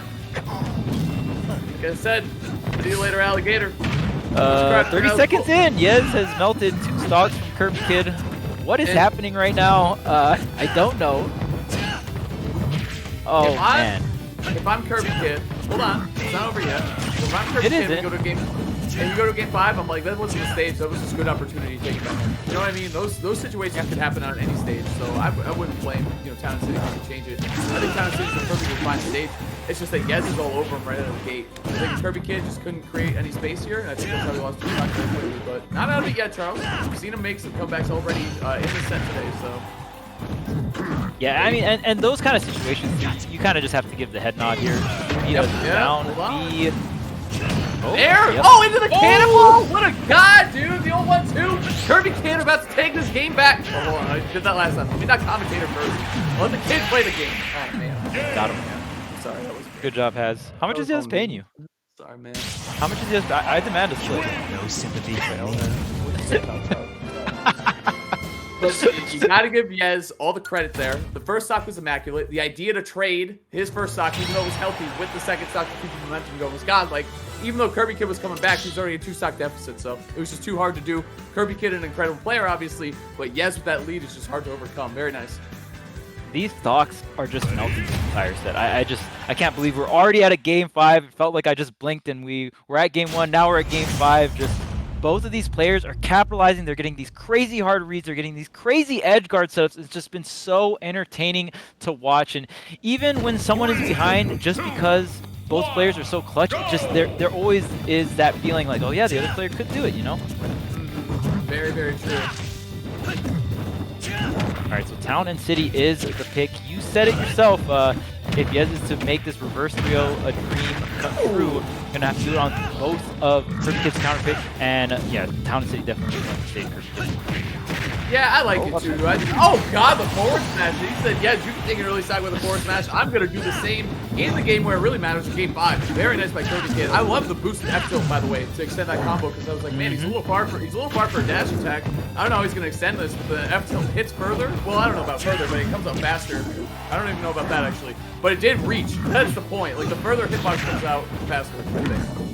Don't check me on that though, Chad. Just believe me, I'm a commentator. Here we go. Hey, you're always right. Already thinking about yes. Yeah, exactly. Yeah, it was looking pretty grim for Yez, not gonna lie. I thought Kirby Kid was going to have an opening to rack up a ton of damage here, but Yez able to retaliate, get the stock, took some risk, but definitely worked out. Here's the horizontal zoning from the crown. Definitely something that Yez has to respect here. Gonna get that reset, gonna punish for the swing here, gets the shield grab, trying to get these up air juggles, and Kirby Kid just retreating to the side platform. Forward air, okay, had to shield him. Oh, okay, good. Oh, okay, he even jumps back on the platform and gets the crown. Okay, he sticks the landing, and he didn't die right there from the down air. I give that and one a 10. And he sticks the landing. Yeah, I give that one a 10. That was clean. All right, these dash sticks. Oh, the counter! Oh! Wait, the up smash! Barely surviving the higher ceiling on Town and City, being a blessing for Yez here. Yeah, just barely. I'm surprised he got that, honestly. That was really close. Barry into the up tilt, very smooth. Again, Ike barely living. Hate to see it. All the fans in the chat. Yez is right now. So up B is just so scary. Like, this set is so good. Both players just going back and forth, but going over the cannonball. You definitely don't get any armor for that move. You get it on the crown, but gotta be careful. The cannon is definitely a little bit more committal. Obviously, you have that offensive pressure of being able to go into that command grab. Nice job. Oh, this should be the stop. That was so smart, Charles, to stop the neutral beat, because he would have pulled Ike closer to him while he was up being and he got hit. It was so good recognition right there from Kirby Kid for sure. Yeah, just putting Yez in a very, very tough spot, but big damage coming in from the aerials. There's no double jump here. Oh, counter? No counter. Just gonna opt for the downer. Tried to end it all right there, but Yez still with a very great lead here. See if Kirby Kid can bring this back into his favor. We see the crown, the zoning coming out. Dude, I love.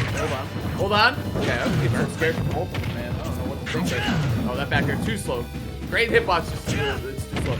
I feel like he could have grabbed the back throw. Yeah, the back throw would have been a great setup. Yeah, that's okay though. We got the jabs. He still has the stage control. Oh, we almost scooped him on the way down. That was such a good idea on the crown. Oh, Yez getting off the ledge here, the forward air. This is where Yez wants to be, and he goes for the drop zone. I don't even know. Can you make it back from that? You see how fast he fell? It was like a brick, dude. He just went straight down. And, hold on. Yeah, I don't know, man. I watched the instant replay. I don't know if it was just because he knew he got the win there and he didn't jump, but either way, we saw Yez go for similar plays off stage. I love how he mixed it up because he'd been going for so many down airs at the ledge, and that time he's like, I'm just going to pull the trigger. Win or lose, this is the option I'm going to be going with. So really nice job by Yez closing that one out. Man, that was just an incredibly close set. Reverse 3-0. Very rare to see this late in the bracket with two competitors that strong, but Yez made the proper adjustments. That game 4 was just an absolute banger too. Like, he just took him off stage so easily a couple times and destroyed him. But Kirby Kid qualified, so he's got to be feeling pretty happy about that. Love the K rule. He's going to be a threat in the main bracket qualifier, and then Yez is still alive in this bracket in the loser side, Charles. Great players, both of them. Sad that one of them had to go, but we're going to keep moving on this bracket today. Well, we got a phenomenal set out of it. I love the all-in attempt there. When you hit K. Rool that far out, he has to, and once, especially when you commit to going low, we saw Kirby Kid try to compensate, not with the directional air dodge, but with the up airs instead, to kind of try and drift a little bit more towards that sweet spot right underneath the ledge where K. Rool feels a little bit more safe. But Yez knew exactly where he had to double jump, and the fair was there to meet him, and he also even fast fell with the fair. Very all in. If he did not hit that fair, would not have made it back onto the stage. The confidence on the edge guard, and the best part about it is he saved it for game 5, last stock, last hit. That's how you know Yez is a phenomenal player, man. I mean, honestly, Kirby Kid as well. Both of them just played extremely well. Yeah, for sure. And it's just, again, Yez can't compliment him enough. Off stage and near the ledge, whether he's on the offense or defense, he's really strong. Really knowledgeable, honestly. With his character Ike and what his opponents can do too, and you need to be with Ike. I feel like that's where Ike's lose matchups is off stage, but they can certainly win them there too, as Yez has shown a lot today. So we got a classic coming up here next. Cola and Wrath Should be a good one. I mean, we've Ooh, seen this okay, so yeah, that lot. is This definitely a this is actually classic. a classic, yeah. Classic. So, Cola versus Wrath. Actually, I'll look it up, Charles. Why don't you talk about the matchup a little bit? I'll look them up on mashdata.gg. See what their lifetime set count is. Yeah, so if you know anything about Georgia, the two most popular characters in this region is indeed Sonic and Roy, and a big part of that is because their two best players are very, very great with these characters. So obviously, you know, I mean, not every region's the same, but in some regions, the top players will affect what other players play in their region. And yeah, Georgia definitely known as the land of Roy and Sonic. So we'll see, and as you can see, rank 1 and 2 in Georgia. So see how these two face off against one another. Roy definitely going to have the the KO potential on Sonic. Sonic definitely not the heaviest character, actually more on the lighter side. So, and Roy's definitely going to have a bunch of great grounded options that are going to be able to halt spin dash, notably jab, down tilt. These are all things that will halt spin dash or spin charge if timed correctly. And if you time it really well, you get the hit. It is a disjoint. You can convert off of it very big. Roy definitely known for being able to take stocks extremely early, especially with that side B. But hold up, forget about everything I just said. We got the time machine. That's it. Back to Smash 4 land. It's over. Cloud versus Bayo. You are right. Whoa, Cloud versus Bayo. Wow. This is I mean, this matchup has changed considerably since the last time. I think we commentated it, but either way, both these characters have found their own place in the meta and Ultimate too, which you really like to see. So, both strong characters here. Let's get into it, Charles. Cloud against Bayonetta. Oh boy. When's the last time we've seen this set or this matchup? Like, I think it's legit Smash 4. The last time I've commentated this matchup. You're right. It really has been. What was I gonna say? What was Cola's original tag? Do you remember? Because I remember he was. What was it? Assault 1. Assault 1, dude. He was such a technical Cloud. He did like all the footstool stuff and all this other crazy stuff that even the top Clouds weren't doing. So I've always been a fan of Cola since day one. And Wrath 2 has always been so solid. So I didn't even know Wrath played Bayo like that, honestly. Obviously, I've only known him for Sonic. Yeah, this is definitely a treat for us here. Obviously, the matchup's going to be a little different in this game comparatively to the previous game. A lot of things notably have changed. Cloud, obviously, the up B out shield, very, very strong. And I definitely think Bayo is still going to give Cloud a lot of trouble off stage. Wait, Wrath is the Cloud is what they're saying? Oh, that forward smash, the timing was ridiculous. Hold on, Cola's the Bayo? I didn't know Cola had a Bayo like that then. Well, the talk leads me to believe that's Wrath. You know what I'm saying? Right. Can we got it. Confirmation right now? Our man has getting mixed right now? You got mixed, dude. Cola's the Bayo. That's ridiculous. Chat, you cannot blame us for thinking that for a second. Though. Hold on. A couple back airs here, though. Bayo looking clean. Yeah, like... Not Cola's. That is a good point, chat. That's a pretty good point, actually. Okay, the call out, though? Dang. All right, well, okay. Oh, I don't know, dude. I didn't know Cola had a Bayo like that. All right. I mean, both these players, looking pretty even. I still don't know what to believe, to be honest with you. This is hard. It's hard to believe, man. Here we go. Oh, geez, no. I'm definitely getting mixed on multiple fronts right now. You think this is like a smack talk thing? Like my Bayo could be your Cloud? Yeah, right. Come on. Let's see it. Smash 4 tour. Reverse secondary. Oh my God! Stop it. Both players are Cola. Okay, I got it now. Thank you. Both players. Oh, that makes so much more sense. Yeah. Okay. The Cola ditto. Yeah, thanks. Yeah. Appreciate you. Dude, oh my God, you made it out. There's reverse main. Now they're definitely doing like reverse secondaries. Oh my God! 3 smash attacks at the ledge. Actually, the other one was at the ledge. But still, you know what I'm saying, chat. Woo! Definitely think he caught the jump there. Watching the instant replay, the jump was caught. The directional air dodge was predicted, and Cola with the stomp, the Bayonetta coming out. Cola definitely showing off. He is definitely nice with a multitude of characters. He's not even like a sword character. That's always what I think with Cola. In Snake. Roy, Snake, and Cloud, right? Who's with the 3? That is Cola for sure, because I recognize the icon. I don't know what it's from. Chat will let me know though. Oh, there you go. That explains a lot. There we are. There we go, chat. Oh, the Lucas? And the Mega Man. Well? Wait, did they random that? Yeah, they did, which is actually hilarious. That is so funny. Here's another thing with random is I feel like you're more likely to get the neutral colors. Like we've seen neutral Cloud, Mega Man, and Lucas, but the Bayo was blue, like the alt one blue, which is weird. From Bayonetta 1, right? Yeah, exactly. Yeah. So I don't know like how that happens too, but here we go, guys.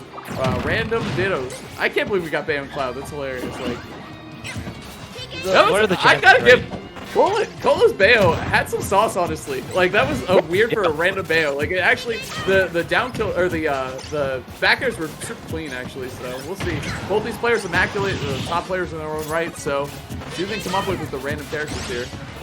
But I like that you brought that up because most times, if someone's playing Bayo and they don't like main her or put a decent amount of time into Bayo, like you can definitely tell, right? Yeah. And yeah, he's not like a Mega Man. pick up and play. He's not a pick up and play character. Definitely not like Cloud is definitely pick up and play kind of deal, right? Like Yeah, Bayo, not even close. Yeah, But exactly. Mega Man No, definitely can be said. Same said for Mega Man. Very different character. You have pellets, right?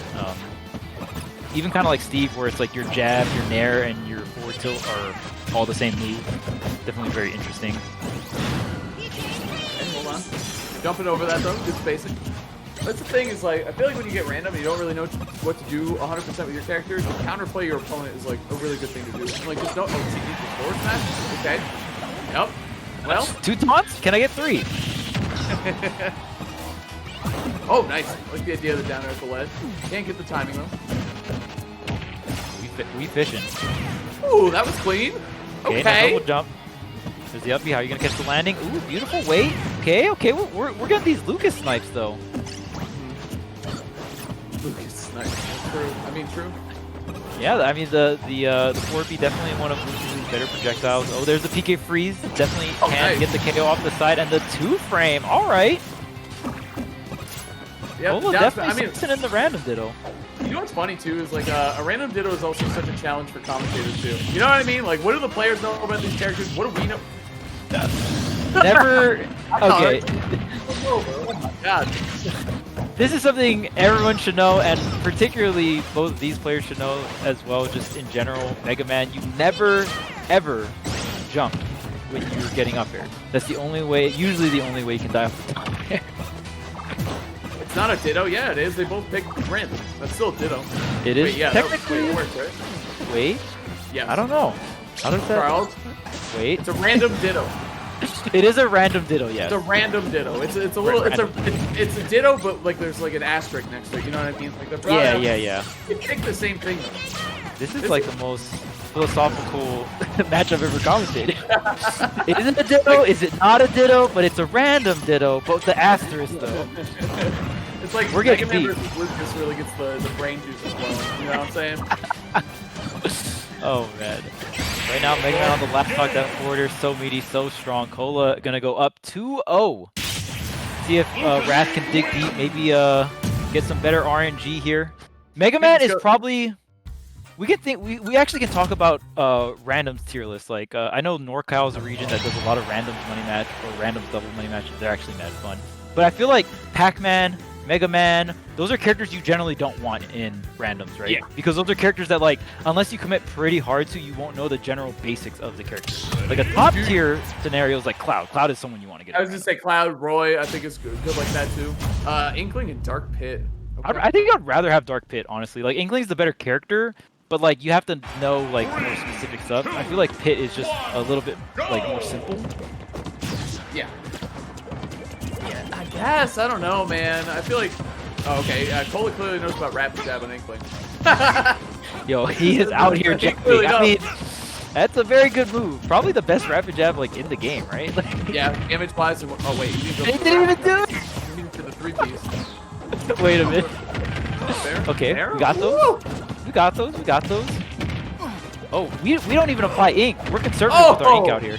So he's an Inkling. He's an inkless Inkling. Like that's what he does. You know what I mean? Yeah. Saving the environment. Doesn't want to use the ink.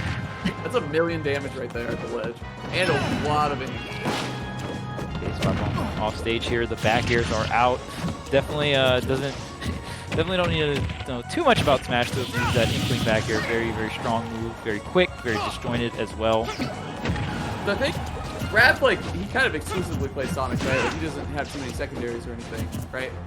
I'm sure he plays characters for fun and all that. Like, you don't just play the main all the time. I think Cola has a lot of secondaries, you know? He plays a lot of different characters, so I think... In tournament as well, right? I feel like that's like the main thing we're harping on. Like, Cola has proficiently used like 3 different characters on his lineup for multiple matchups. Yeah. Oh, the snipes though? Wrath?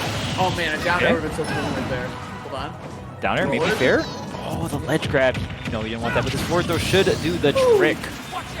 Get him out of there. Yep. Wrath with the first stock after kind of getting beat up a bit there in the neutral, but I mean that's just in a nutshell, right? Wins neutral a lot. So finding the KO, like you said, Charles, especially if you don't main the character or don't play them a ton, might be a little hard. Cola definitely going for a couple buttons here. Rapid jab and start, and now back air too. I think just trying to get Wrath off stage. Ooh, I like the down tilt. Yeah, and no matter what character Raz is playing, like avoiding Inkling Roller is definitely at this point Ultimate 101, right? Especially with how popular Inkling was at the very beginning of the meta game. So yeah, I feel like this is where it gets really hard for Inkling. Just trying to get the KO at the very late percents. You don't have the up throw, up air, and your opponent is doing a great job at avoiding the Roller as well. Oh goodness, that blew him up. Was he at 80%, 70%? Yeah, something like that. Very strong. He was at 80. Ooh, is that true? Back throw and a taunt? Yeah, I think that's a true combo. Oh, into the crouching. Over and over. Okay. One thing you can call it, you know. Hold on. Yeah, you know, crouch canceling, pretty underrated in this game, honestly. Crouch canceling. Crouch canceling over and over on top of his dead body. That's crazy. Yeah, wow. That's new tech if I've ever seen it. Like actually, no, every time I play Elite Smash, I usually see the tech, but it's only between stocks. It's kind of weird. Maybe it's like a charge up thing. I've gotten banned on Elite Smash for crouch canceling too much, you know? Yeah, oh, it must be broken then. If you got I don't get it, for yeah. I don't yeah.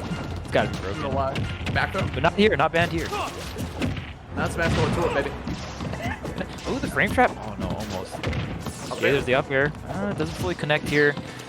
Yeah. This is actually not too bad of a percent. If Cola is able to keep the low rage, get a little bit more damage instead of up throw up air.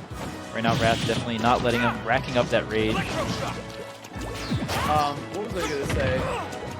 Okay. Oh! Roller, up smash. Oh, we got those? Okay, Cola. Okay, we got it.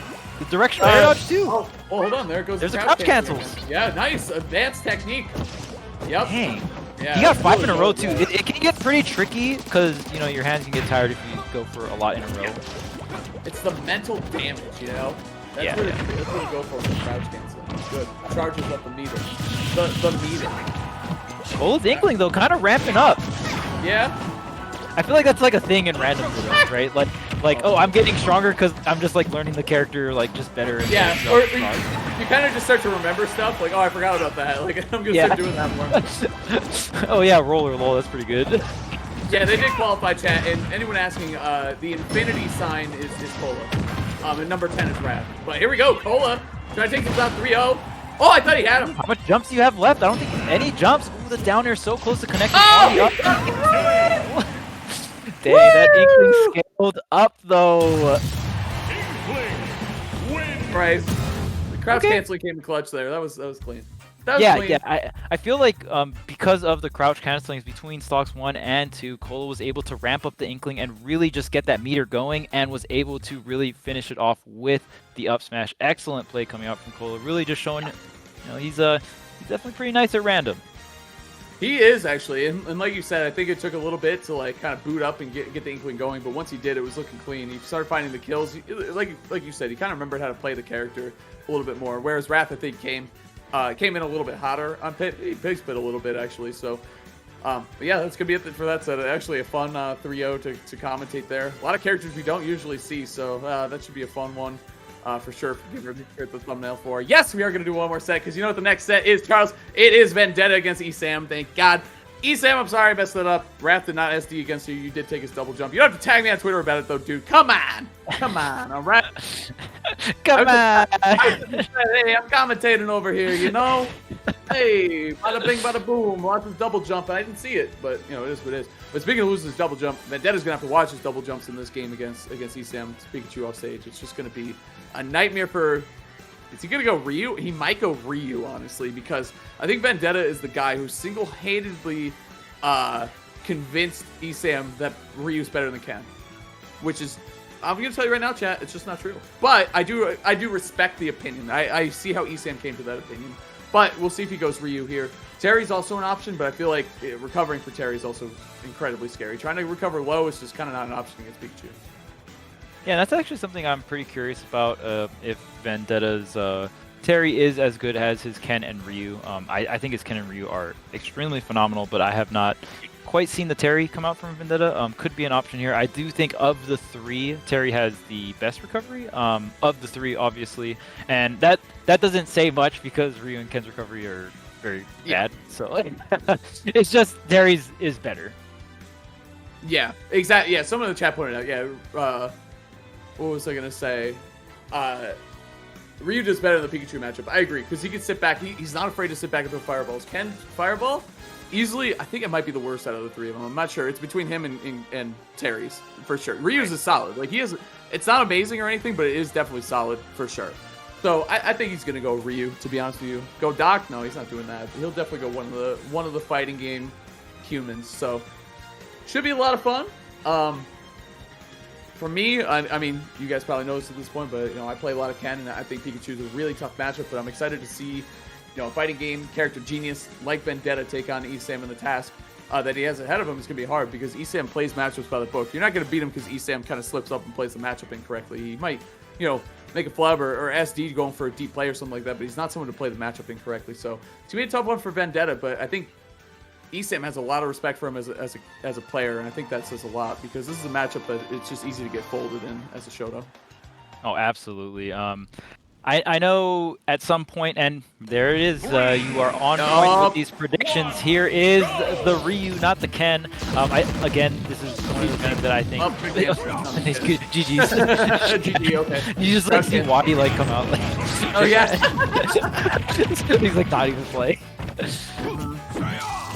Yeah, just being able to switch in between the two. I know for quite some time, Shoto players did think that this is definitely one of the harder matchups, if not the worst matchup for the Shotos. Obviously, the game has changed. There's been a lot of patches, the meta has developed, and we have a slew of new characters as well. So I'm not too sure if that's still a common opinion amongst the Shotos. Yeah, no, I think one thing is that... Oh, my God. I think for me, I think that there's just some preference, in terms of how you want to play the matchup. And Ryu is better suited for sitting back a little bit more, whereas Ken, if you can rush someone down and kill them, it's really good to do. But I think in this matchup, you kind of want to play a little more chill. Oh, he air dodge. I think he's dead. Yeah, he's on top of him. Yeah. But, what? I love that they added in the what for him. Why did I just SD? In Street Fighter, you can't SD. You can't do that. So he's Ryu's legitimately confused. He's why did this happen? I do not understand. But Pikachu, honestly, might be a death percentage against the down tilt True Shoryu up close. But catching Pikachu on the ground for Ryu is going to be incredibly hard. Look at all the times ESAM is jumping, going high. He's going to do it again right here. Yeah, absolutely. Absolutely. Yeah, one thing, Ryu's definitely slower in the movement department comparatively to Ken. That's probably their biggest difference in terms of just strengths and weaknesses. And then Ryu obviously has the more solid projectiles.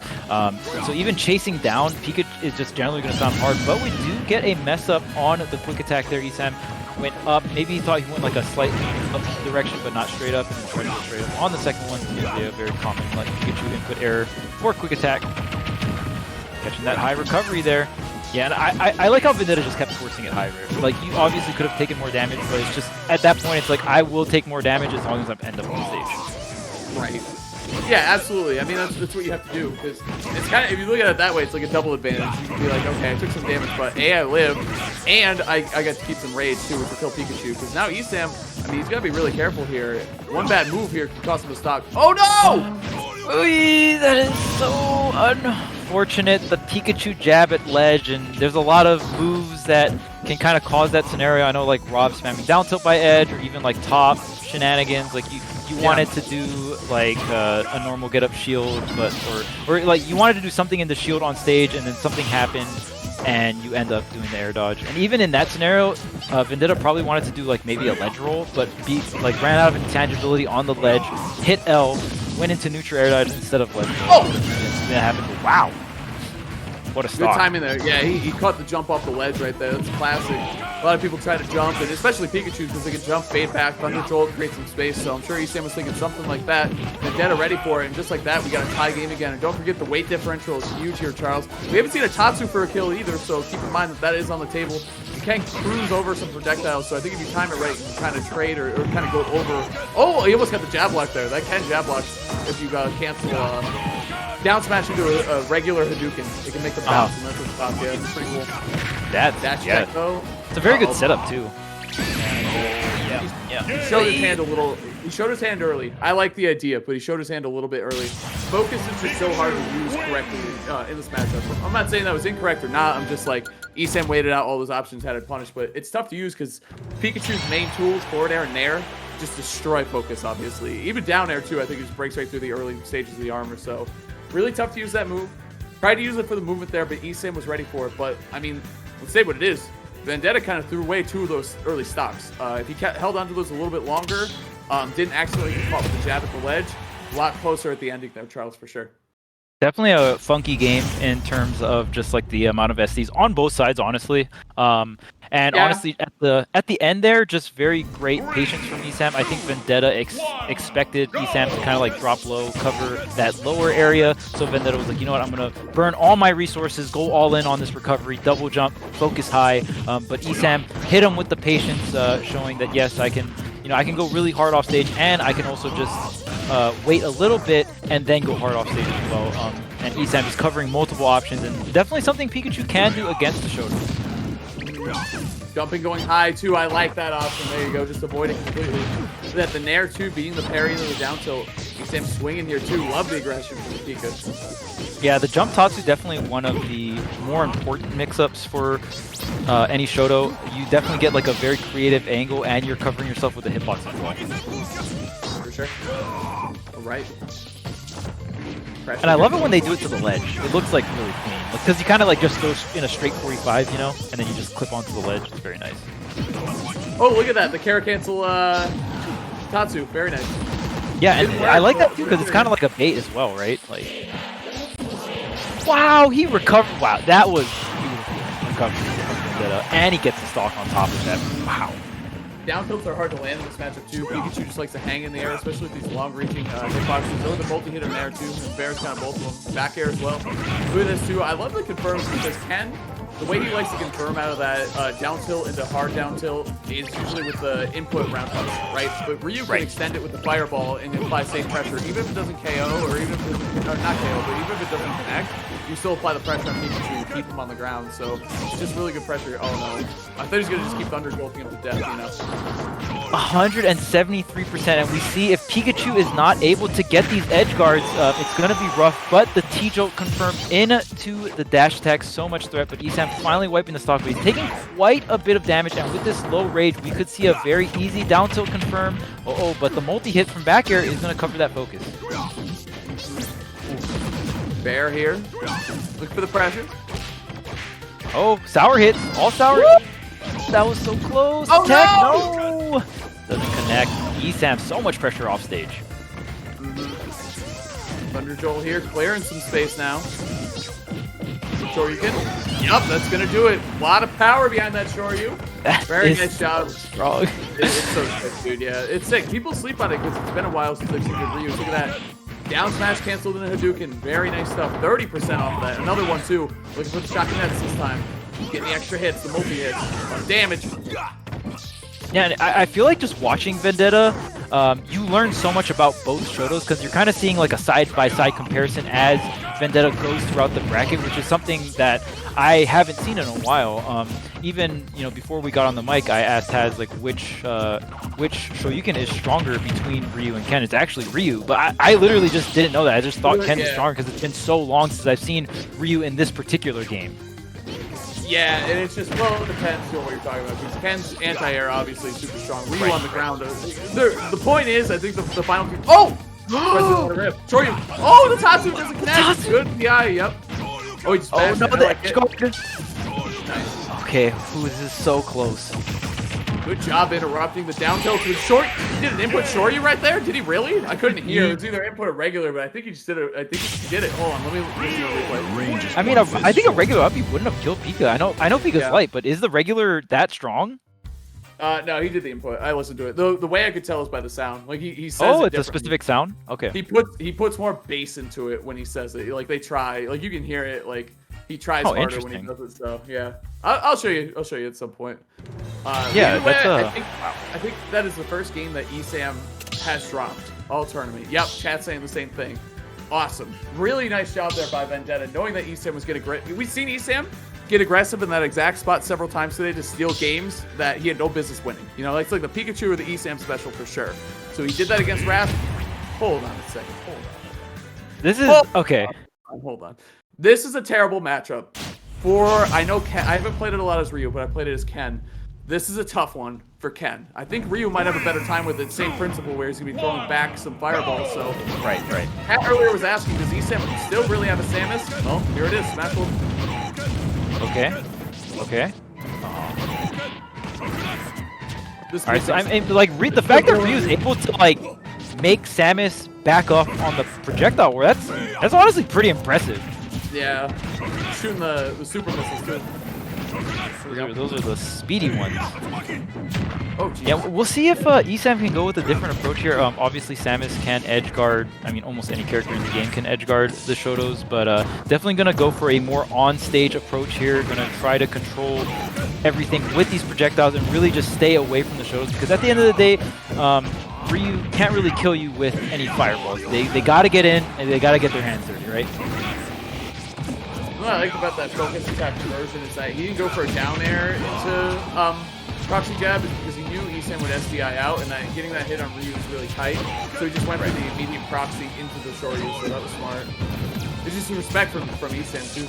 The respect towards ESAM's ability as a player to SDI like that. Yeah, and even ESAM definitely known as one of the best players in the world at SDI. I mean, obviously there's among many others, but especially in Smash 4 when there was no cap, he was one of the better players at SDIing a lot of fail stuff and any just multi-hit stuff. Ryu was one of them with the up tilt chains in Smash 4, but this should be KO, and he grabs the ledge. We're good to go. Nice job there by Vendetta, getting the Shoryu at the ledge. 170, this is huge. Looking for the Nair. ESAM now. He's got to find the kill. How's he going to do it with Samus?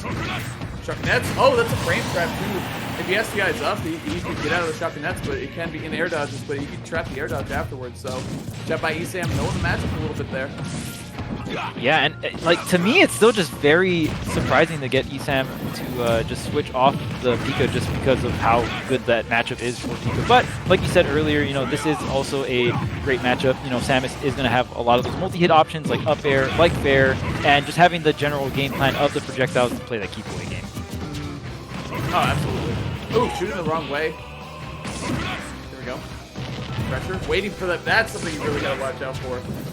Samus' fair is so good off the ledge, but if you stand at that distance and just kind of turret, like Ryu with the Dukin, very nice. And the Shocknets too.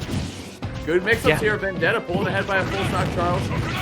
Yeah, I love the ledge drop, and I love that you mentioned the Samus forward air. I'm pretty sure a lot of the viewers have experienced the ledge drop, double jump forward air from ledge, reversal from Samus, over and over and over. But the way Vendetta is positioning himself and just abusing Ryu's projectiles at the same time, not giving ESAM any chance to get that reversal and just applying that safe pressure. Ryu is a very solid zoner. I agree, Chad. He really is. Absolutely. It's what he's really good at, and then he hits you really hard up close. So if his fireball is good in the matchup, you're going to have a good time. And if it's not, you're going to have a bad time, honestly. This is how it's going to work. Oh, I thought he was going to go for the Tatsu. Yeah, I mean, Samus is pretty heavy, but you can get that mix-up where you kill him off the top. Very similar to Pyra back air, kind of like that kind of angle, where if you get that weird DI, you're just obliterated. Yep, and turn it around too. Down air, up air, cancel the first hit into true input Shoryu, turn around the other way, DI mix-up, game mix-up, taking it down, Vendetta 2-1, coming around the bend to game 4, making ESAM switch off of Pikachu. I have not seen that in a very long time. Very long time. With the Shoto, nonetheless. I am very impressed with Vendetta's play with both Ryu and Ken gotta say, I am a fan. I'm definitely not a fan of playing against the characters, but like I definitely know when to like draw the line and just appreciate someone's incredible gameplay. And Vendetta has been tearing it up through the bracket, so clean on the conversions, and even more so the neutral and the recovery. Just fantastic play overall. Yeah, it's been a great set. Good seeing the adjustments to it. And it was a really sloppy game one, so I'm glad to see, you know, the gameplay clean up, especially on the side of Vendetta. I think he had a couple of, I don't know if he was nervous or something, but either way, he had a couple early drop stocks, didn't get shaken up about it, picked his head up and kept playing. Stuck with the Ryu too, didn't get nervous at all. Very well done so far by the Shuttle Man. Yeah, absolutely. We'll see what character Esam is going to go with next. We'll see if the Pikachu comes back. Min it would be another matchup I feel like would be very, very good against the Shotos. Very keep away, not interact with the Shoto. Here's what I'll say. I think Ken. All right, we out here with the Brawler. Yeah, we out here. That, to say the least. We out. I'm leaving. I'm done with this call. We out of this winner's bracket. No, I'm just kidding. Let's go. Oh my god. Oh, Vendetta, please. Actually, Planners yourself is so funny. Actually. Which up B? I feel like whenever I see Brawler, okay, he has the frame 3 up B. You can go for helicopter kick, a little bit more offensive horizontally, but of course vertically, I don't even know what the name of that one is, because I know in Smash 4 it was called Piston Punch, but I don't know if it has the same name or not. Oh, so he's just Mario. I see. Yeah, he's Mario. Yeah, it's a free win on Yoshi. Oh wait, yeah, well, on Yoshi's story, of course he's playing Mario. Yep. He's just playing the other Mario. Playing the more handsome Mario, you know. There you go. There you Mario. go. Come on, there we Yeah, go. yeah. Better beard, you know. I'm being better. No, I'm kidding. Oh, yeah, you're done. Actually, I don't want to deal with that ever legit again. strat. This is a very legit strat. Yes, it is. Yoshi's is a stage, very, very small blast zones. In terms of, and I think that's one of the things I generally have an issue with the stage list, is there's not a lot of stages with small blast zones. Yoshi's story is one of them, if not the only one. So with characters that have very strong ladders, and you can combo into like a finisher up B, like Mario up B, like this Brawler up B, and Brawler has a lot of ways to set up into it, falling up air, even, you know, you just have a lot of your aerial strings, like, and even get platform extensions, you're able to just take stocks extremely early. Oh god, oh, that just interrupts the down tilts too? Yeah. Okay. We're out here up being.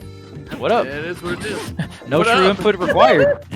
No true input required. Oh my Okay, god. there's the shot. This But I know. Oh, no, what's that? What? That's like probably the first drop we've seen Vendetta do this whole like tournament, or at least from what I've seen. He's oh, F tilt. Okay, pressure. Big punish, Okay, big gets the punish. bait. Is that Wait, death? are you dead? Oh, He wait air for the dodged. other. Oh my god. After up Oh B. my god! That was actually godlike, Charles. Are you kidding me? The reset on the platform, that down throw does combo into the up B. Ryu and Ken's only out is the focus, but ding ding ding, guess what? We have multiple hits on the up B. Very well played from Esam. Definitely not the character I thought Esam was going to retaliate with, but Brawler definitely been building up some of that hype. I know like a year ago, a very heavily underrated character, but you know, we've seen Larry play the Brawler, and obviously a lot of other great players playing the Brawler, but more top players definitely turning their attention to the Brawler and using it as like a counter pick. Very interesting, especially with Yoshi's story as an option. That's the first time I've seen someone use the Mario Yoshi story strategy, but with me Brawler, which is hilarious. That's not a Brawler main, obviously. Right? How do you keep moving down the tier list? Yeah, you go Pika, you go Samus, and you go me Brawler. How do you keep doing it? You know? There's What's next? the Yoshi story asterisk though. Okay, wait, are they but we running went it back back. to the same? There's no way. Why? Okay, yeah. Okay. there's no way. I was No way we're like, going back there. that's the So here's- saltiest run back I've ever seen in my life. If Vendetta runs it Here's back what I to Yoshi's see. story. He might go Ken on Yoshi's, because Ken has the up air strings into medium Shoryu that Oh, can you're kill right. very, very early. So it might be Ken on this stage, honestly. Or Ken on a different stage. So, I mean, that's kind of the advantage of playing, you know, Ryu and Ken. You get, yep, there's Ken. I think it is going to be the same stage. Ooh, We'll see, okay, though. okay. Yeah, That's- up air in a Shoyu is very, It's good. very Yeah. strong with Ken. Yep, I told you. I'm telling you. I'm telling you. Look Chat, at am I this telling dude. you or am I The telling you? Shoyu expert himself. He knows everything he has to know about the good men. and even like the counter picks. So we got Esam quite literally versus Ken. Vendetta rocking the Ken. There you go. See, that's the mix-up that I'm talking about, is that the STI away. Oh, well, Meat Brawlers, their recovery's a little suspect too, so don't, and Ken can nair off stage as well, so Shoryu right there, and he can kill early up the top. Look for the up air Shoryu right here. Oh, just raw Shoryu, okay, that works, that's good. Yeah, Meat Brawler has like the flip jump.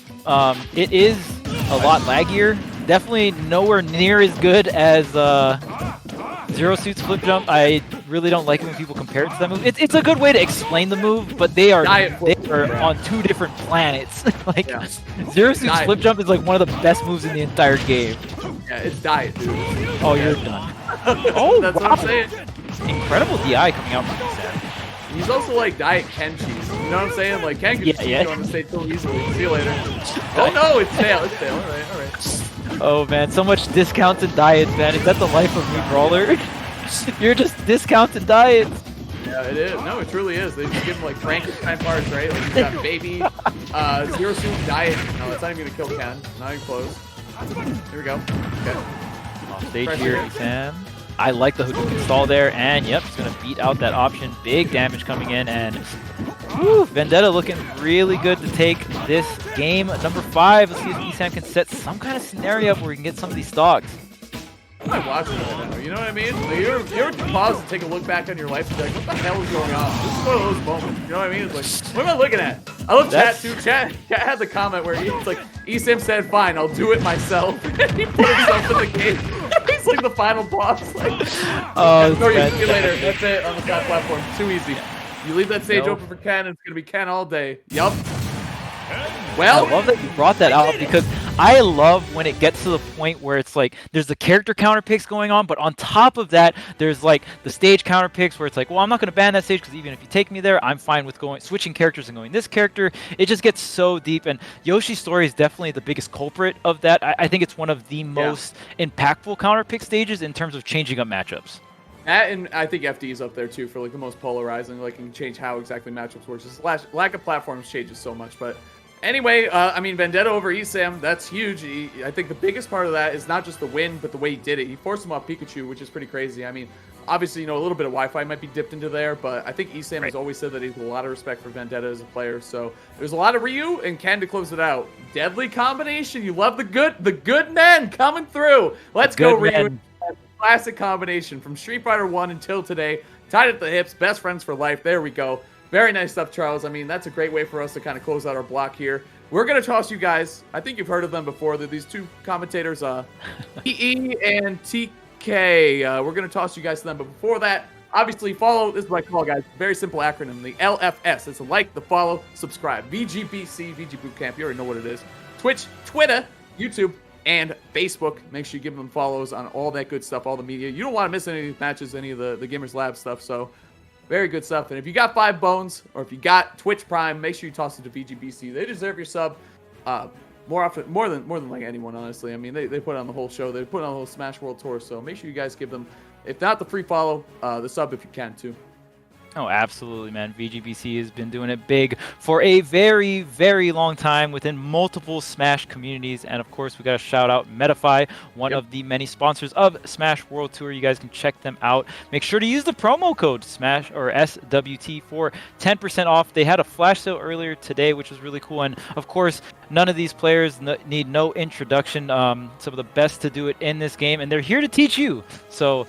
definitely something worth checking out if you want to improve your game and improve it at Smash. And it's for both Melee and for Ultimate as well, so you definitely have the variety. And Metafy, even if you kind of mess around with other games, if you go to Metafy's site, they have Pokemon, they have chess. I saw Magic the Gathering, Melee, Ultimate. There's so much selection there, so whatever you want to, invest your time and money into learning, they definitely got you covered. Absolutely, man. And don't forget, you guys know this. I'm not a weeb or anything. Like, I don't love anime, but MomoCon is truly one of my favorite tournaments to go to every year. The atmosphere is electric. You get a lot of casuals to show up to play, like con goers who are just like, yeah, I like Smash, I'll play. So they play in the tournament. They have a blast. You, obviously, as a veteran Smash player, get to warm up on them and have a lot of fun and win a couple free rounds. Feel good about it. Everyone's feeling good when they come and play. But MomoCon, man, I love this tournament. I really do. Like, I don't even, not an anime guy by any means, but I just think it's an incredible venue, a great time to be had, all that good stuff, man. So check that out. I know a lot of you in the chat are too, so make sure you check that out. MomoCon 2020, momocon.com. Smash Brothers Ultimate Tournament coming up, so check that out, guys. I truly love the tournament. I look forward to it every year. Oh yeah, absolutely, and it's so healthy for the community. So that's gonna be it for us. We're gonna hand you over to E and TK, and I hope you guys enjoyed the Smash World Tour so far, and you guys are gonna enjoy the rest of it as well. See you guys later.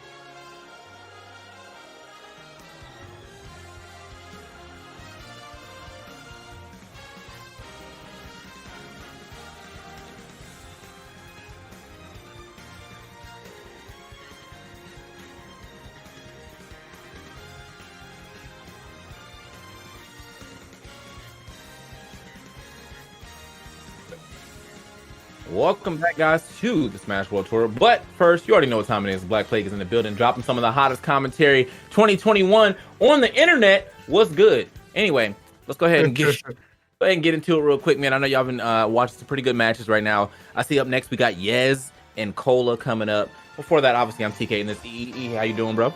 I am doing exceptionally well on this beautiful Sunday. I hope everybody else is doing good. And thank you for tuning in and spending your Sundays with us as per usual. The World Tour, really never disappointing in this bracket, has been an exceptional roller coaster already. Yeah, honestly, been watching a decent amount of gameplay before. I just saw that Ethan went down to Vendetta, which, by the way, man, I think didn't Vendetta used to play Simon Richter, or I feel like I remember that name from before. So he's also doing the same thing as if that is true. I feel like he's doing the same thing that everyone else is doing with the having a Simon/Richter and then having some type of fighting game character as well. Like, yeah, it's the combo. It does seem to be the go-to. I mean, it's got him in grand finals, right? Like, I mean, he's out here cooking, so I'm looking forward to seeing if he can kind of bring it all the way home. But we got Yez and we got Cola for your viewing pleasure. Going to be an exciting one. When I saw that, literally, my man, when I saw that Cola had entered an online tournament again, I was pretty stoked about that. I'm very happy to see he's still performing at like kind of peak level and stuff like that. And then Yez, he's just been like an online terror for so long. So honestly, these two matching up, hopefully get to see that Ike Roy showdown. I am very much so looking forward to this. Yeah, man. So going through their stats real quick, though, obviously Yez coming through with the Ike, no secondary. He's been active since 2015 from Missouri and ranked number 25 right now. I'm assuming that's on the PGR, because if Missouri got, like, please tell me. How far y'all ranking the whole city, bro? Like, y'all ranking the whole state in there. But on the other side of things, we got Cola with the Roy secondary cloud, and then ranked number 1 in his region as well. So yeah, I just want to address this real quick. This EE muted meme has been going on since the start of quarantine. I am not muted, you gyms. Stop saying that. I'm gonna flex my sword and just ban you. I'm getting tight. Oh, bro. All right, man. Anyway, back to the match. As we get into it, first match here on Pokemon Stadium, we got the Fire Emblem squad out. Now, obviously, Roy is going to be the one doing most of the rush down here, but I mean, Ike can get in there, as you can see right now. Yes, definitely popping off here at the very beginning. Absolutely. The thing about both these guys is they do not shy away from the action, so just expect these just hard hits tossed all around. Love the pressure we're seeing early on from my man Yez. Nice up catch there and just covering some quick space. Really applying a ton of pressure to Cola, who's always creative with the way he kind of escapes those positions. I love that dancing blade shenanigans that's going on. Yeah, that the double dance out of shield with all the Ike, not Ike, all the Roy's doing. It's super nice, man. Like I'm really I feel like I've been trying to do that as well with Mars, but it's not the same. Like you sounded so defeated when you said that. Like it's not the same, bro. Oh man, it's tough, man. It's tough. Obviously, though, we know Roy killing just demonstrated right there. Easy conversion, just getting things right back on track. Now he right now is taking the lead thus far, so he can kind of keep it on. I love how they're just deciding to kind of go in and out. Nobody really overcommitting right now, but Cola definitely getting the better of Yez on this second stop. Oh. Okay, that was so smart. The reverse recovery to make sure he didn't hit the counter, because that was probably going to be imminent death. Unfortunately, he does still lose that stock right after, but it was a great idea to recovery right there. Kind of if Cola could have still went out and tried to counter that, but he would have had to jump into it. So yeah, good stuff he has right there. Yes, sir. Either way, can he get the stock here? He doesn't want to get too far behind. Oh, the whip grab. That's unfortunate. Yeah, that sucks because it cost him so much damage afterwards. And wow, and this train is just out of control. Damn near getting that 2-stock. Not quite yet. Oh, well. Didn't even finish my sentence before he finished that stock. You know how it is. Well, yeah, I like the fact that, he said he won't lose. That was facts. He definitely told us the truth on that one. So Cola's gonna be taking that first one pretty handily over Yez, man. Again, Yez not really having any counter picks, so it's all about what he can learn from that first match and bringing it to the next game. Hopefully, grabbing himself a W somewhere in here. Yeah, for sure, man. Definitely seen a couple strong characters coming out on the side of Cola as well. So I mean, he'll definitely have more options when it comes to kind of like counter picking if he feels it's even necessary. Yez, yeah, pretty much gonna have to stick with the Ike. But the thing that's so scary about that is Yez was in full control like early on in the first stock there, and then just Cola just completely came back and just ripped his heart out. So it's gonna be on Yez to make some big adjustments. Might consider the stage as well, because that was not too pretty. Yeah, I mean that was definitely a rough outing, and it seemed like it started well for him too. But Cola, just once he got that momentum going, bro, he was running away with it. So yeah, here we go. Swap the stage. Not too much of a swap though. It is just to go on a battlefield or small battlefield. So we still get those two platforms. Just a little bit of different parameters on those altogether. But let's see if this ends up paying off for Yez. I mean, yeah, the good thing for Yez is like he knows he can do it, right? Because I think Yez beat Cola earlier on, so like he already knows like it's very capable of doing it. But the thing is, like, you know, between sets, like these players, like these are elite players, like they're gonna have plenty of time to kind of adapt and kind of rectify any mistakes that were made early on. And obviously, like you can just see the movement from Cola right now, just so smooth. Yeah, I think that's, I mean, Yes pretty much tweeted about that. So he said, like, let's see if we can beat Cole again. I didn't know if that meant in this tournament or just in general, but yeah, like, at least he's got at least one win on him, and now he's looking for that second one. I think he was a little too far away from the edge on that one, but... Oh, man, I love that. They just stayed stationary, bro. Just let the kill come to him. Perfectly. Yeah, he felt that one. Definitely felt that one. Well, yeah, like I can do that too. I got pretty beefy up tills as well. Really getting them anywhere thus far. Wow, knockback on that is insane. Yeah, indeed. So I mean, like the thing is though, Yes, still, you know, plugging away at the stock, man. He's got to figure out a way to go ahead and get this before he takes too much damage.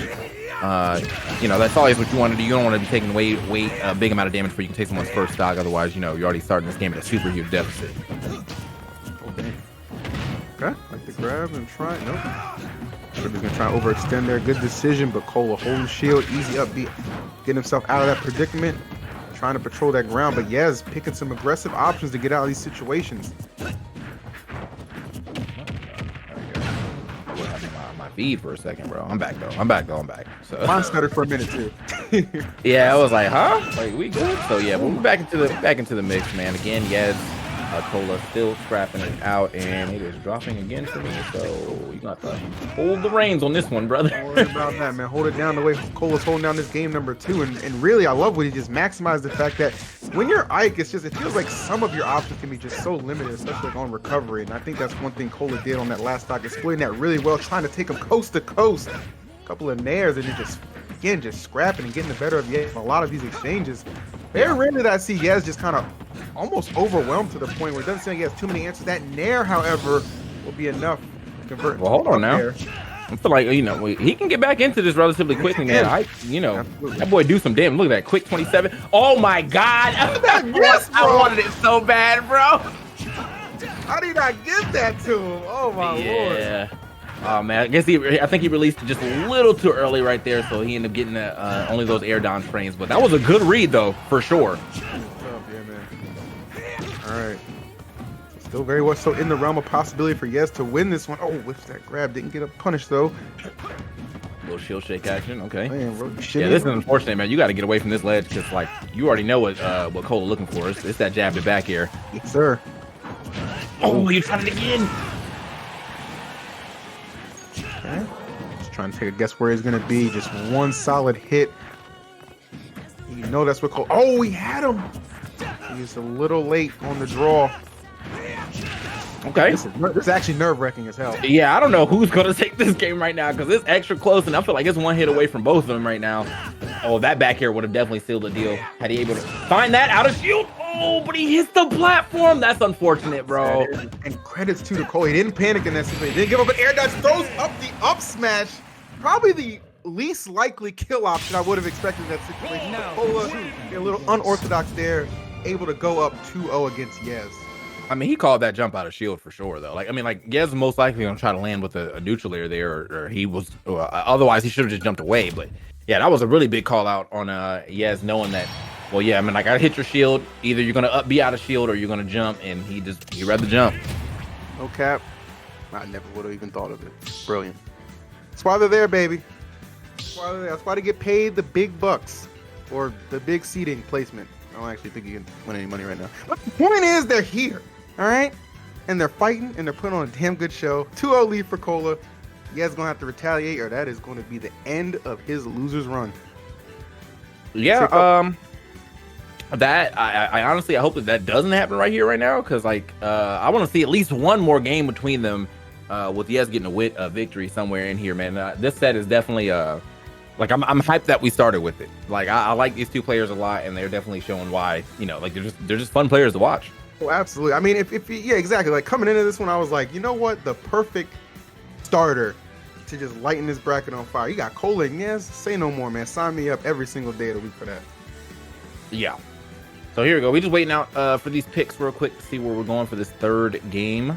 It's still on Yes for the counter pick as far as the stage, but I don't really expect to see any swapping of characters right now. Cola's really looking really good. But like if anything, like if he started to get overwhelmed, maybe he might pull out the Cloud. But what? The Falcon? Okay. Oh, she. I'm a little interested in this. 3, 2, 1, go! Freaking Falcon. I'm like slightly interested in this. We'll see though. I feel like Cola seems like a person that can play some Falcon. Like it's none of those characters like rushing you down, staying on top of you type deal. He was already doing that with Roy, so now he's just doing it without Tor. This ain't even Cola anymore. This is Salt 1. We taking it back to old Smash 4 days, bro. I remember that tag. He was, boy, I swear, like Fatality was always the more polished Falcon, but Cola or Salt 1 back in the day, that boy could throw out some moves. I'm telling you, bro. Oh, see, this definitely, this is all the way. Gotta bring that back. Gotta bring that back.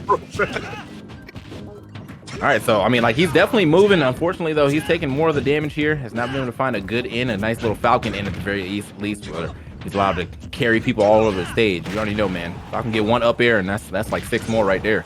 It is. See what he's got. And see, some of you are kind of stunned in the chat about the Falcon pick. No, if you know your Smash 4 history, you know about his old tagging, you know about his old main, and this is definitely him. It's a different game, but it's the same damn player putting on some moves right now. Maybe taking care of this stock from Yes. He's trying to get back. Oh my God. Did he know, bro? GPS on your ass, bro. Jeez. Really out here. All right, man. So that's not how. Okay, that's not how I expected you to lose that stock. But this is also not how I expected this match to start, because it looked like Yes was definitely full in control. Somehow still losing that stock first. And now, hold up. This man playing melee, bro. Like the amount of down airs I've just seen right now. Gotta get something started here. Oh, that's facts. Love the movement from both. It seems like Yes is. Yeah, okay. Yes, trying to get more of a footing on this game. That's one thing about Falcon. He can really overwhelm you. Cole's definitely been finding his marks to strike. Oh, that was a big catch with that fair. Really mounting to too much. Maybe trying to anticipate a roll there. Oh my goodness, just escape. Just the spacing alone. It's so good. Okay. That Falcon kick right there, but not getting the stock. Yeah, that would have been a great down air if he'd actually slammed that over the edge. All right. I don't even know if he'd be late. Maybe I think he might have just grabbed it early enough, but just a little earlier on that down air, and that would have been clean. However, though, still trying to figure out who's getting the second stock. First, there's the forward air. And then the battle for sure. Okay. Oh, yeah. Shut that up. Falcon, what? Not at all. Good stuff for Yes. You can argue, just depending, or just looking at how the set's gone thus far, you would expect him to stuck with the Roy, try and get the 3-0, but you could argue, that was a big knee, nicely done. And the taunt to boot, but can you maintain it? As my man TK loves to say, the taunt to get body combo is a true combo. It really is. So, he's throwing it out, show him the moves. He might actually show you.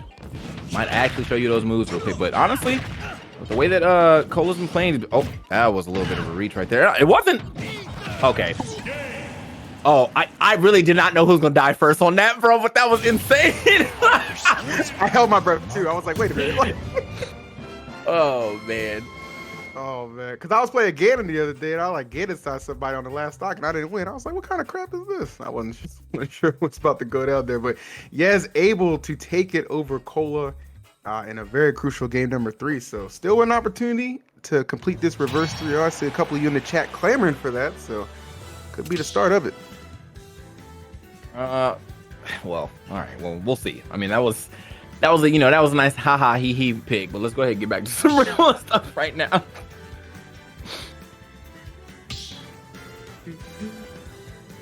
I don't know. I mean, I thought his Falcon was looking good. I don't know if it's the character I would pick in this situation, just given how talented Yez is and how successful Roy was earlier. But, you know, different strokes. Well, gotta try things out. Honestly, though, it was the taunting about it though. Like he said, "Show me your moves." Yez said, "All right, I got you." Let me hit you with this reverse up B. And yep, we back to the real deal. The Roy is out. He's trying to go ahead and steal this set now. You know, the thing about doing that sometimes, man, is if you give people that one win, that's the confidence that they need to go ahead and take the entire set. So we'll see. Let's get it, man. I mean, you said it best, and I can't, you know, there's just so many times that we've been on the mic for it, like 1,000,001 times where you've seen situations where somebody's like, they're up 2 games, they're like, all right, let me mess around the third, and then they get to the 5th and they just let it all go. Like, so it is, you know, not always the most probable thing, but it is possible. So that's something to kind of keep an eye on for, as it looks like they're gonna, all right, yeah, it's like the dancing is done and the real battle commencing at the moment. I love the way that Yez is using these up tilts and these up airs just in general, man. I mean, it's basically sharking, and even if you miss that up air, he immediately drops that up tilt after, so you're not getting punished right there unless you punish the up tilt. So, okay, down tilt forward air. Thought he was gonna go off there, get a little crazy. No, doesn't have to go off there, get crazy. You can just jam that sword like that. The spike happens, and now a solid lead right here for Yez. Only 52% on his first stock. Plunged that right into his soul, man. That was just expertly delivered. A big lead that Yez has been able to open up at the start of things, but Cola immediately with the retaliation, not quite quick enough with the follow-up he might have been looking for with that back air. So Yez back to the stage and back with another opportunity to increase this lead, which is already pretty strong. Yeah, you make openings like that, Cola every single time will capitalize. So. Yeah, I thought he was going to actually try to land on that platform, but I don't know if he couldn't get that drift as far as he probably wanted it to. Okay, Cola coming down with the double-edged dance like it's nothing. And now, okay. Most likely, I think he might have tried to drop a counter there. But down air. Man, they are actually just going back and forth right now on this second stock. That up air surprisingly hit. Like. Oh, nice. Behind him trying. Oh wow, that 14 just enough maybe. Yeah, go ahead. Okay. Damn, how the heck?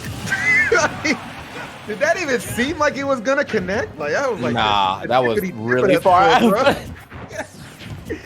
All right. Oh man. All right, so yeah, he was trying to get back to that stage. A lot of air dodges in, but yeah, it's just when you're playing against Roy, you know, his aerial momentum is just so fast. Like he's going to get out there. So, you know, giving up that air dodge, that should be the stock. No, the great DI right there from Cola. Cola holding it down. Love the decision right there. Just being aggressive with his return to the stage. Really just unrelenting on this pressure. Even at 147, but gets caught up a little bit too antsy there up air. Straight hit from Yez, going to close out that stock. So final stock potential to close this out with a 3-1 for Cola, or we head into a game 5. That's the question that's about to be answered. He tried to sun him right there. Yes. Okay. All right, there we go. Now we got a little stage control right here from Yez, but no, Cola actually with immediate spot dodge to get back on stage, get a little punish.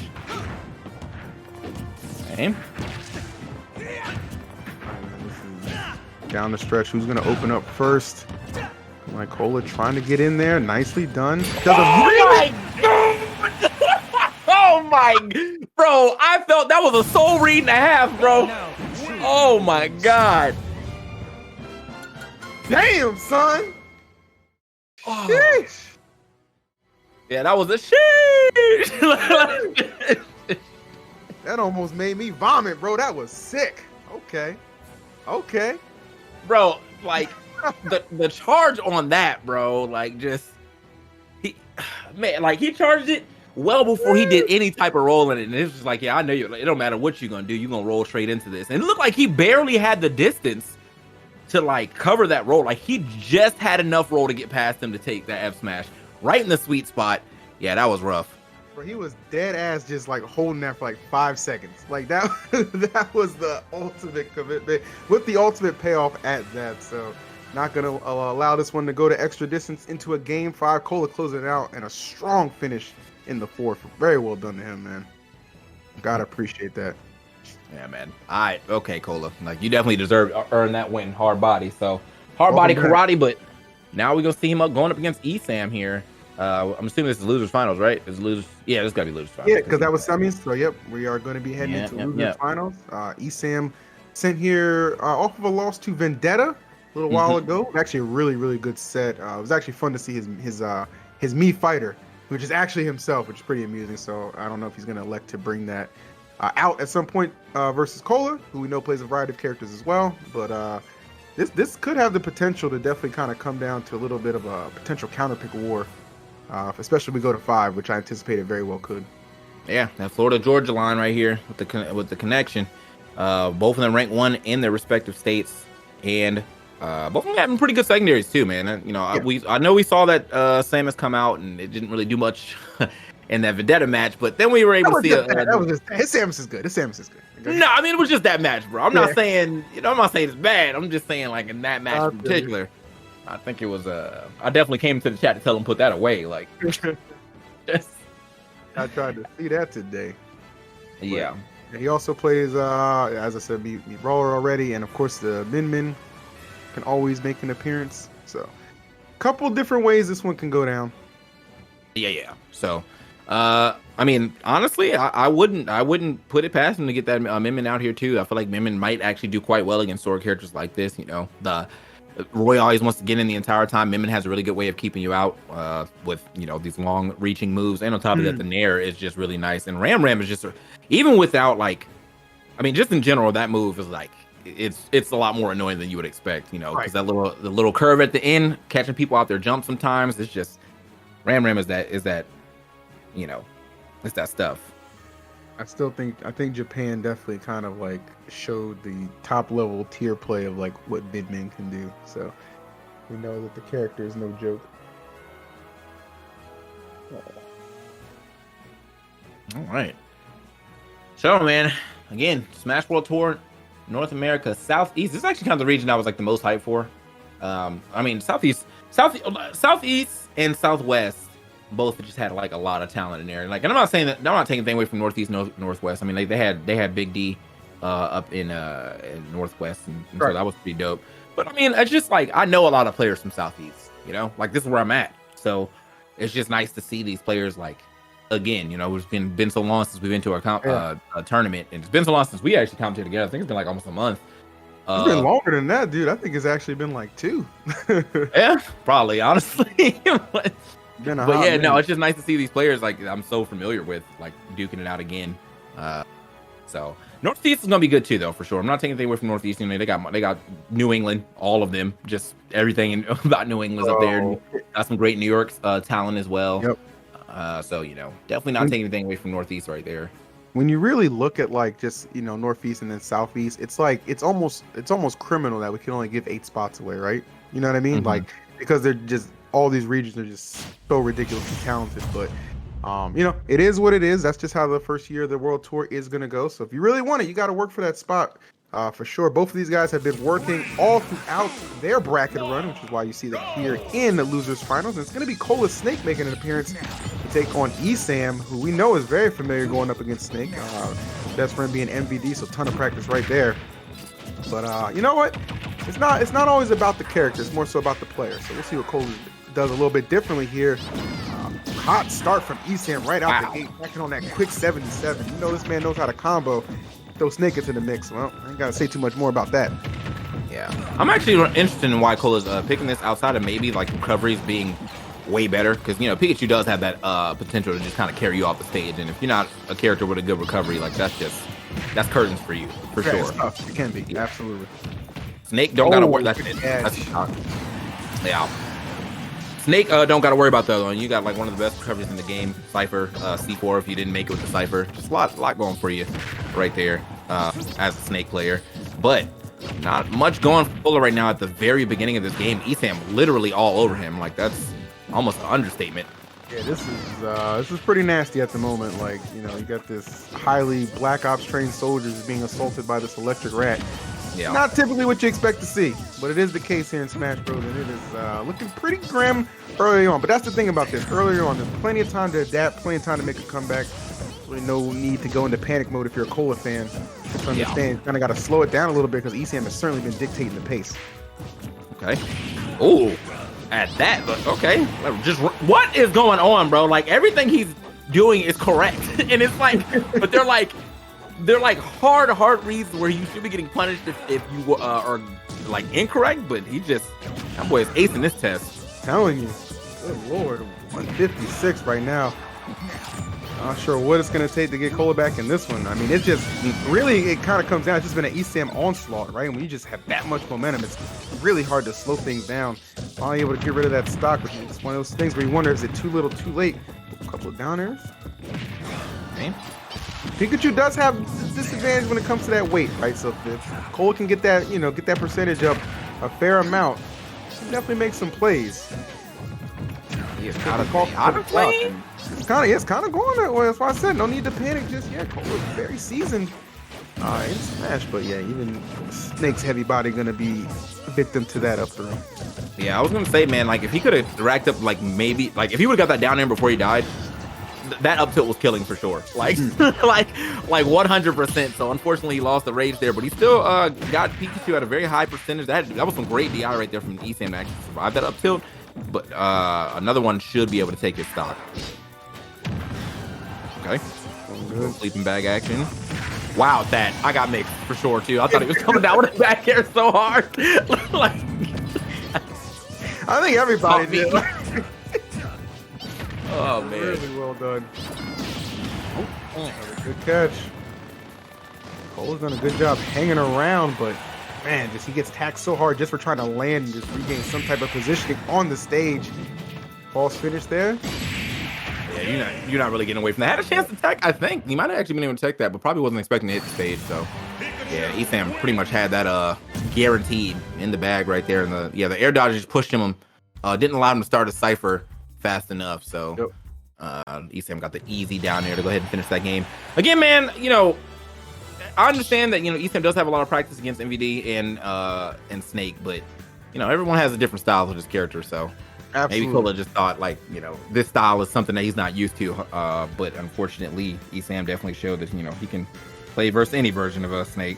Yeah, I mean he's just he can give a master class in how to play this matchup. That's how gifted he is against Snake. But for Cola, I would stay encouraged because I know he's not a fan of Pikachu in general, so can maybe be a little bit of a character crisis when it comes to deciding who you're going to go. But he should stay encouraged because honestly, if he just doesn't have as rough of a start to the game, I could see that going kind of like last hit because he did start to pick it up midway through and make it much more of a competition there. So we'll see what he elects to do. He is going to stick with the Snake, which I do think is the correct decision. Just kind of go at another go and just try not to get overwhelmed so much from the start. 2, 1, let's get it. All right. Let's see how we get into the second game, though. A much better start here for Cola, as we already got the quick 54 right here. And I feel like he's been doing a good job of keeping a grenade next to him to kind of avoid, Pikachu shenanigans. Pikachu gets that one grab, you're going to end up getting, that full chain grab that you've seen ESAM do time and time again. And that up tilt, I mean, ESAM's DI on these up tilts is actually, phenomenal. Yeah. He kind of knows, he kind of expects it. Oh, did not expect that back here, though. Well placed from Cola. And this is what I was talking about. Like, just avoiding getting overwhelmed so hard from the start can be the difference maker. And we're seeing that right off the bat. Bro, that was... I wanted that. I wanted that. Yeah. I wanted that soundbite. I wanted that. Oh, that would have been clean. I mean, the damage aside, that would have been mental damage right there. He wouldn't have died to it, but damn, that was a hard read. Definitely knew what he was looking for. Oh. Okay. Trying to make the calls. Nobody's answering thus far. Yeah, gets away with the tech, and yeah, this is all Cola right now. I love the commitment to stick to the Snake paying off immensely.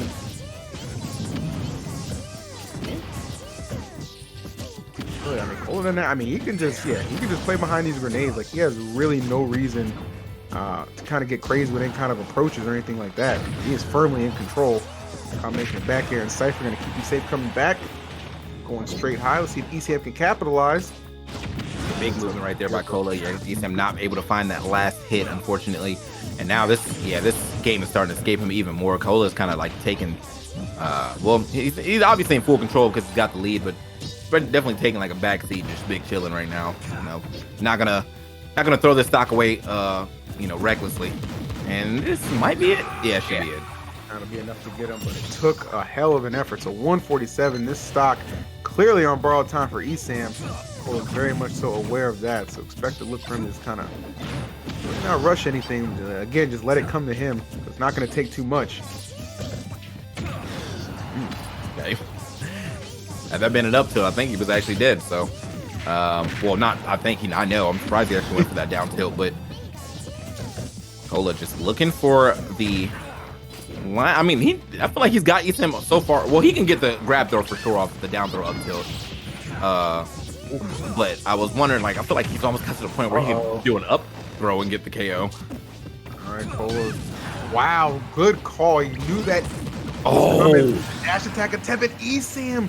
Able to make the most out of that stock. Took about 40%. Not going to matter, though. Easy lay him down. That's a guarantee right there. That kind of percent, you know what Snake likes to do. But Esam really maximized that second stock, and he has an opportunity to go up 2-0 despite Cola coming out strong. It's all about the finish. Man. I feel like Cola, he might have chilled out too much right here. Like, allowed Esam to kind of get back into the game, find some momentum here. That down air did not go for the spike. Looks for another one right there. Yeah, getting a late hitbox on that down air, so unfortunately not getting the spike. However, still got a solid lead here on the damage. I think the roll out right here from Cola. And he is putting him in some high pressure situations. I mean, you think about a minute ago, this is not where we thought this set was heading at all. Not at all. And Cola having a hard time landing right now. Esam not getting that drag down. Thought he was going to put him back in the air with another up tilt. Wait, though. Oh, you're crazy. Oh, what is wrong with you, bro? You're absolutely crazy for that, bro. Oh, why? He said do or die, bro. Man chose die as soon as he left the stage. Oh, no. Oh, man. Oh, that's crazy, See, bro. but like, we're all asking why did he go for that, but if it would have hit, we would have thought he was thought he was a genius, bro. What up? First time he's went off stage, like, you know, whole narrative shift. Perfectly calculated. That's exactly what we would have been saying right there. But you know what? You gotta go. You gotta be a little wild. I do respect the attempt as well. You live with the results. It is what it is. So we're going to game 3. Cola will go at it again. Hopefully, he can repeat that hot start that he was able to find in game number 2. Esam, I mean, after game number 1, that crazy comeback he was able to amass in that game we just saw, he has got to be feeling on top of the world right now. Yeah. I mean, like that second stock, he was definitely sitting like 180 like the entire time. Still managed to get the stock first. That was crazy, man. It was like I think it was like 147, and he ended up like taking like a stray grenade and like a down tilt, survived both of them, and then got the kill at 188. And we're just scratching our heads like, bro, how? Yeah, Pikachu, bro. Like, that's insane. But either way, pretty even game right here between our competitors. A nice little pushback, and that was actually really good. Esam has like pretty much mastered what he wants to do off of getting that down tilt. Yeah. At that you know, at that percentage where you either miss the tech and he gets the jabs, or if you do tech, he already knows which way you're going and he's gonna pick the right option to cover it. So. Ooh, sitting right there with the grab, trying to track him down with the Nikita, not able to quite hit. Oh, Cypher. And that Cypher, yeah, definitely keeping him alive because he definitely got the last hit, but not going to be enough to obviously get him off that Cypher right there. Some extra damage needed. Oh, that's bad. I think he might have started an F tilt because I heard another grunt from Snake. Don't know what it was, but regardless, another grunt and a back air is going to go ahead and take that stock. And now they are scrapping right now. Man, bro, just hands on hands. And much different than that last game. I feel like there was a large lull in that game, not in a bad way, just like definitely slowed down a little bit. But now I feel like they've just been on top of each other. And I don't know, I wouldn't even say they've been on top of each other. I think Cola just can't actually get no space, so he's forced to do some CQC right now. Yeah, he's just like, you know what? This is the position you're putting me in. You know what? I can scrap with the best of them. Here I come. Slight lead at the moment. Oh, Esam was so good though, just taking advantage of any situation just there. I'm surprised he didn't go for the jab lock. Or, oh wow, okay. Tripped that man out the game, bro. What the hell? Oh, that kill screen looked mad funny, bro. Yeah, I was like, wait, what? They got yoked off the screen. curtains were closed on that one, as they are on that stock as well. These guys just battling down to the wire. ECM would love to get this 3-0 move right into Grands, get his rematch with Vendetta, but Cola, not the one to ever make it easy on any opponent. Oh, anticipation there. That was perfect recovery, that air dodge, actually. Oh. All right. What can you do? Like, it's so hard. You get taxed just for trying to win. And that's going to do it. That was an interesting trade, for sure. Like pretty sure he traded like an F tilt with an up smash or something like that. It But looked like the nade was on top of him, too.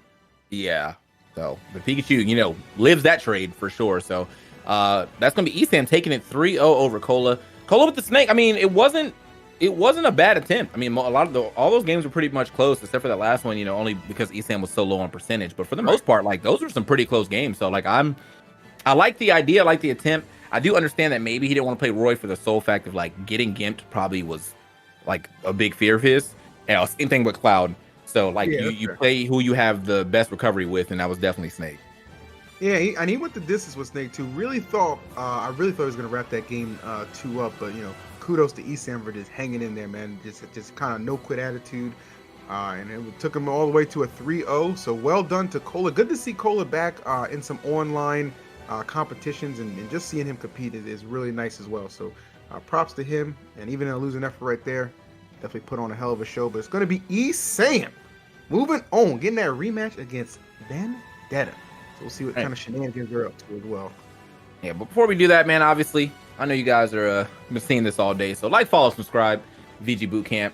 If you haven't already done that, man, it's Twitch, there's Twitter, there's YouTube, and there's Facebook. Do whatever you can to support VG Bootcamp in whatever way you want. And you already know what you get along with supporting them. You get those awesome new emotes that they have added to the channel. Check them out. All those can be yours if you just subscribe to VG Bootcamp. It's as low as $4.99 a month. Or hey, maybe you decided I'm going to go ahead and let Jeff Bezos pay for it. Okay, use that free Twitch Prime to go ahead and shout out and support some of the best community members in the game for sure. We love VG and we appreciate them.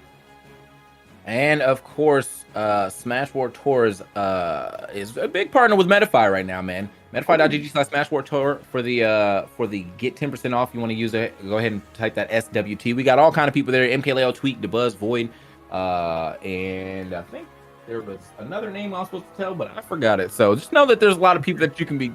There's a lot of people you can be getting lessons from. Also from Melee, Mewtwo King, S2J, IBDW, and Lod.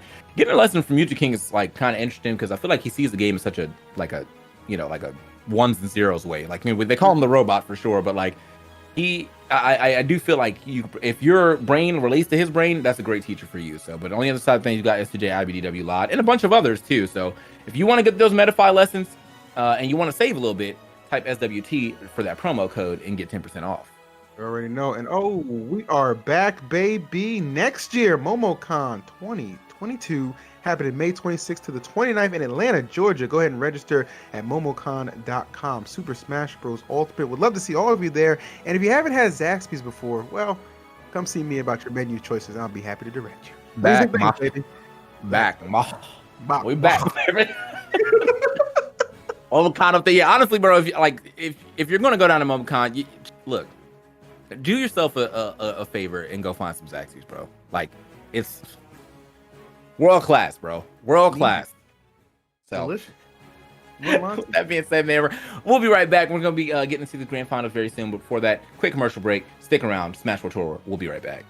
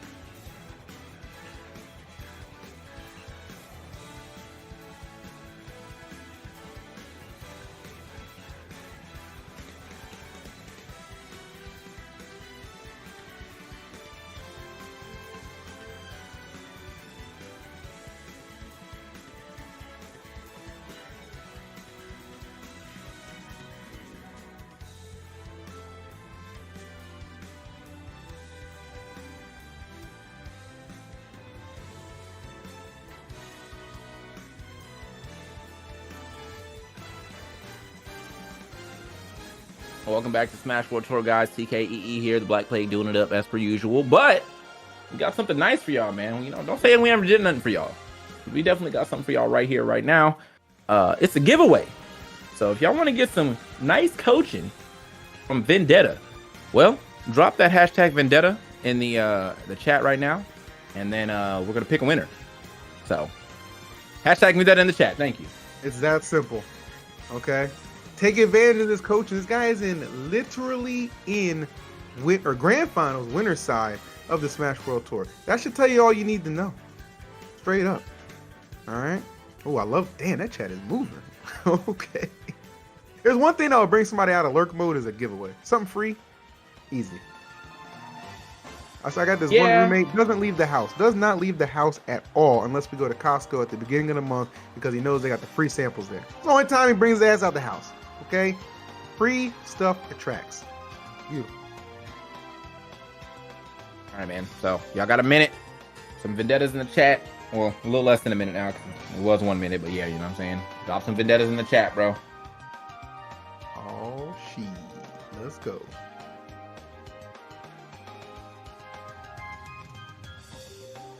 All right, Calvin or Gimmer will close it eventually.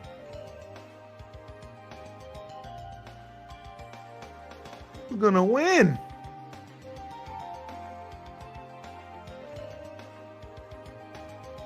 All right, so let me go ahead and open the chat myself so I can see who got this win. Trying to see. I have no idea. Like, does the bot just pop up and tell you? How does that work? Yeah, once so.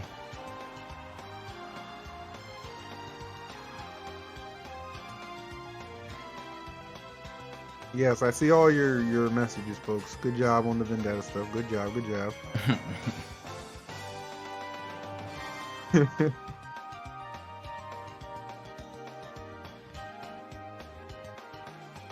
Okay, Stingers 135. You need to put exclamation point claim to get it. Apparently, Right now, bro. so Stingers, if you're in there, put exclamation point claim to receive it. Doing good, Helvet. Hope you're doing well too, man. Shout out to all the chat. Hope you guys are doing well on this beautiful Sunday. Stingers? Stingers, where you at, man? Stingers? You obviously here. You typed it. The message wasn't sent or posted due to conflicts with this channel's moderation settings. Take out the exclamation point and move bot, Gimmer.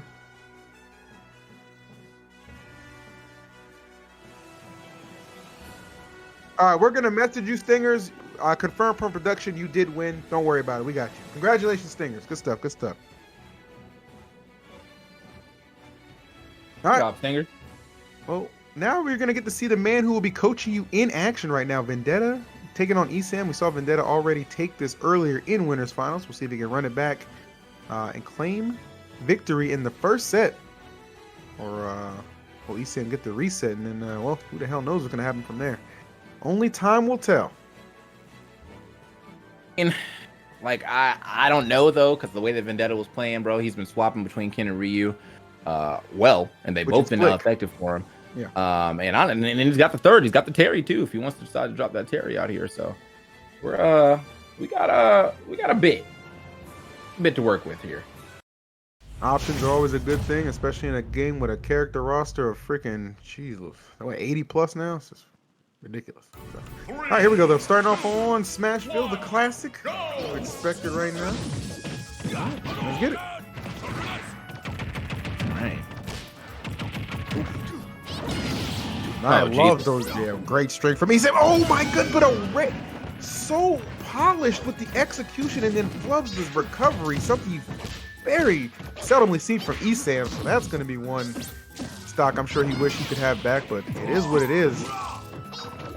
Damn. Yeah, I don't know how it happened. Like I feel like he doesn't fail that too often, and somehow Yeah, I don't. we've actually got a rare. Oh, that was a great read though. I don't know for the KO, but still some good damage. Nice. All right, back on strong. Oh, okay. You wanted a lot, buddy. I get it. Okay. Oh, and okay, a little down throw action. But this one's shaping up to be mostly on Etham's favor, to be completely honest. It's just like because he dropped that stock, he's not in the lead, but the damage has not been put on him at all. Like 48%, ain't really much to write home about. We're still getting this first stock off of Vendetta. He's trying to find some space, but Etham just negating neutral by chasing him down with these quick attacks. Yeah, good decision from Etham. Really keeping himself very much so in this percentage, very generous at the moment. So, oh damn, okay, we just zipping through. It's just always scary, like how fast like they can just rip through your stocks. You know what I mean? Like, I don't know. Just the combo game from anyone like Ryu can, to me, always terrifying. Yeah, pretty much. I mean, like it's just like when they get, especially when it starts with a down air. I feel like anything starting with a down air for them all goes crazy. But like Ryu doesn't have as much of like the combo prowess as Ken. He just has like some. Oh, okay. Well, he's got that and some good kill power on that kick.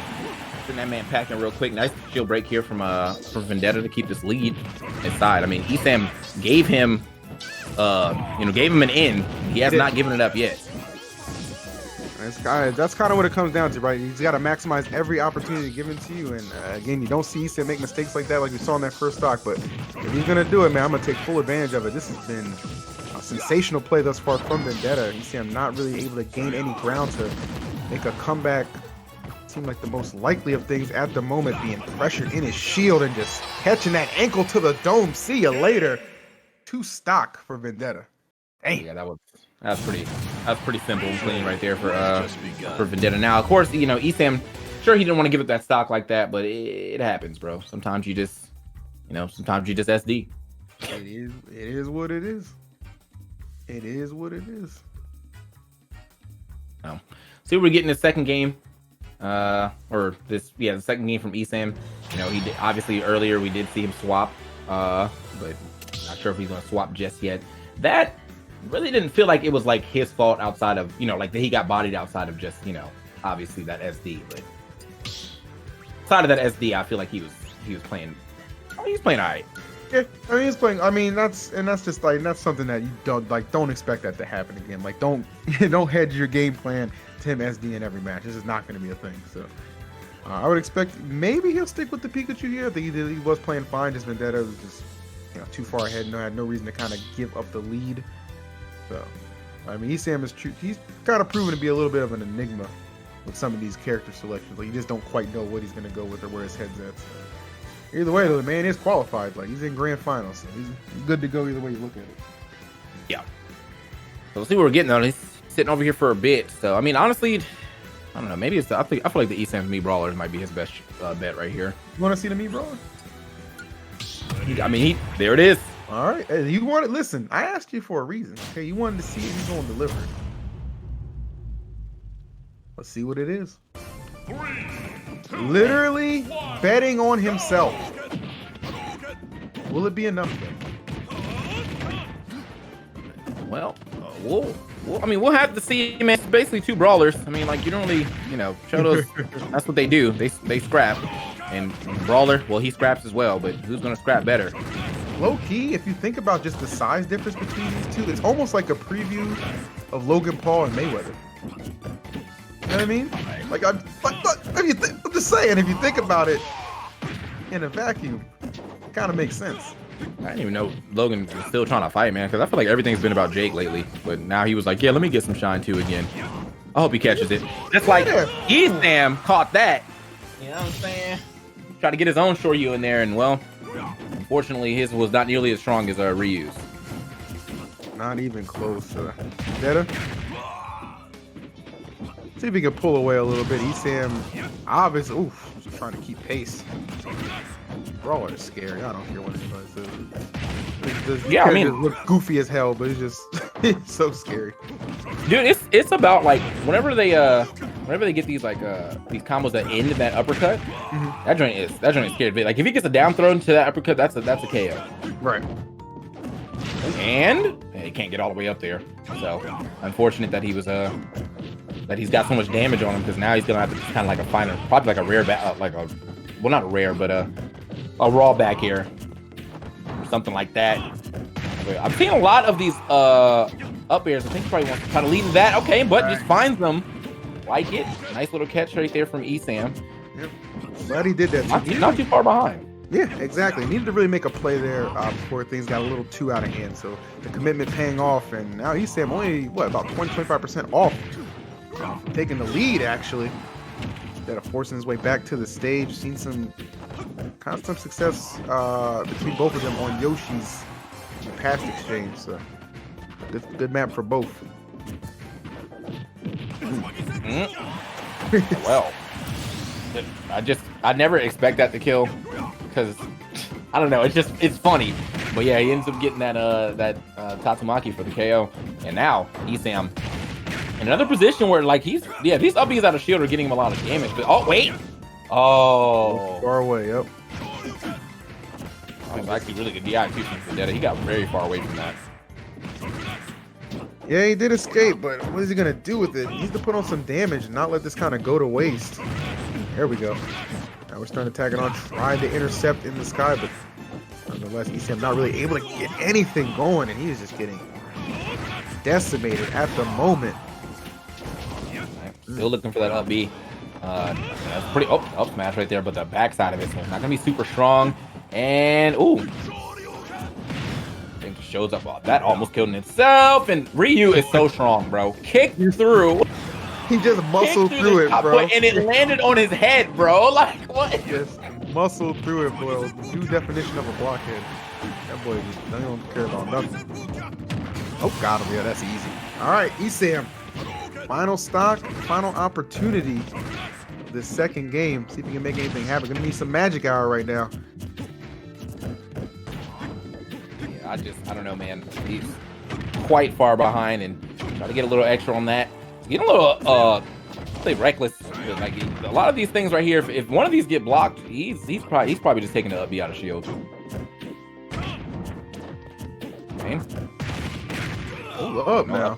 No up B there. This is actually kind of like paying off on weight. Not gonna die. That DI was atrocious though. Esam has not been touched, by the way. Yeah. That's what killed you? That's how you died?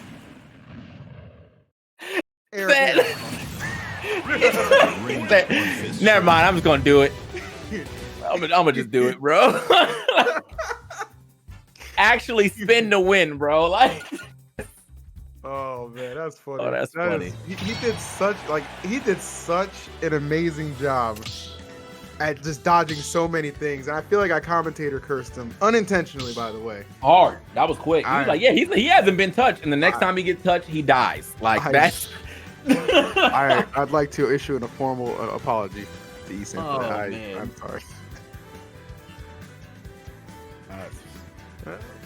It's rough. If it's meant to be, it's meant to be. I ain't got no control of that.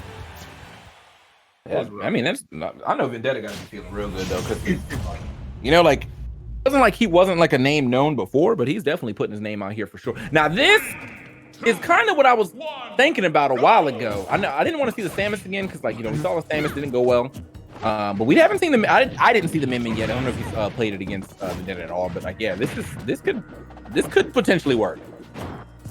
I'm not mad about this one. I mean, you have the benefit of playing so many characters at a good level. There's nothing wrong with kind of mixing and matching. I think, you gotta get down to game 3. It's like, okay, well, if I'm able to snake it, take it to game 4, that's great. Then I'll like reconsider it. But at least I'm gonna try out all my options to see what's what. At the moment, though, and then unfortunately on the receiving end, some real hands. I ain't talking about them arms, but you could tuck them right away. I'm talking about them hands. 5-knuckle shuffle all over your face. Lord have mercy. Vendetta just, I promise you, this man knows every matchup. Like, feels like it. It just, he plays so well, and like every time I've seen him play, and like this is, I wasn't expecting to see Min Min like get dismantled or not be able to keep space. And that's exactly what's been happening to Esam right here. Now he's got nice. This should be a stock right there though. Good stuff. Yeah, that's what I was saying, man. That Ram arm gets a little very annoying very quickly. Okay. Great stuff from Esam. I mean, seriously, like he did not allow Vendetta to enjoy that lead at all. Immediately kind of close that gap. You gotta watch that second arm though, bro. Oh. Now this is what we were expecting Esam to do earlier. It's like, now he's got the, he's able to keep pushing Vendetta out. get damage with it as well. You know, create space, get a little damage, little tick hits, and then eventually you'll be able to push him so far out that you'll get that same combo that he got earlier with the ram and then charging up the other arm for the smash.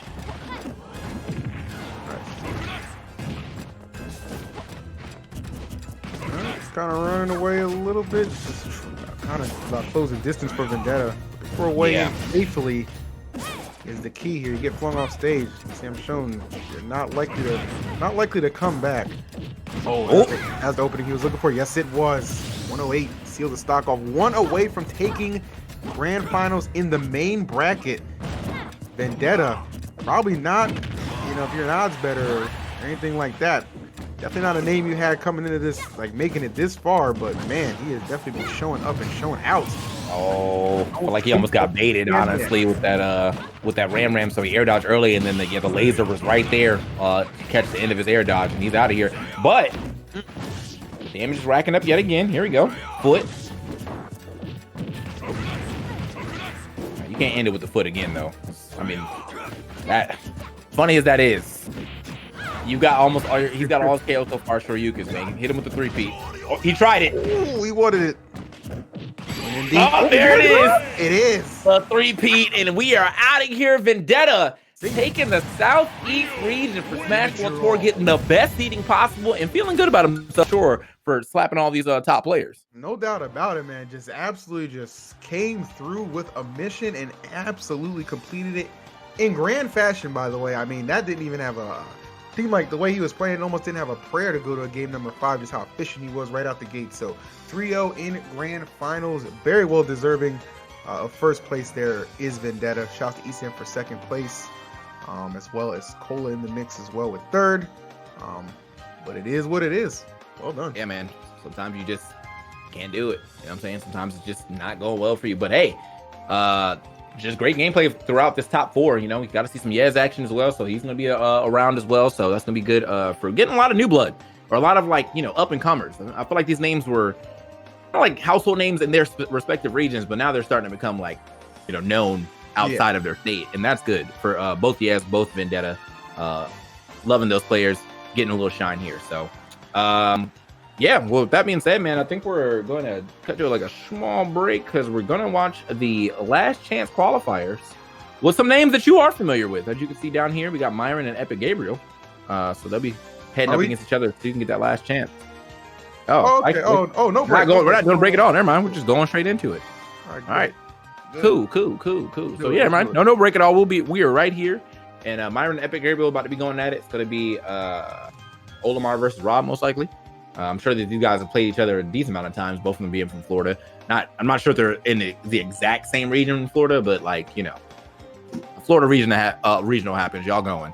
So yeah, I mean, Epic Gabriel, obviously notorious on Wi-Fi, very, very talented and skilled player, no doubt about that. Myron, I don't feel like I hear as much from Myron anymore. That could just be my ignorance, lack of paying attention, but don't hear as much from Myron anymore. But glad to see he was able to show up to this and do very well. I mean, in the LCQ, I believe this was this losers finals, or if I'm not mistaken?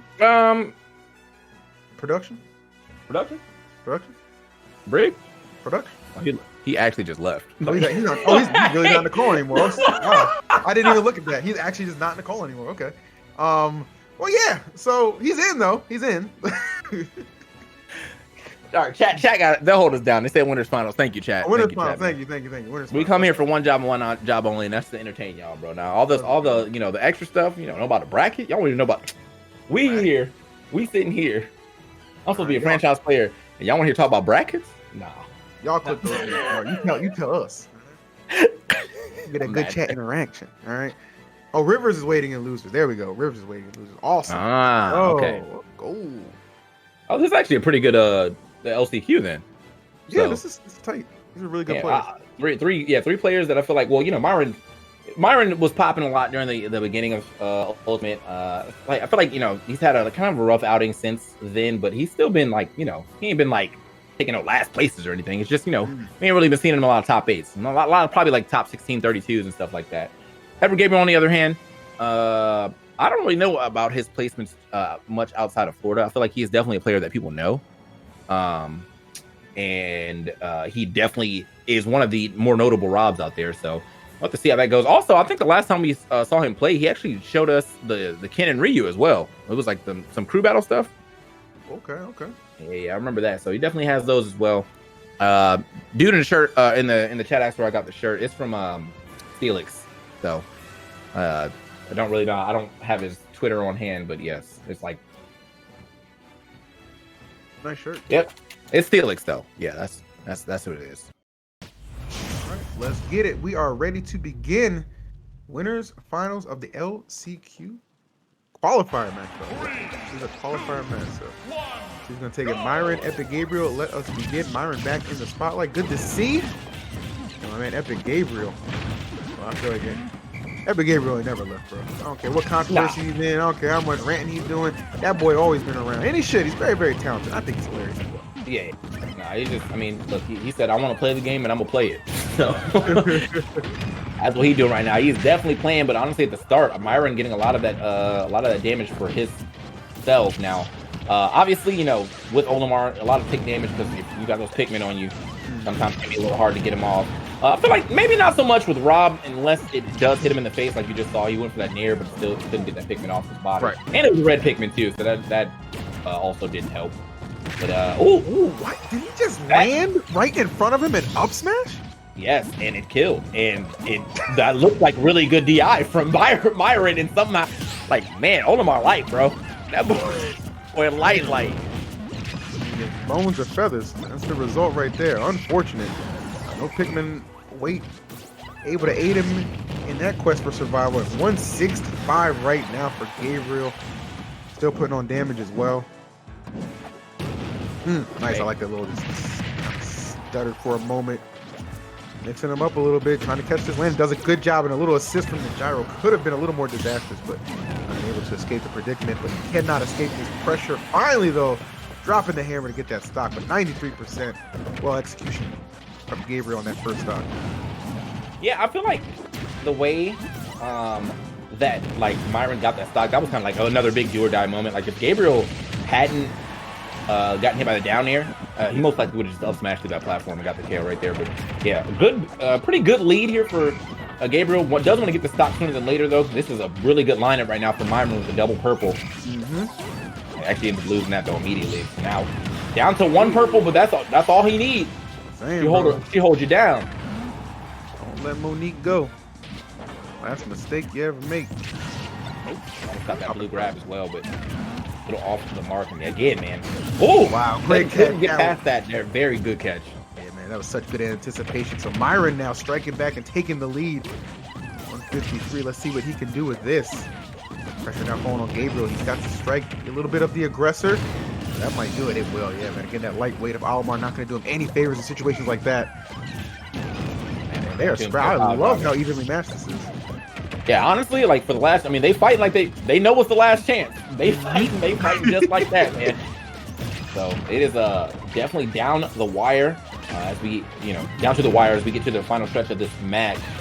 66% to the 23. Not really much to write home about for either of them yet, but Epic Gabriel is a little closer to starting to be in the danger zone. So yeah, those tints with the Pikmin definitely can accumulate. That damage up a little quicker than you would like. Wow, okay, let me just go ahead and just run it up. Okay. Let's get back to stage. Managed to do that. I like the Pikmin callback there too, so you can get a third throw in there. That was super smart from Myron. But oh, you got lucky! How did he survive that, bro? It looked like the setup was perfect, but still the lineup right now for Myron not looking too shabby. Double purple. Get whacked. All right, man. Like with luck like that, bro, you gotta play the lottery and win this game. Like, okay, neutral, they're gonna get him through.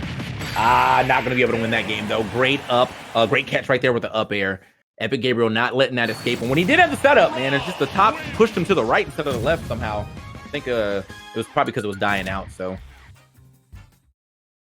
all right, well done right there. Good stuff to Gabriel. Definitely a seesaw of a match. Didn't know who was gonna take that when it was all said and done, but props to Gabriel. See where Myron elects to go for game number 2.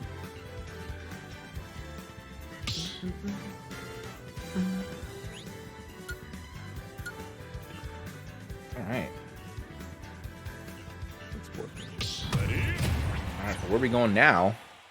As we, speaking of, man, this is we kind of flying through here, man. You saw on the schedule it said 10 or 11, bro. It's 9:30. Oh, we out. We are flying through this. Oh, we out. All right. Keep your damn brakes. Let's finish this. Yeah, we moving. Man, Here we go. get it. You streaming after this? No. I'll pull up. Anyway, We'll be back at it tomorrow. yeah. Back into the match though. Yes, sir.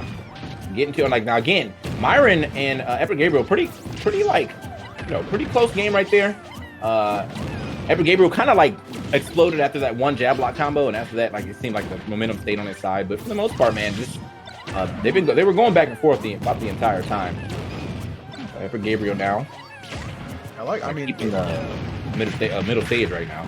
yes, sir. So evenly matched to the point where just like, you know what? Let's just run it back to the same stage because it's like it could truly go either way. I feel like that's what Myra is thinking. Like, I'll let that one get away from me, but it's still anybody's game.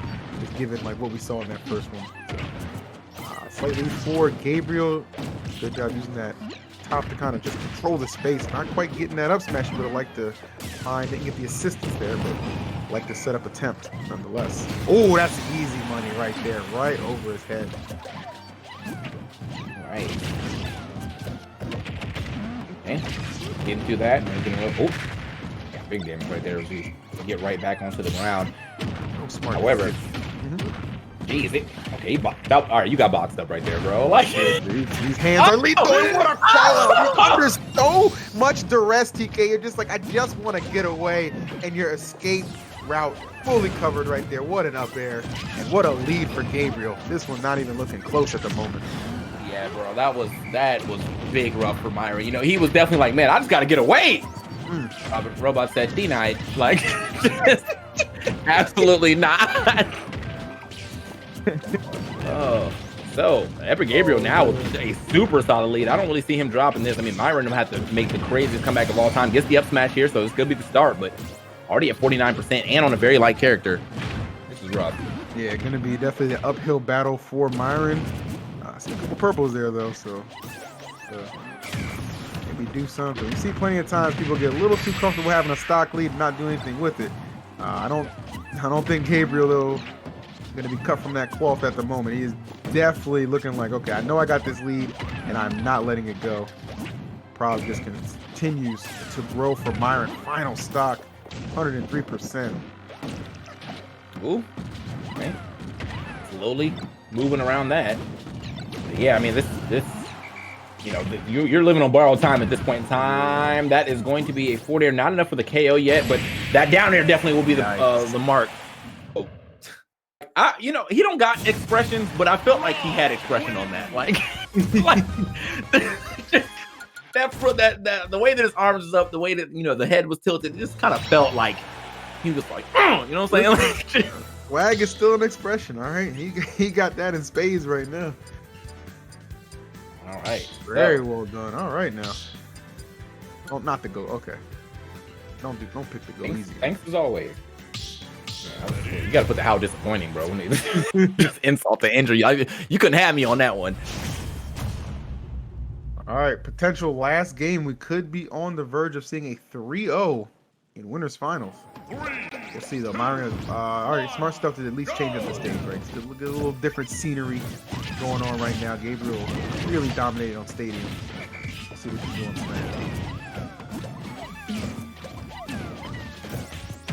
All right, so I mean, at this point in time, I feel like honestly, Olimar is the type that he's allowed to sit back and kind of throw some projectiles.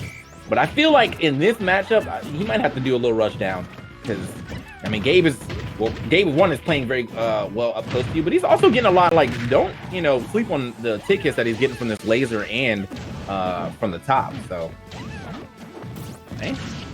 Yeah, I mean, especially the top, right? Like, that's just, now you can say it for every route. It's like the go-to. But he's definitely been exceptional with his placement and utilization. Like, it's definitely kind of been aiding him right now and kind of thwarting some of these attempts from Myron. Oh my goodness, catching him with the side B. be quite enough to finish off that stock. And Myron electing to go to the other side. Smart just trying to escape, but oh my goodness. He said, you want to take a trip to the other side underneath the stage? How about on top of it as well? Easy execution of that stock. Yeah, so I mean, now this is not bad for Myron at all. You know, he's got the 112. If he can get the, if he can get that up smash somewhere in here, he should be fine. Or a grab at this point in time. But he's looking for a lot. Did that reverse and the down smash should be able to do it as well. Okay, good part of the stage. I feel like if he was a little further in, he might have been able to live that. Back here. Hold back from that. Bro, Gabe is just on him, bro. He's like a parole officer, bro. Where you at? Yeah. I'm at the front door. You know what I'm saying? Open up, bro. I'm coming through. Really didn't matter right there. So this time's getting a little hard for Myron right now. One stock to make it happen. Gabriel, all the momentum in the world, but gets absolutely body bagged on the left side. Did not see that coming, but what a break he catches. See if Myron can make the most out of it. Yeah, he clashed with that up smash and it put him in that freeze animation for mad long, so then he just got a free F smash right after that. All right. So yeah, Myron not bad this third game. He's actually doing, like, you know, in this map in particular, man, it's about who can keep that that center house. You know what I'm saying? Like, I'm playing under the middle platform, and I am throwing a lot of projectiles at you to keep you out of my house, man. ADT alarm system. Here we go. Okay. Where your ass going, boy? There is Rob has expression, bro. It's 2 eyes, but for some reason there is expression in those hits. Bro, just got them. Like these call-outs today in bracket, like regular bracket here in LCQ, have been insane. Just tremendous. Called that jump perfectly. Got himself the game. A couple of times it really seems like Myron is gonna get the job done, bro. But man, just ain't there.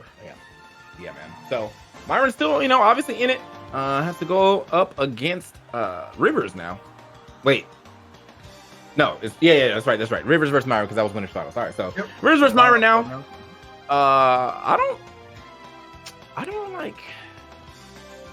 know how this is gonna go, because, like, I mean, again, this is another one of those matchups where I feel like you can get gimped. Like, if Rivers is playing who I think he's playing, you can't get gimped really easy on, like, prom, you know. But I have to see who he's playing first before we get to it. Myron obviously coming through with the Olimar still.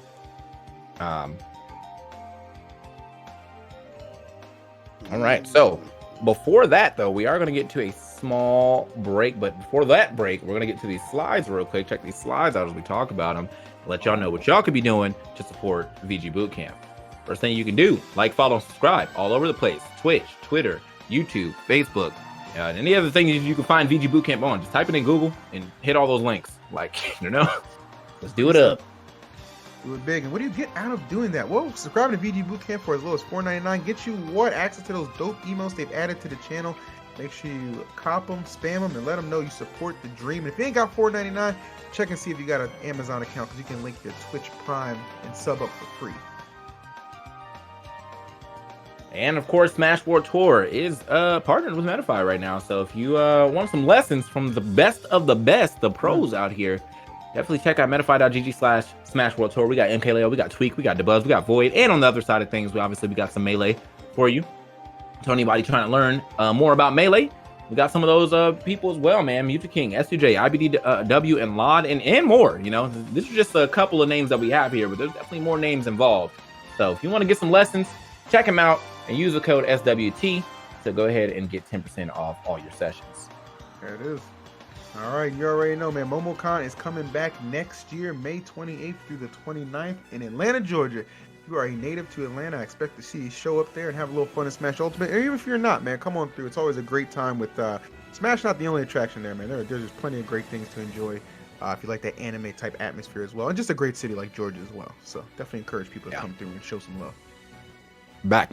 So come on through. All right. And so, guys, we'll be going into a small break, but we should be back really quickly with the rest of the action of the Last Chance Qualifier. Don't go anywhere. Smash World Tour will be right back.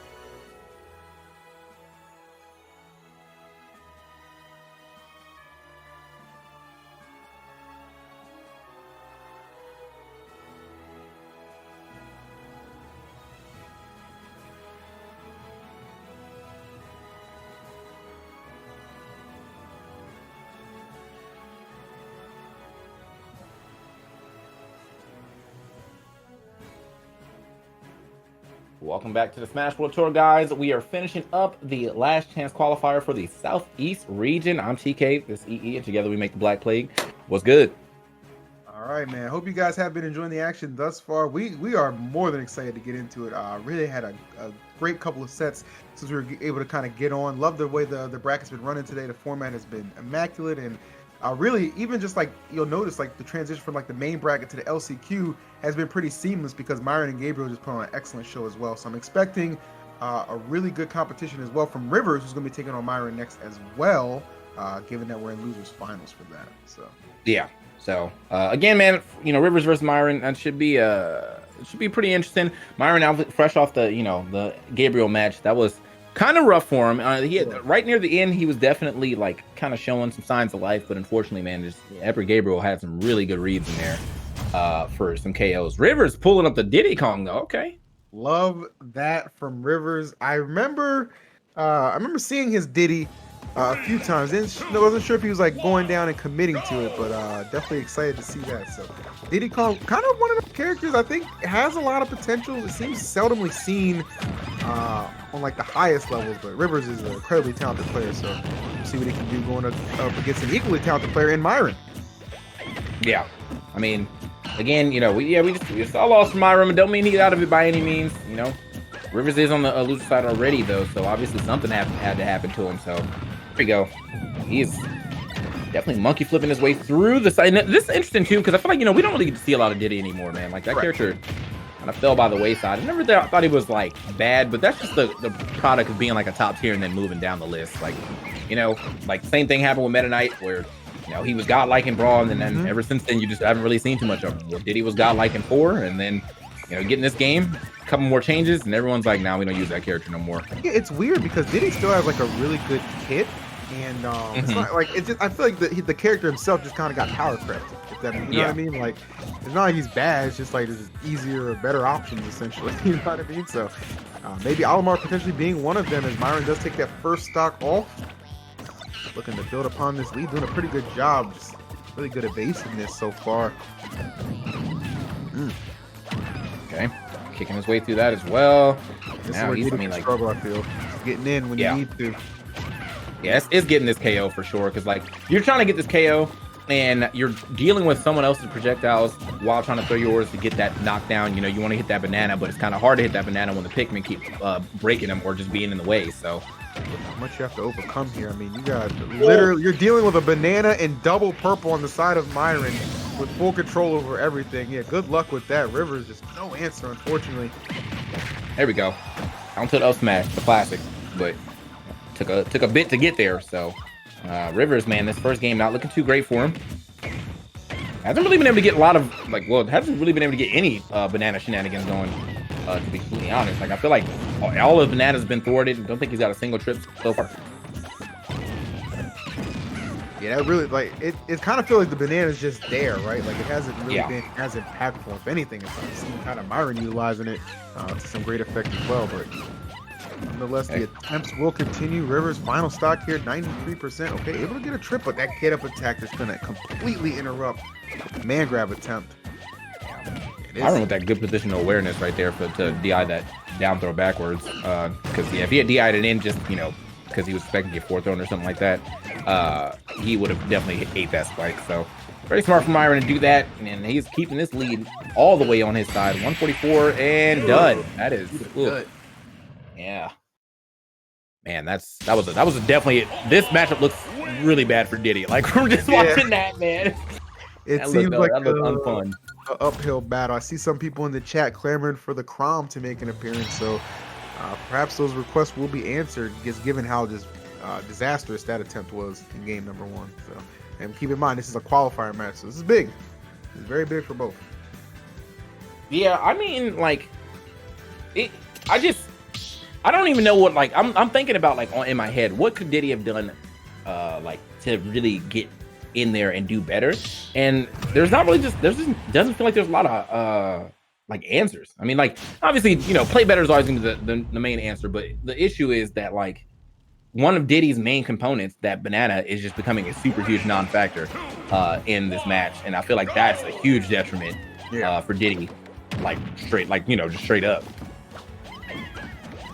Lies detected, my friend. Here we go. Looks like he's gonna stick with the Diddy and just kind of and change up the scenery, obviously.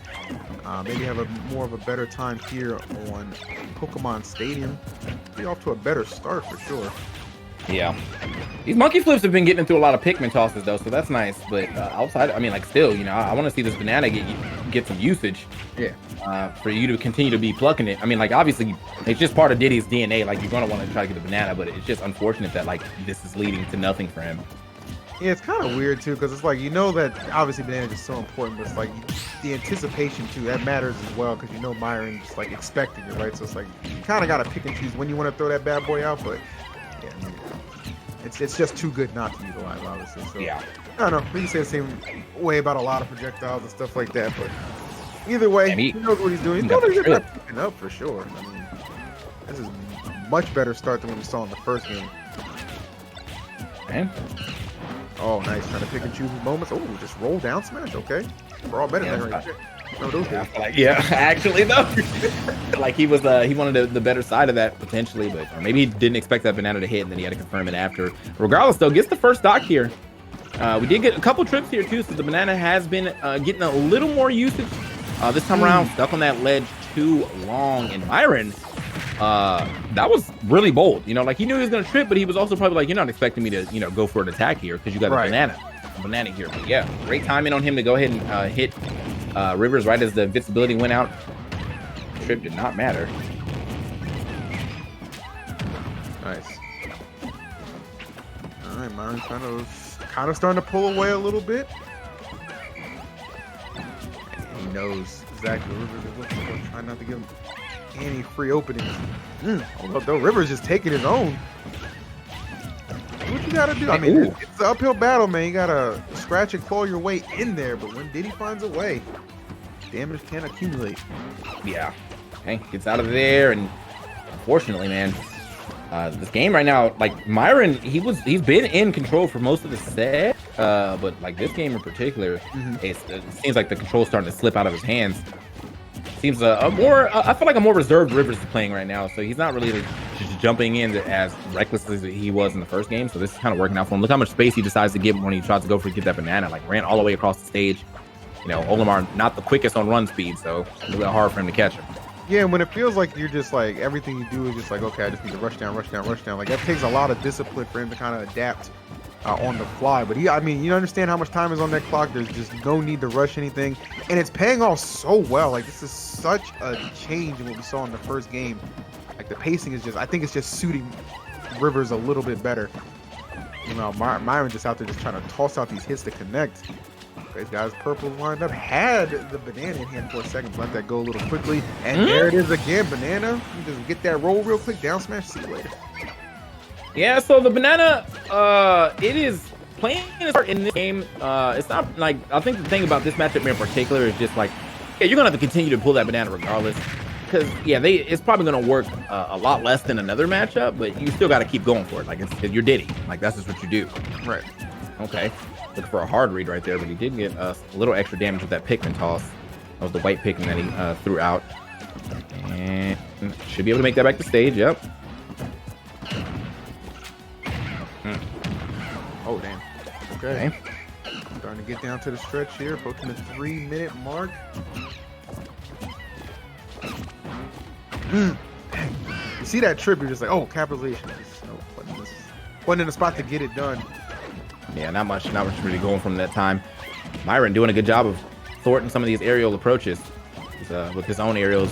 He's got a nice little, oh! Yeah, that's going to be some big damage added up, though. That white Pikmin definitely doing the most when latched. So, this is terrifying. This is terrifying if you're Rivers. There's so many things that could go wrong right now. Oh! Hey, managed to make it back. This is not undoable for him, but like it's the getting back to the stage part and actually getting some footing. That's not gonna work. Still managed to make it back again though. He tried, man. He tried to do that barrel technician pull real quick. wasn't quite there. Myron seen that one too many times. Oh, and just seeing and flirting with the blast zone. Myron. Oh, you're living, but I mean, this is Myron now off stage. Banana drops right in front of the ledge. He double grabs your. Why would you? Why would? Dead. Okay. Damn. Okay, I need to know Talk to him. why you. It was there. Why did you do a standard get up? Well, under duress, under pressure. All right, man. It happens. It happens. I gotta, it does happen. There's a lot of things to account for. A lot of things to account for. All right. Oh, that's funny. This Myron fandom in the chat. Your girl, they keep quoting that little Uzi line. Your girl called me Myron. All right. Well, Myron was dying right there, so call the ambulance. How about that? Okay. Boy, let that one go. Definitely thought he was gonna be up 2-0 right now against Rivers, but to Rivers' credit, man, he stuck with the Diddy, and he got paid off. Yeah. That's it. Yeah. That's what it is. I mean, that was definitely a little bit on Myron. Like he went off stage and tried to, he went a little crazy there at the end. He put himself in a bad position, but like still, man, like a jump off the ledge, a roll in, just anything would have been better than like, the standard get up with the banana directly in your face. Like that's an instant trip. So, and we've been looking for trips the whole time. It's Diddy Kong. Like he wants trips.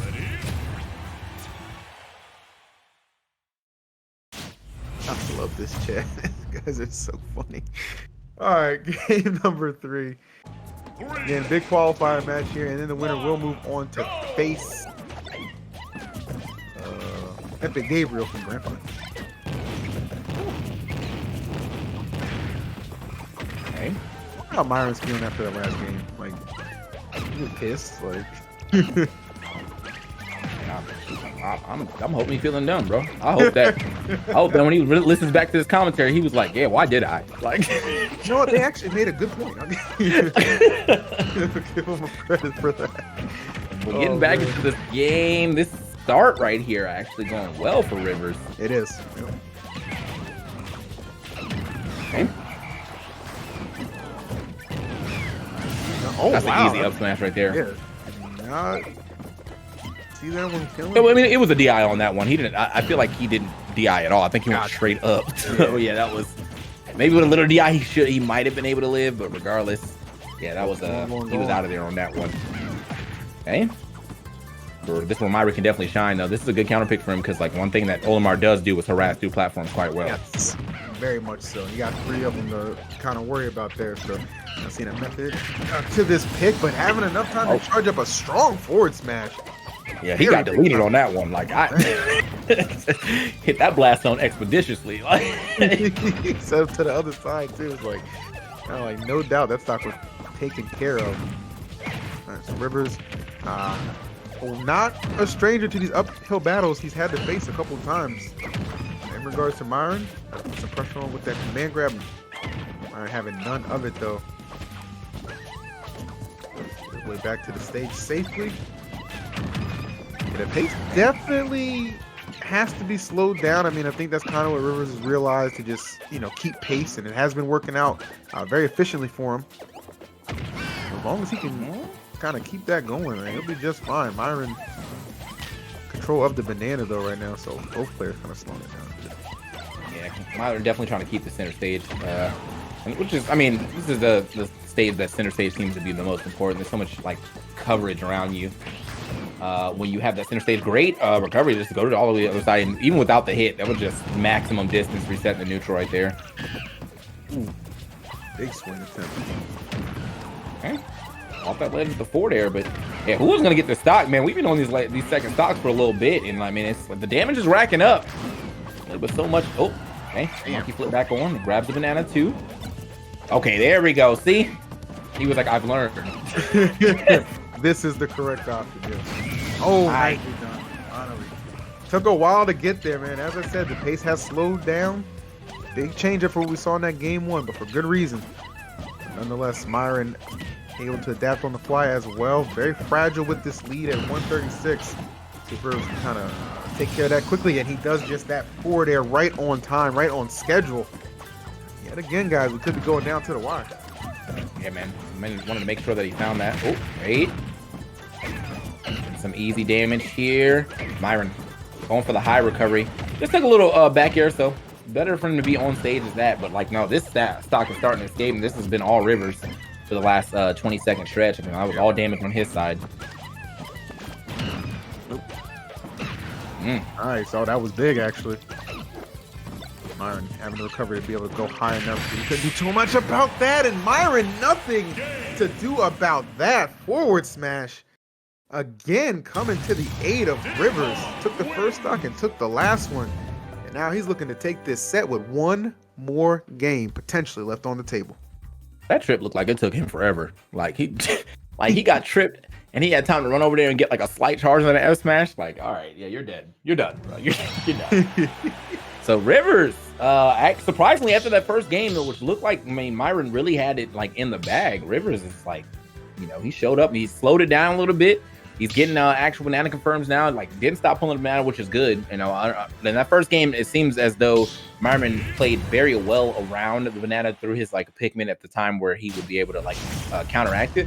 In these last two games, man, Rivers has been picking better spots. Definitely enjoying what I'm seeing thus far, my man. So, this is crazy, but this very well could seal the deal. Rivers got enough in the tank to finish this, or will Myron do it for the fans? Because you got a lot of them in the chat, man. If you're a Myron fan, you better put some lyrics in the stream. Boy needs some energy quickly. Yeah. Okay. So Myron, finding that third Pikmin. Myron actually seems as though he's playing around the banana a little better. He still took a decent amount of damage so far, but here we go. Shivers for Rivers. I'm closing this chat. I'm done. I'm done. Still got a great set going on here. With stage control at the moment. Love how he's using that banana, just intercept those attempts to come back safely. Myron's putting out. Oh, Myron. He is having a rough time just getting onto the stage right now. Man, it's going to be gone, I think, off that Pikmin throw. So that was good, but, you know, and the damage has been stacked up on both sides. So that feels good. That feels good. An immediate snipe, catches the barrels, and there was no way he was coming back from that, even if he was able to start up his up B again. I think that was going to be either easy edge guard from Myron or he just wasn't going to make it. So Myron getting the lead here on this fourth game, trying to get it to a game 5. He is. Oh, smash. Would have been enough. He's connecting just on the wrong things. All right, now. Okay. This game is going much better for Myron. Love the composure he's been able to keep despite potential to really let this one. Oh, wow. Yeah, you're no chance, bro. No chance, not the double grab right there. Yep. That's going to be too easy of a pickup right there for Olimar, man. Those. Okay. What was that? Like, just perfect distance to keep that rapid fire throw. I ain't never seen nothing like that. Okay, Myron coming a little bit different in this game 4. Almost seems like Destiny will get that 5th one at this point. All right, man. Oh!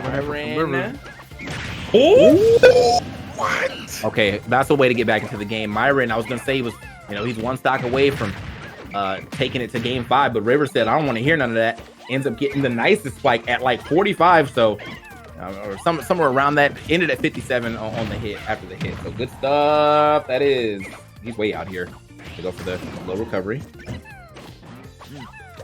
high right there. No need to retaliate out of shield. Just get away, reset the situation. Oh, couldn't get away from that hurt gang.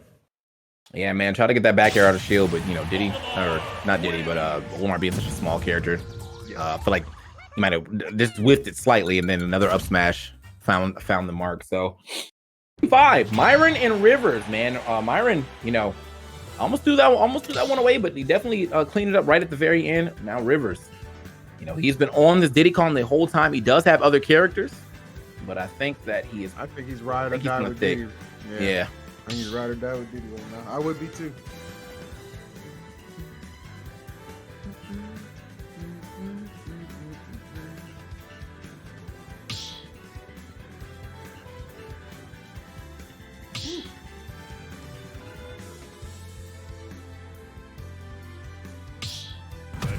All right, yep. Whole way through. Olimar, Diddy Kong. Let's get it. Final game right here, guys. Losers finals of the LCQ. And remember, this is a what? Qualifier match. So it all comes down to this. Somebody did a whole lot of work to get a whole lot of nothing. Don't let it be you. Don't let it be you, man.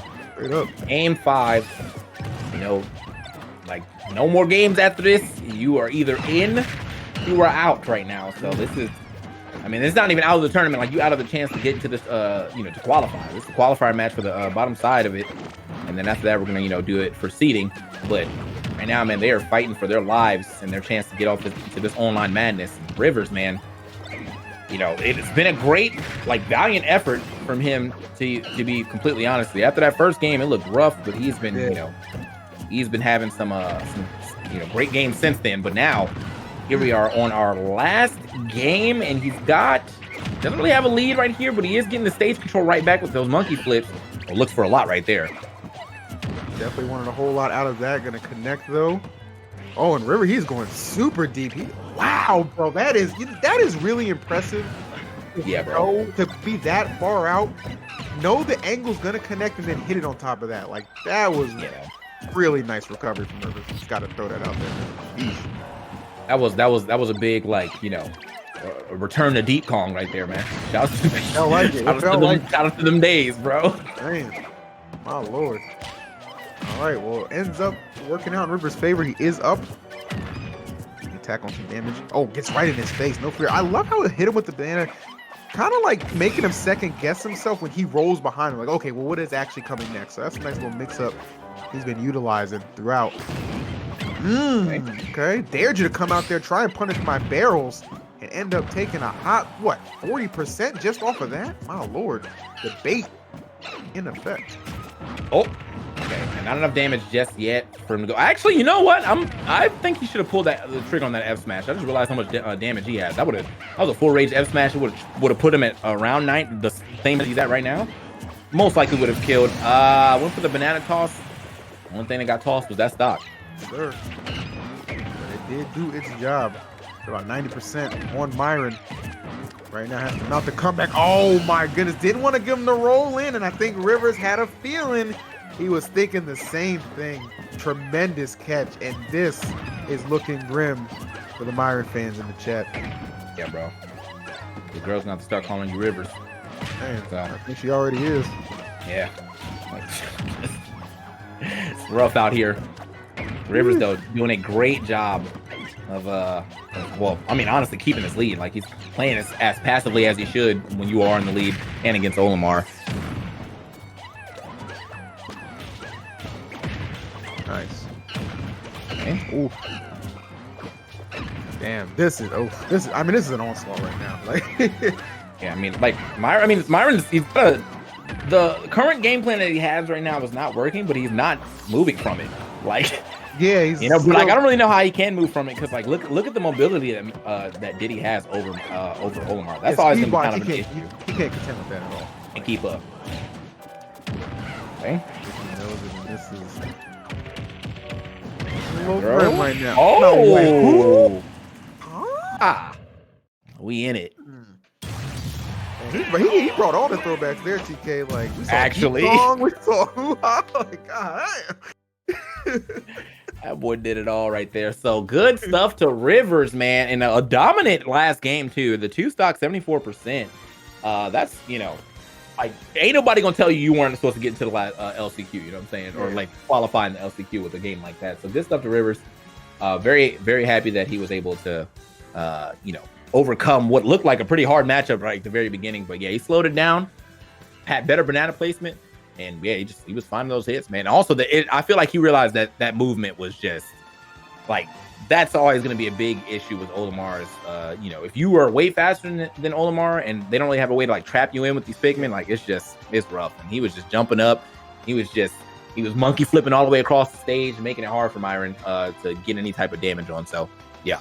So easy to kind of get down on yourself after how that first game kind of develops and not really maybe decide they want to stick with the character, but you know what? I mean, that's just full confidence in yourself. And like, he was like, Diddy can do this, and it sure enough did. So Myron, hell of a run, man. Came a little bit short in the winners finals, came up a little short in losers finals, but still with a big performance. But it is going to be Rivers and Gabriel booking those qualifying spots, so props to them. And they're also going to put on what I'm imagining to be a hell of a show in grand final. Yeah, man.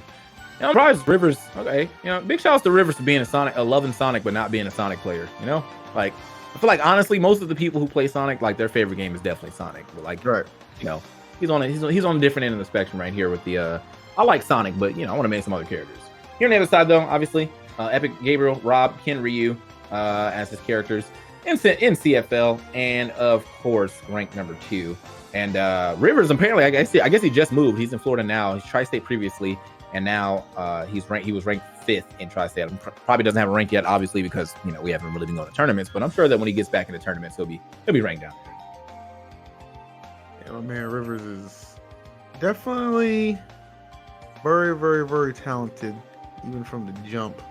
This guy could be a superstar if he wanted to. So hopefully he'll have an opportunity to just kind of when we get back to offline, just kind of show off exactly how much more he even has to bring to the table. Same thing with Gabe too, man. Like there's so many awesome questions that can be answered once everyone's offline and stuff like that. So, but yeah, all Gucci.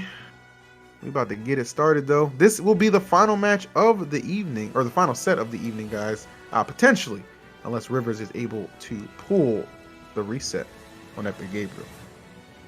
But Gabe was just so impressively good in grand finals.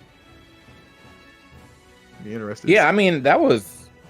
I mean, I just the way that match went, I don't know, wasn't expecting it. So, like he went pretty insane on Myron, and he had great reads. Now it's a different character. I feel like the rush, if we do see Crom, the rush down for Crom probably can be somewhat of an issue for Rob. At the same time, Rob gimping Crom, it seems relatively easy for him to do, but we'll see if we even get that or we stand with the Diddy. Yep, staying with the Diddy. I'm glad he's sticking with that. Diddy has so much hype and momentum behind it right now. Like definitely at the very least play that game 1 and see what happens.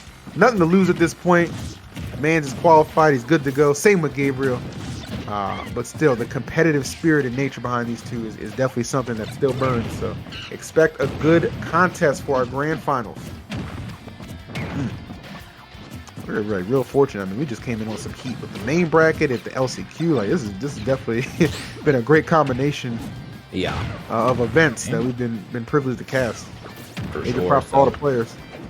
Yeah, I mean these players definitely putting on a good show here, and see if we can keep a better show. But again, Epic Gabriel on the winner side of things, and obviously Rivers trying to get these 6 wins to go ahead and take that top spot for the LCQ. Well, I mean, but the way that this is going, I mean, he might. Like, he definitely on top of the game right now. Hey. Jeez. Coming in. I mean, this is a stark difference from what, Gabriel faced in winners finals. Like, Diddy Kong's got that movement. You know what I'm saying? Like, he can really kind of beat you to the punch, whereas you weren't quite as concerned about that when it came to Alamar. Definitely a little bit of adjustments may need to be made for Gabriel, especially as this thing progresses on. The DI hanging in there. Okay. Oh, yeah. And so, I mean, Gabriel definitely can find the stock sooner than later. But okay, great actual coverage right there for Rivers to get back, but unfortunately it was just so short-lived. Did like that banana toss though to stop that down air. Gabe though going immediately into the robo arms. Robo lariat definitely gonna cover a lot of that space there on the side. So a standard get up would have got picked up too, probably a jump and everything else. But we gotta get some damage here. Epic Gabriel, having a rough time. He really is like. Diddy is not. Almost like, well, who is prepared for Diddy coming into this? You know what I mean? Yeah. That was great to clear out a shield. Tried to force that one. It's going to be an opening. Could be a big time one for Gabe. Nice. Staying disciplined. Not giving up this space and just goes for the grab. Very well done. Little Waveland does nothing for him right there. Though. It looked good, though. It looked nice here for sure. All right, so the banana hitting the sky right there, unfortunate, but he ends up jumping straight into that up smash out of shield. And now, I mean, though he got really good damage before the stock was up, so this is not too far off for him being able to get the stock sooner than later. Gets the back air, but only the weak hit. Hey, hold up. Yeah. Rivers, man, definitely stalling out that recovery perfectly, and gets a punish off of it as well. So Epic Gabriel got the damage here, got to find the stock, and that no, actually had his jump. Smart. Yep, that was very, very clutch for Rivers to keep tucked, kept him alive despite almost getting sniped out. Yeah, this is wow. The banana interrupting. Okay. Sometimes it's just not your day. Yeah. Rivers is absolutely just shredding him to pieces like that. Much needed nair to connect. I've seen Gabe do some crazy things. I mean, Rob is capable of making up some damage pretty quickly. It's all about kind of got to cool down Rivers at the same time. There's so many things working against you. Man. All right, we out of there quickly. Rivers.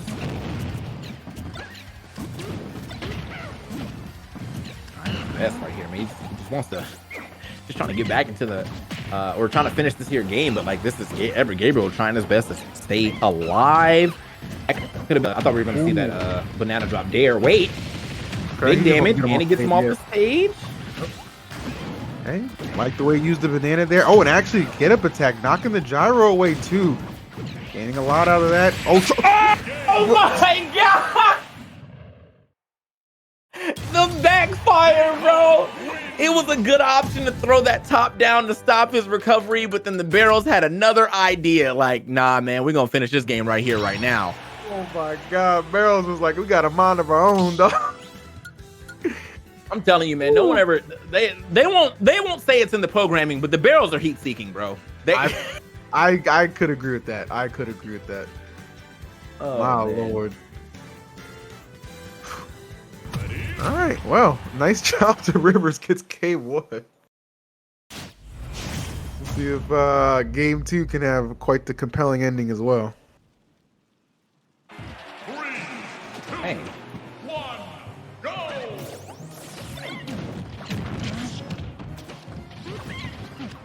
Okay, so as we get into it, we are back.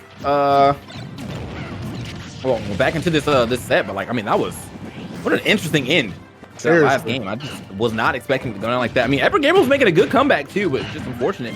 You know, what was a great option for him, that RNG, or you know, RNG quotation marks, did not favor him. It just do happen to be like that sometimes, but obviously Gabe not discouraged, gonna run this thing right back to a stadium.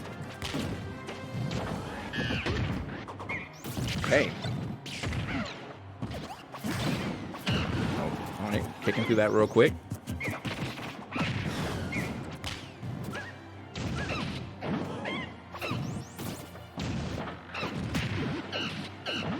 Oh damn. Yeah, I mean, they are scrapping. Like, we're encapsulated right now watching this match, so I'm just waiting for a little action that we can dissect. Like he dissected that defense, found that back air. Good stuff right there from Rivers. As he gets a little bit of a lead, not too much of a lead though, but with the way that he's been playing, it might. Wow, that was a great air dodge. It might actually be a good lead for the sole fact that he's been able to live on these stocks quite long. I'm more so just surprised with just how much it seems like how good Rivers is just at this matchup, and how like Gabe just can't quite get a solid fix for it. Like he's having some moments like right there, okay, good stuff off the side of the stage to corral that stock, but it's just like it hasn't been as consistent. Like doesn't look as comfortable as like what we saw when we was fighting against Myron. Yeah, and that was actually a really smart option though from okay, that was almost a jab block. It was a really smart option for him to go for that neutral air though, because I mean there was no way that Rivers was going to be able to get past for free. Oh, is that an air dodge? Yes, it is a costly one at that. Wow, Gabriel sneaking in the lead right now. Hold up. All right.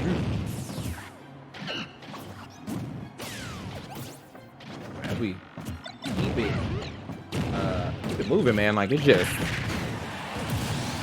okay. Well, keep it moving off that stock too, man. But unfortunately, that was because that SD he is behind. However, I mean Rivers just on the momentum side of things has been very well. Ever Gabriel looking for that extra up air, which I don't think that would have KO'd with the right DI, but still. Oh, we knew it was coming. Come on, man. Stop it, bro. Stop it, bro. Whose man's is this? Bro. This river looking more like an ocean right now, bro. He is he's swarming right now. Oh my god. All right, bro. All right, that was disgusting. That was disgusting. The combinations, man. Like, it's so cool to see, like, cause it just almost seems like he turns nothing into something, like, routinely.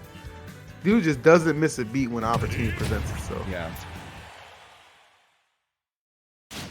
All right, well, could be a bracket reset, believe it or not. The way this is going, unless Gabe can win 3 in a row. Yeah, I don't know, man. Like this is like, I feel like at this point in time, Gabe will have to, may have to pull out some secondaries, man. Just see what could happen. Yeah, just to see what you can. I mean, maybe he's gonna say that for the second, the second, set if it gets there. But it's definitely looking like it's gonna get there with the way that Rivers is playing, bro. That boy is on it, man. We're seeing shades of old Diddy, new Diddy. We're seeing it all. Definitely been a problem thus far. Okay. Little shuffle right there on his face, but. Dude, probably looking for that roll on, which is like, okay, just do it 3 times. Understandable though. It seems like he's second guessing so many things right now. So Gabe, and I guess it's just because of how efficient Rivers has been. It's just like, okay, well, it doesn't feel like this should work, but it is. So it's like, I gotta go here, but like, do I really want to? Like, and like, that many things just going through your head. There's not enough time, man. All right, damn. This is definitely going to another set. I don't see how it's not at this point. Like, yeah. I mean, volleyball. Basically, because like this is a lost cause, man. Like, look at the amount of damage that he's just now putting some damage here on the Rivers. Yeah. And I was getting a call. Anyway, right. Dude, they can't believe what they're watching either. Yeah, I hit you up, like, bro, you see this? Like, yes, bro. Like, I'm here. That's okay. Oh, he turned around with it too. All right. Well, you know what? The good thing here, though, both of them are already qualified. So yeah, either way, they're both winners. But like, it's the principle, bro. Like, we're qualified, but I wasn't trying to get bodied like this. Yeah, this is definitely a case of trigger fingers turning to Twitter fingers. You know what I'm saying? Like, okay. What you think he gonna say then? Like, yeah, see me offline though. Like, I will. Like, we both qualified. I will see you. Oh. All right. Okay. Still recovery yet again. Oh my god, the banana. Okay, there we go. Yeah, he needed that, bro. He needed that, but kudos to Rivers' placement with the banana too. So good. So now Gabe with control over it momentarily. Might not matter though. Can only hold one. Yeah. It's kind of like what I'm feeling. I'm like, it's this will be the craziest comeback of the World Tour. Well, outside of that Larry comeback, but this would be up there. It would. Yeah, you have to.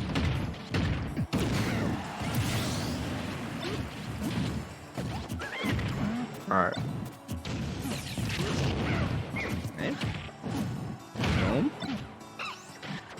I mean, look, we're on last stock now. Crazier things have happened. Yo, wait. Yeah. Am I hearing an echo? Oh, listen. I'm like scared to talk. Yeah, but no, that wasn't me. I had to refresh my camera. It didn't immediately mute, but all right. This is no. This is actually. This is going either. Oh my god! Are you? Bro, what the hell? Rivers. Now you look like a pond. Now. See, it was all a bait. It was just to run up the bets against them and then just strike back when you least suspect it. Brilliant, oh, Lord. Brilliant Yeah, when you think about it. Illegal, highly illegal in Vegas, but this ain't Vegas. This is the World Tour. Come on, bro. Like, well, Vegas is in the world. Yeah, but like, okay, like What happened? Like, I don't understand how you had that hard of a lead. Like, what? All right, man. You know what, Gabe? I give it up. And Gabe doesn't seem to be too big of a fan of Diddy Kong, but you know what? I love the fact he's not letting that interfere with his ability to just kind of just figure things out as they go. I mean, that's just what happens. You know what I mean? Like, he's kind of got to roll with the punches, and I think Gabe was like, you know what? Still got a stock, still got a chance, and found every single opportunity that presented itself to make that comeback a reality, despite it seeming damn near inevitable that we were getting that bracket reset in 3 games. But potential Gabe's still alive in this first set, so you can call it the commentator's curse, you can call it the commentator's blessing, just call it whatever you want. Some damn good gameplay. Yeah. I don't know what happened. We were like, yeah, it's all but over. And Gabriel said, hold my beer, bro. Like, I gotta go. I'm about to go in. And in he went.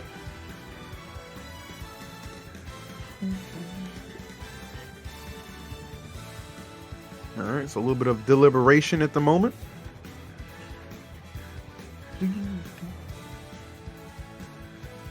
I can't see who you guys bet on in the chat.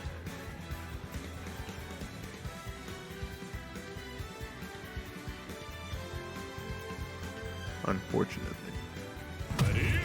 Oh. Okay. Well, here we go into game 4 here, where Epic Gabriel managed to keep his tournament, well, this set alive. Yeah. But yeah, the first, I mean, it was looking like it was about to be immediate 3-0, but somehow back into it. Now he playing. Okay. No damage yet. Uh-oh. Damn, he done woke up. He's not playing with his toes no more. What my God, bro.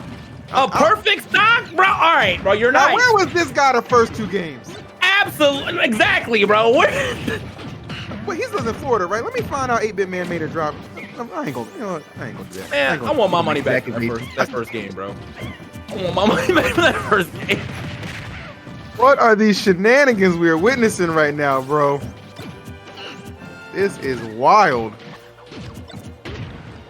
The script has indeed been flipped.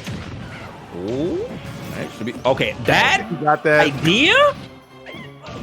Still gonna make it back though. Right. Gabriel's ability to adapt. You just gotta tip your hat to that. Yeah. This is a complete turnaround from those first 2 games. Yeah, and honestly, half of the third one too. Yeah. It was definitely like drilling his way back in here, trying to get at least the stock off. Oh, misses the air dodge. Might be able to make it. No gas. Unfortunate. Not enough gas, baby. Welcome to the East Coast. Yeah. Struggling. Yeah, bro. Yeah, I think we have like minus 30 capacity right now. Rough out here. Even Rob is not immune to that. Yeah. Right. Oh my! Down there. That was really into the side and caught his own top right here. And that again, Rivers using that to get through and try to reset the neutral. April Gabriel not being able to get over there quick enough to grab that, but he was able to grab that grab and get the up throw for the KO. So really good start right here and really good just turnaround here for Gabriel, like, because those first 2 games, bro, gross. The first two and most of third. It was pretty nasty. Though, to Rivers' credit, I mean, he got absolutely mollywopped on that first stock, and now he's still behind, obviously, but the deficit could be a lot worse. So, yes, he can kind of clean this up, keep his percent with about sub 50. He'll be just fine going into this final stock, which like we could indeed be heading that way. Nice.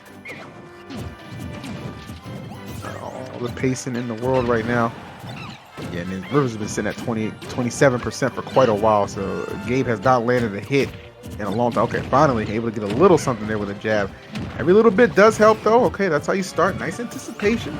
Trying to meet him and cut him off, but nothing there. Hey, well, hold on. And that back air still not enough for the stock yet. Oh, and he did not have his top back, so he had that long animation of not having your top, ended up getting him punished. Great rubble lariat here, and he's gonna go to the other side of the stage yet again. I like that patience, like from both sides. Yeah, seriously. Rivers not giving it up, and then Gabriel trying to make him think twice. Okay. Oh Up my close god. right there. That was personal. Oh, good decision with the grab. Nice. Unfortunate thing. Catches the up air. Is it enough? It is. Gabriel bouncing back 2 games in a row to force this 5th and potentially final game of the LCQ. Going on, bro. Like the Lord. momentum shift is insane right now, man. Rivers all over him for the first 2 and most of 3. Now Gabriel won that 3rd game, slapped in the beginning of this 4th game, and now here we are in to game 5. And if we get in a reset, or if we're just getting into it, you know. Imagine this is the game where Rivers is like, you know what? I'm gonna mix him up and go to Crom. I mean, if the time is, if there was any time, it would be now for sure. Like, just, you know, you gave him 4 straight games of Diddy. It's fresh on the brain, and then you just swap it up. That goes for both of them, though. We got 4 straight games of Rob too. He could pull out that Ken. You know what I'm saying? But now we're gonna keep it. You know, they're gonna keep it straight and narrow with each other. Emperor Gabriel with the Rob, Rivers with the Diddy. Game 5 on to Pokemon Stadium. All right, man. I'm not mad about that. Let's see who wants it more. We about to find out. Really big start. Stop playing with this man. Oh, and the intercept. That up there was godlike, man. Yeah, that was actually up there, and he almost lined up that down air too. That would have been another perfect stock, actually. That is how you start out a match. Gabriel hungry to potentially take this LCQ in 1 set, but still Rivers plenty of life left. Okay, they scrapping definitely for sure, man. Though. One thing you gotta give it to Rob, man. He can play both zones. Get up in your face, hit you with some quick moves, or he can get back and throw that top and camp it out a little bit. Hey, hold on now. Rivers actually drilled his way back into this game. Damn. And the back air almost. A little sloppy. Yeah. Oh no. Oh man, he just had to see. Just stood still. He's like, you know what? Great. Not the standard. Get up at the edge. You're Rob. Like, this is the setup that you put people on with the top. You put that out there. Put the same setup, and he still did it. That's yours. He did to you. Oh, you wanted that. All right, yeah. Now things are getting a little scary right now. Percentage still very, very manageable. That's not the issue, but the confidence firmly on the side of Rivers. And Rivers finding so many ways to fade these. Well, that should be the stock for sure, right? Like, there we go. Yeah, I was like, he's finding so many ways to fade these up airs though, but was not able to escape that. And boom! Wow, the break with the banana there, not even letting that forward air rock. Banana running interference. Gabe cannot be happy about that one, but still. Very, very even footing. They're finding each other on. Nice plays around the banana. Great space in there. Takes control of it momentarily as well. Oh, damn! All that back throw. really didn't amount to anything though. He's got all the item control on this side right now. Ends up re-grabbing the top, and that was almost a great snipe after back throw. Get some more stage control here again. I don't know about that dash attack. That was a little suspect for me. However, ambitious. Yeah. Oh, he had that. Oh man, I love the idea though. He was right there, just a hair off. Okay, big shots. Right, neutral air action.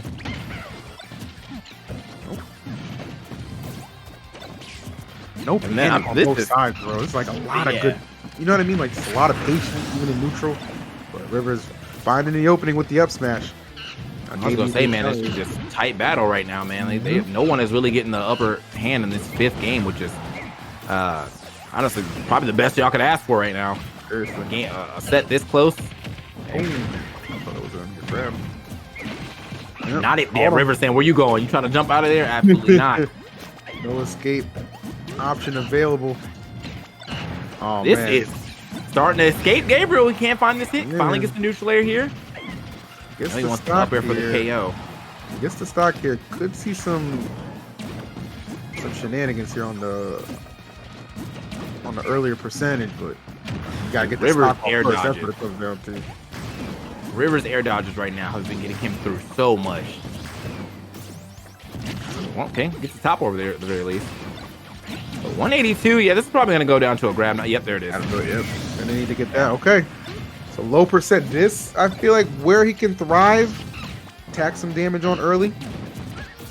Maybe even get him off stage and just pull out some BS as we've seen before. Wait, That was scary. I feel like he could have just ended the game there, like with an F smash, but maybe I'm tripping. Maybe I believe F smash is a little stronger than it actually is. I don't know, bro. I've seen it do some things. Oh my lord. Okay, not quite yet. 133. Gabe on the verge of letting this bracket get reset.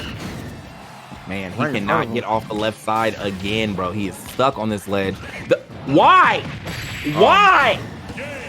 For what, bro? Diddy Kong wins. Questions we do not get answers to. That's what. Questions we do not get answers to. Bro, I'm sorry, man. Like, y'all keep getting caught by the same setup that y'all do. It's Rob, bro. You put the top at the edge, people stand up and get hit, and now you're stepping into bananas, bro. Oh my. Okay. All right. All right. Well, one more set to go. 3, 2, 1, go.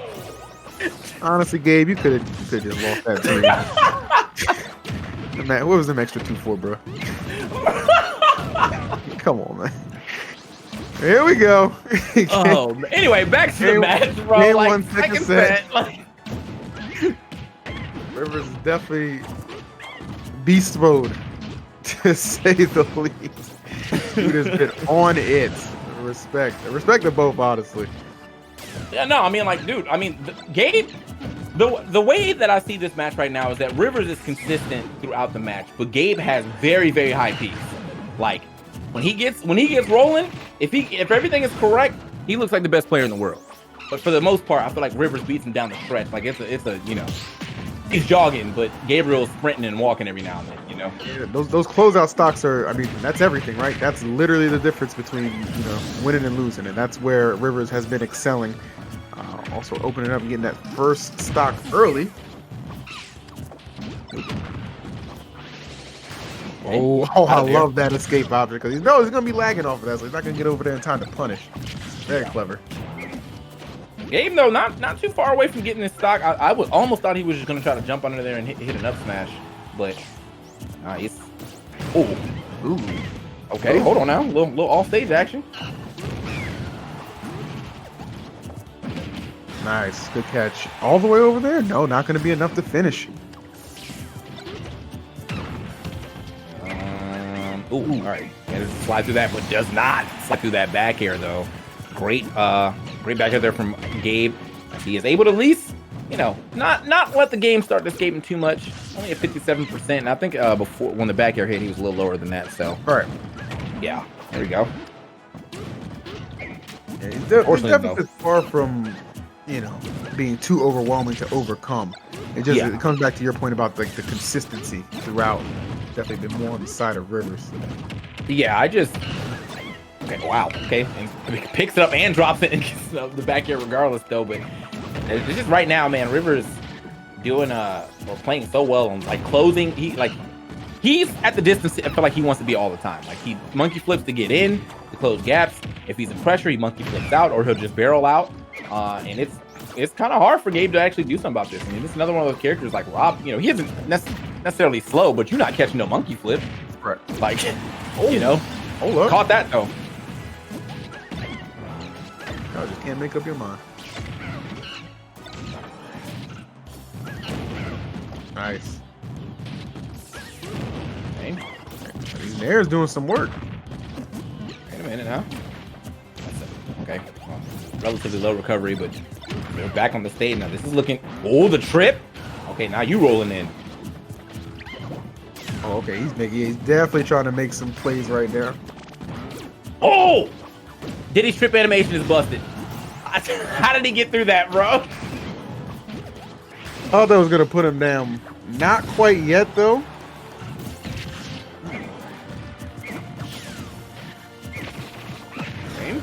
Oh, geez. Wow.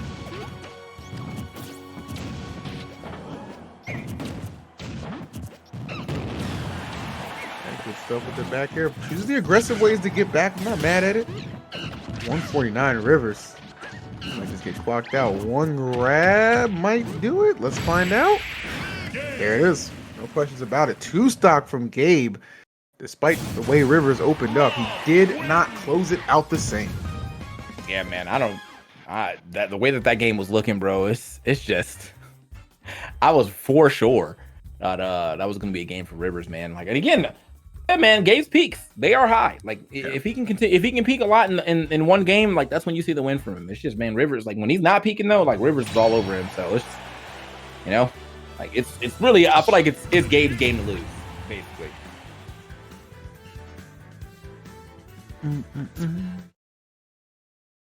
All right, man. So where are we going here for our second game of the second set? Where now we have Gabriel up back to. They love this stage. Well, I'm thinking we're not gonna see anything but this, maybe.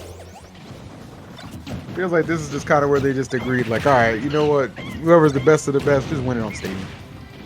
Yeah. I'm cool with it. Again, both of these guys have already qualified, guys. Pretty much just playing for pride at this point. And the title, of course, of Smash World Tour. Well, where are you going?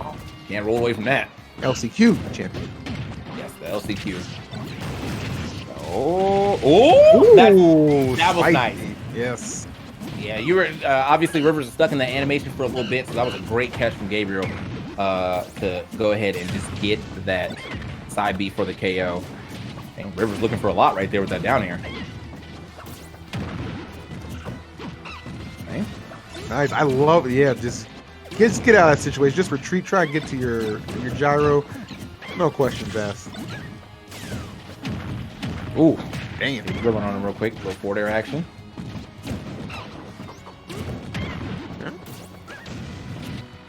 Out the distance. Nice. Good anticipation. Punishing the air dodge. Really just a lot of things being put at this ledge, but none bothering Gabe. Yeah, he is just a okay, different Gabe, what is, like, what? Where was this game 5 last set? Yeah, bro. Is this angry Gabriel now? Like, what's going on, bro? This like, what it took to unlock it? Yeah, I'm just curious. Yeah, he's playing so much better in this second set right now. A solid lead. He's making a lot of the right decisions. He's starting to kind of mix up his landings as well. Oh, unfortunate.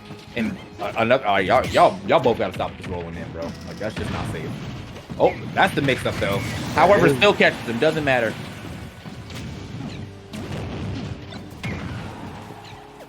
All right, Gabriel's been absolute beast thus far. I mean, still 3 stocks here. Rivers down to his final one.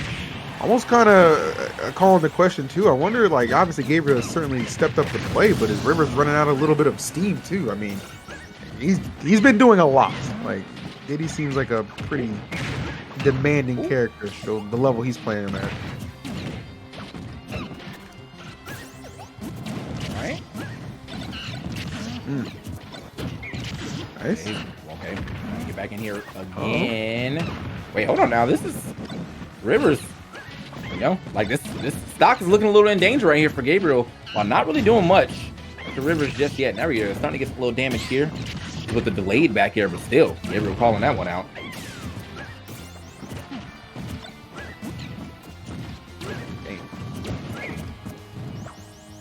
All right, he's flipping a lot here, trying to find these openings. The flips keep on coming. All right. There we go. A little back air action as well. Got the banana in hand, but he gets rid of that. Now this, yeah, it's probably gonna be back throw. I was like, he's not really in position to go for the down throw yet. Oh damn. Okay. Shield all the way through. Yep. Probably wanted that shield poke, just hoping. Either way though, this is down to the wire for this stock at the very least. There it is, finally out of there now. 1 stock game. Rivers at 94. Does have a decent amount to worry about, man. Like a straight back here might be able to take it from a good part of the stage. Probably have to start worried about the grab as well. Ooh, okay, interesting down smash attempt. Try to get a little extra right there with that up air. Oh, hesitated just a second. Rivers catching a bit of a break. Man in hand. Wait a minute, man. Rivers. Yeah, Only been hit like one time so far. There it is. A little extra damage right there for Gabriel. He's got to find this last hit. I know he's looking for those up airs, but Rivers not really jumping directly over him anymore. He's going for that monkey flip to get well above him and out. Okay. He grabs the ledge. All right. Grabs the ledge again. Just come into it. All right. Gabriel going high. The right decision, I believe. 144 and still fighting. Rivers not trying to go into this hole of 0-2. Might not have a choice though. This is really just one good hit or one grab for Gabe to seal this one up. And just that, trying not to force any of these situations. Oh wow! Just comes out of his shield for the clash at the wrong time. Yeah, it was just the last hit. I think he got an up air in there too, but that's just, yeah. If he would have held it just a little longer, could have had a way better punish. That was almost a really good comeback though from Rivers, man. Like he was moving and grooving on that last stock to at least make a respectable game. So now Epic Gabriel up 2-0 over Rivers, man.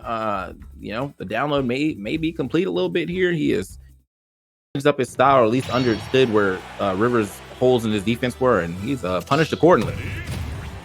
Adapt. What you can do.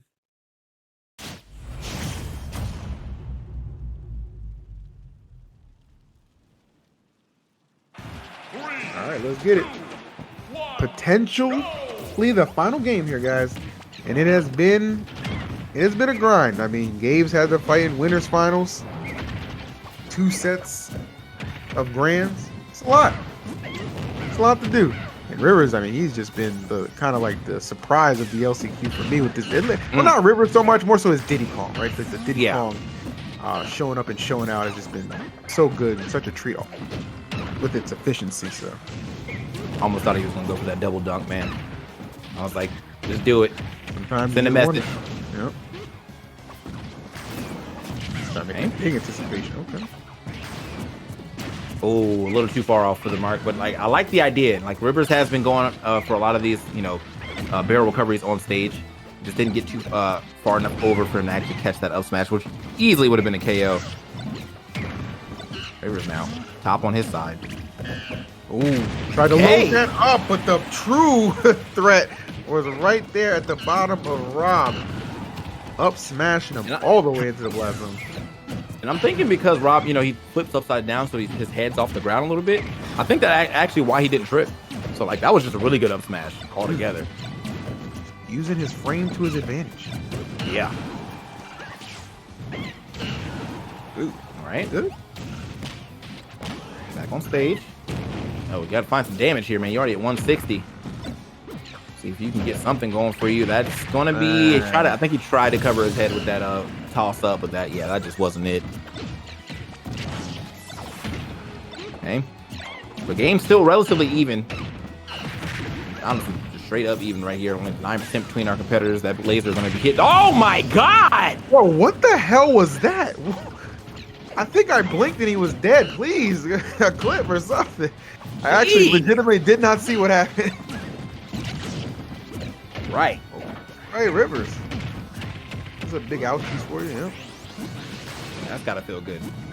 Right there. You got definitely hit him with the old that the angel drops, as we used to call it, the Zare down or the Z drop banana down air. That was a classic. Okay.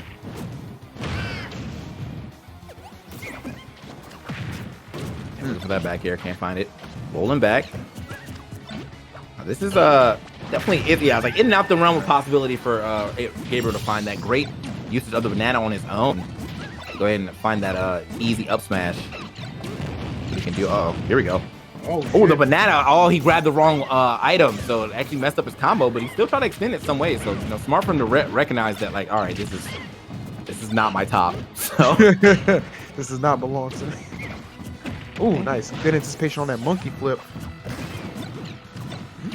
Hands on the banana momentarily. Oh, that's unfortunate. And yet again, they're doing quite well with playing with each other's items. Exactly. Like, yeah, Seen a lot of great mana play from Gabriel, but also seen some pretty good top hits here from Rivers as well. Big time. For the back air. A lot of familiarity between the two.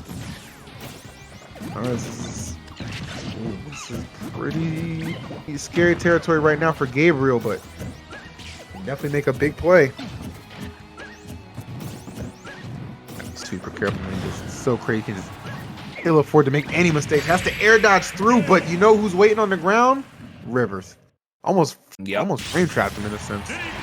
But nowhere to go. Rivers keeping himself alive though in this set though. Like that was, it was looking like that might have been an Epic Gabriel 3-0 for a second, but managed to find that victory here in the third game as we hit to the fourth. Probably going to go right back to the same stage. Haven't seen no reason to swap yet. Nope, there it is.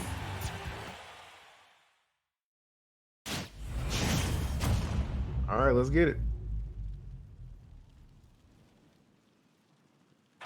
3, 2, 1, go!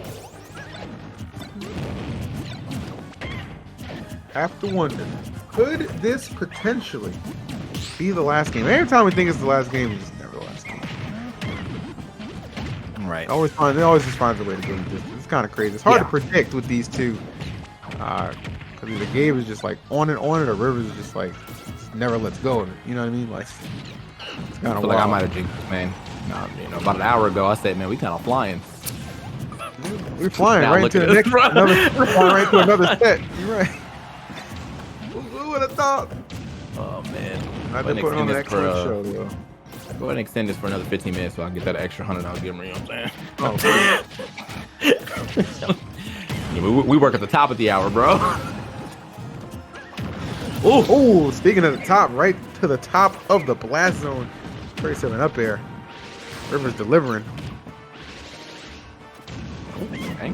Oh, yeah, I don't blame him for that. No. Yeah.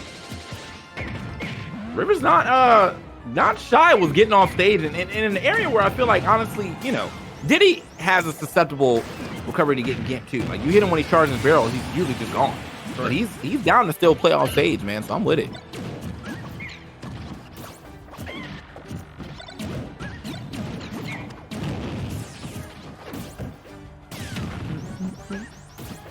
Okay.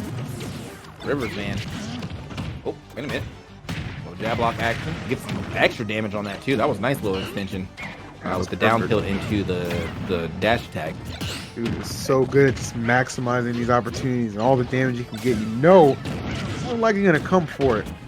Playing about 50% behind right now. Gabe trying to slice into this lead. Oh, nice. Actually goes over the forwards, man. That worked out kind of nicely for him. Oh, we tried to line. He wanted that back air. For sure. Anticipation, but dude, I'm telling you, that Diddy trip animation is so fast. Like he is out of there. Gabe getting the roll on, but I'm taking a softer punish than what would have happened if he had tripped there most for sure. That up smash though is going to find the mark now. Rivers down here at 105. This might be a stock here. Okay, great air dodge through.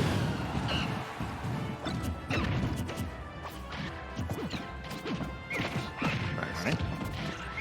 Again. damn. Little repeater.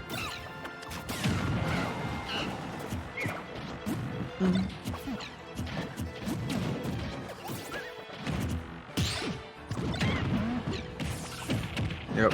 Throw up air. All right, man. This is definitely starting to escape Gabriel, and I think that is very close. Very close. Thought it was there. That force smash has slayed many a stock when Rivers is just cooking, and right now he's got the whole damn pot boiling. There it is. Yep. All right, need man. a few more seconds. Yeah, I just that game definitely escaped him near the end. I mean, like he was doing well. He got the good damage there on Rivers' second stock, but just could not find that finishing blow, man. And Rivers, I have to give it up to his mash, because I feel like even if these percentages were like most people will mash and still get hit, like he's mashing and getting the air dodge out well before Gabriel can do anything. Agreed. So yeah, definitely gonna keep himself alive here as we go to another game 5. This is for all the marbles of the better seed between them.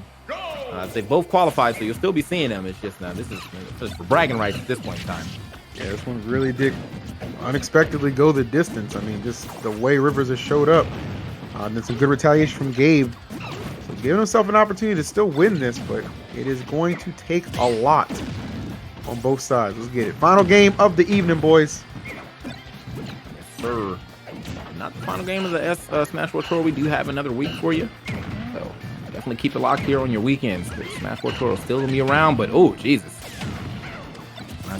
Nice little 4 pieces right there. And oh, that back air not coming out fast enough, man. Dude, Rivers, I'm telling you, he turns it on and off so quickly.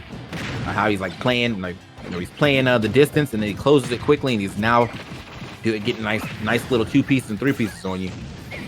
Ooh, okay.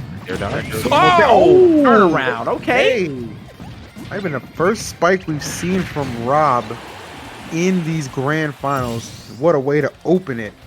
But of course, Gabriel, despite that, man, Rivers just too clutch to just go ahead and just knocking down that deficit and saying, nope, right back in the fight. Don't worry about me. Okay. And honestly, I mean, back into the fight and back into the lead as well.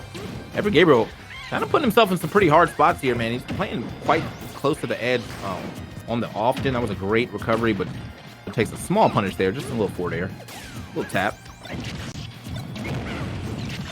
Okay. Don't think he'll be able to, yeah, it had too much damage to get the whole thing, but still, hold on now. Gets the pickup.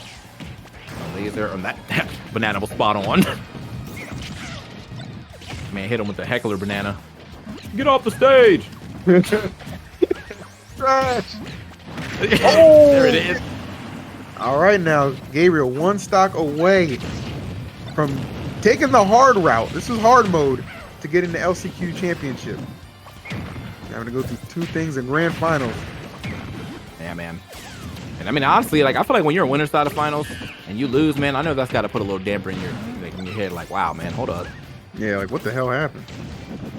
But yeah, he got the lead at the beginning, but this is looking like the makings of potentially a reverse 3-0 if this stock is there. It is. Nope, not enough. Wow, that's actually surprising. Dude, if Gabriel loses this, he'll have lost 4 times in the Smash World Tour. And still qualified. Sounds like a. No, I'm just saying, like, it sounds like a. I mean, facts are facts. I mean, it sounds like a goat to me. You still qualified? You lost 4 times? Like, shit. How you do that? Again, that's an if, though. We see him a firm lead right now in game 5. Ooh, almost wrapped it up there. Ooh.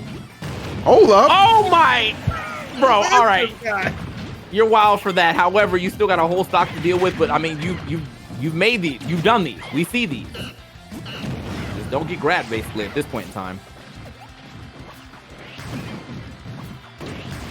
And recoveries are good. Oh, I thought that was the grab. I think he's gone. Yeah. Yep, there it is. Back, yeah.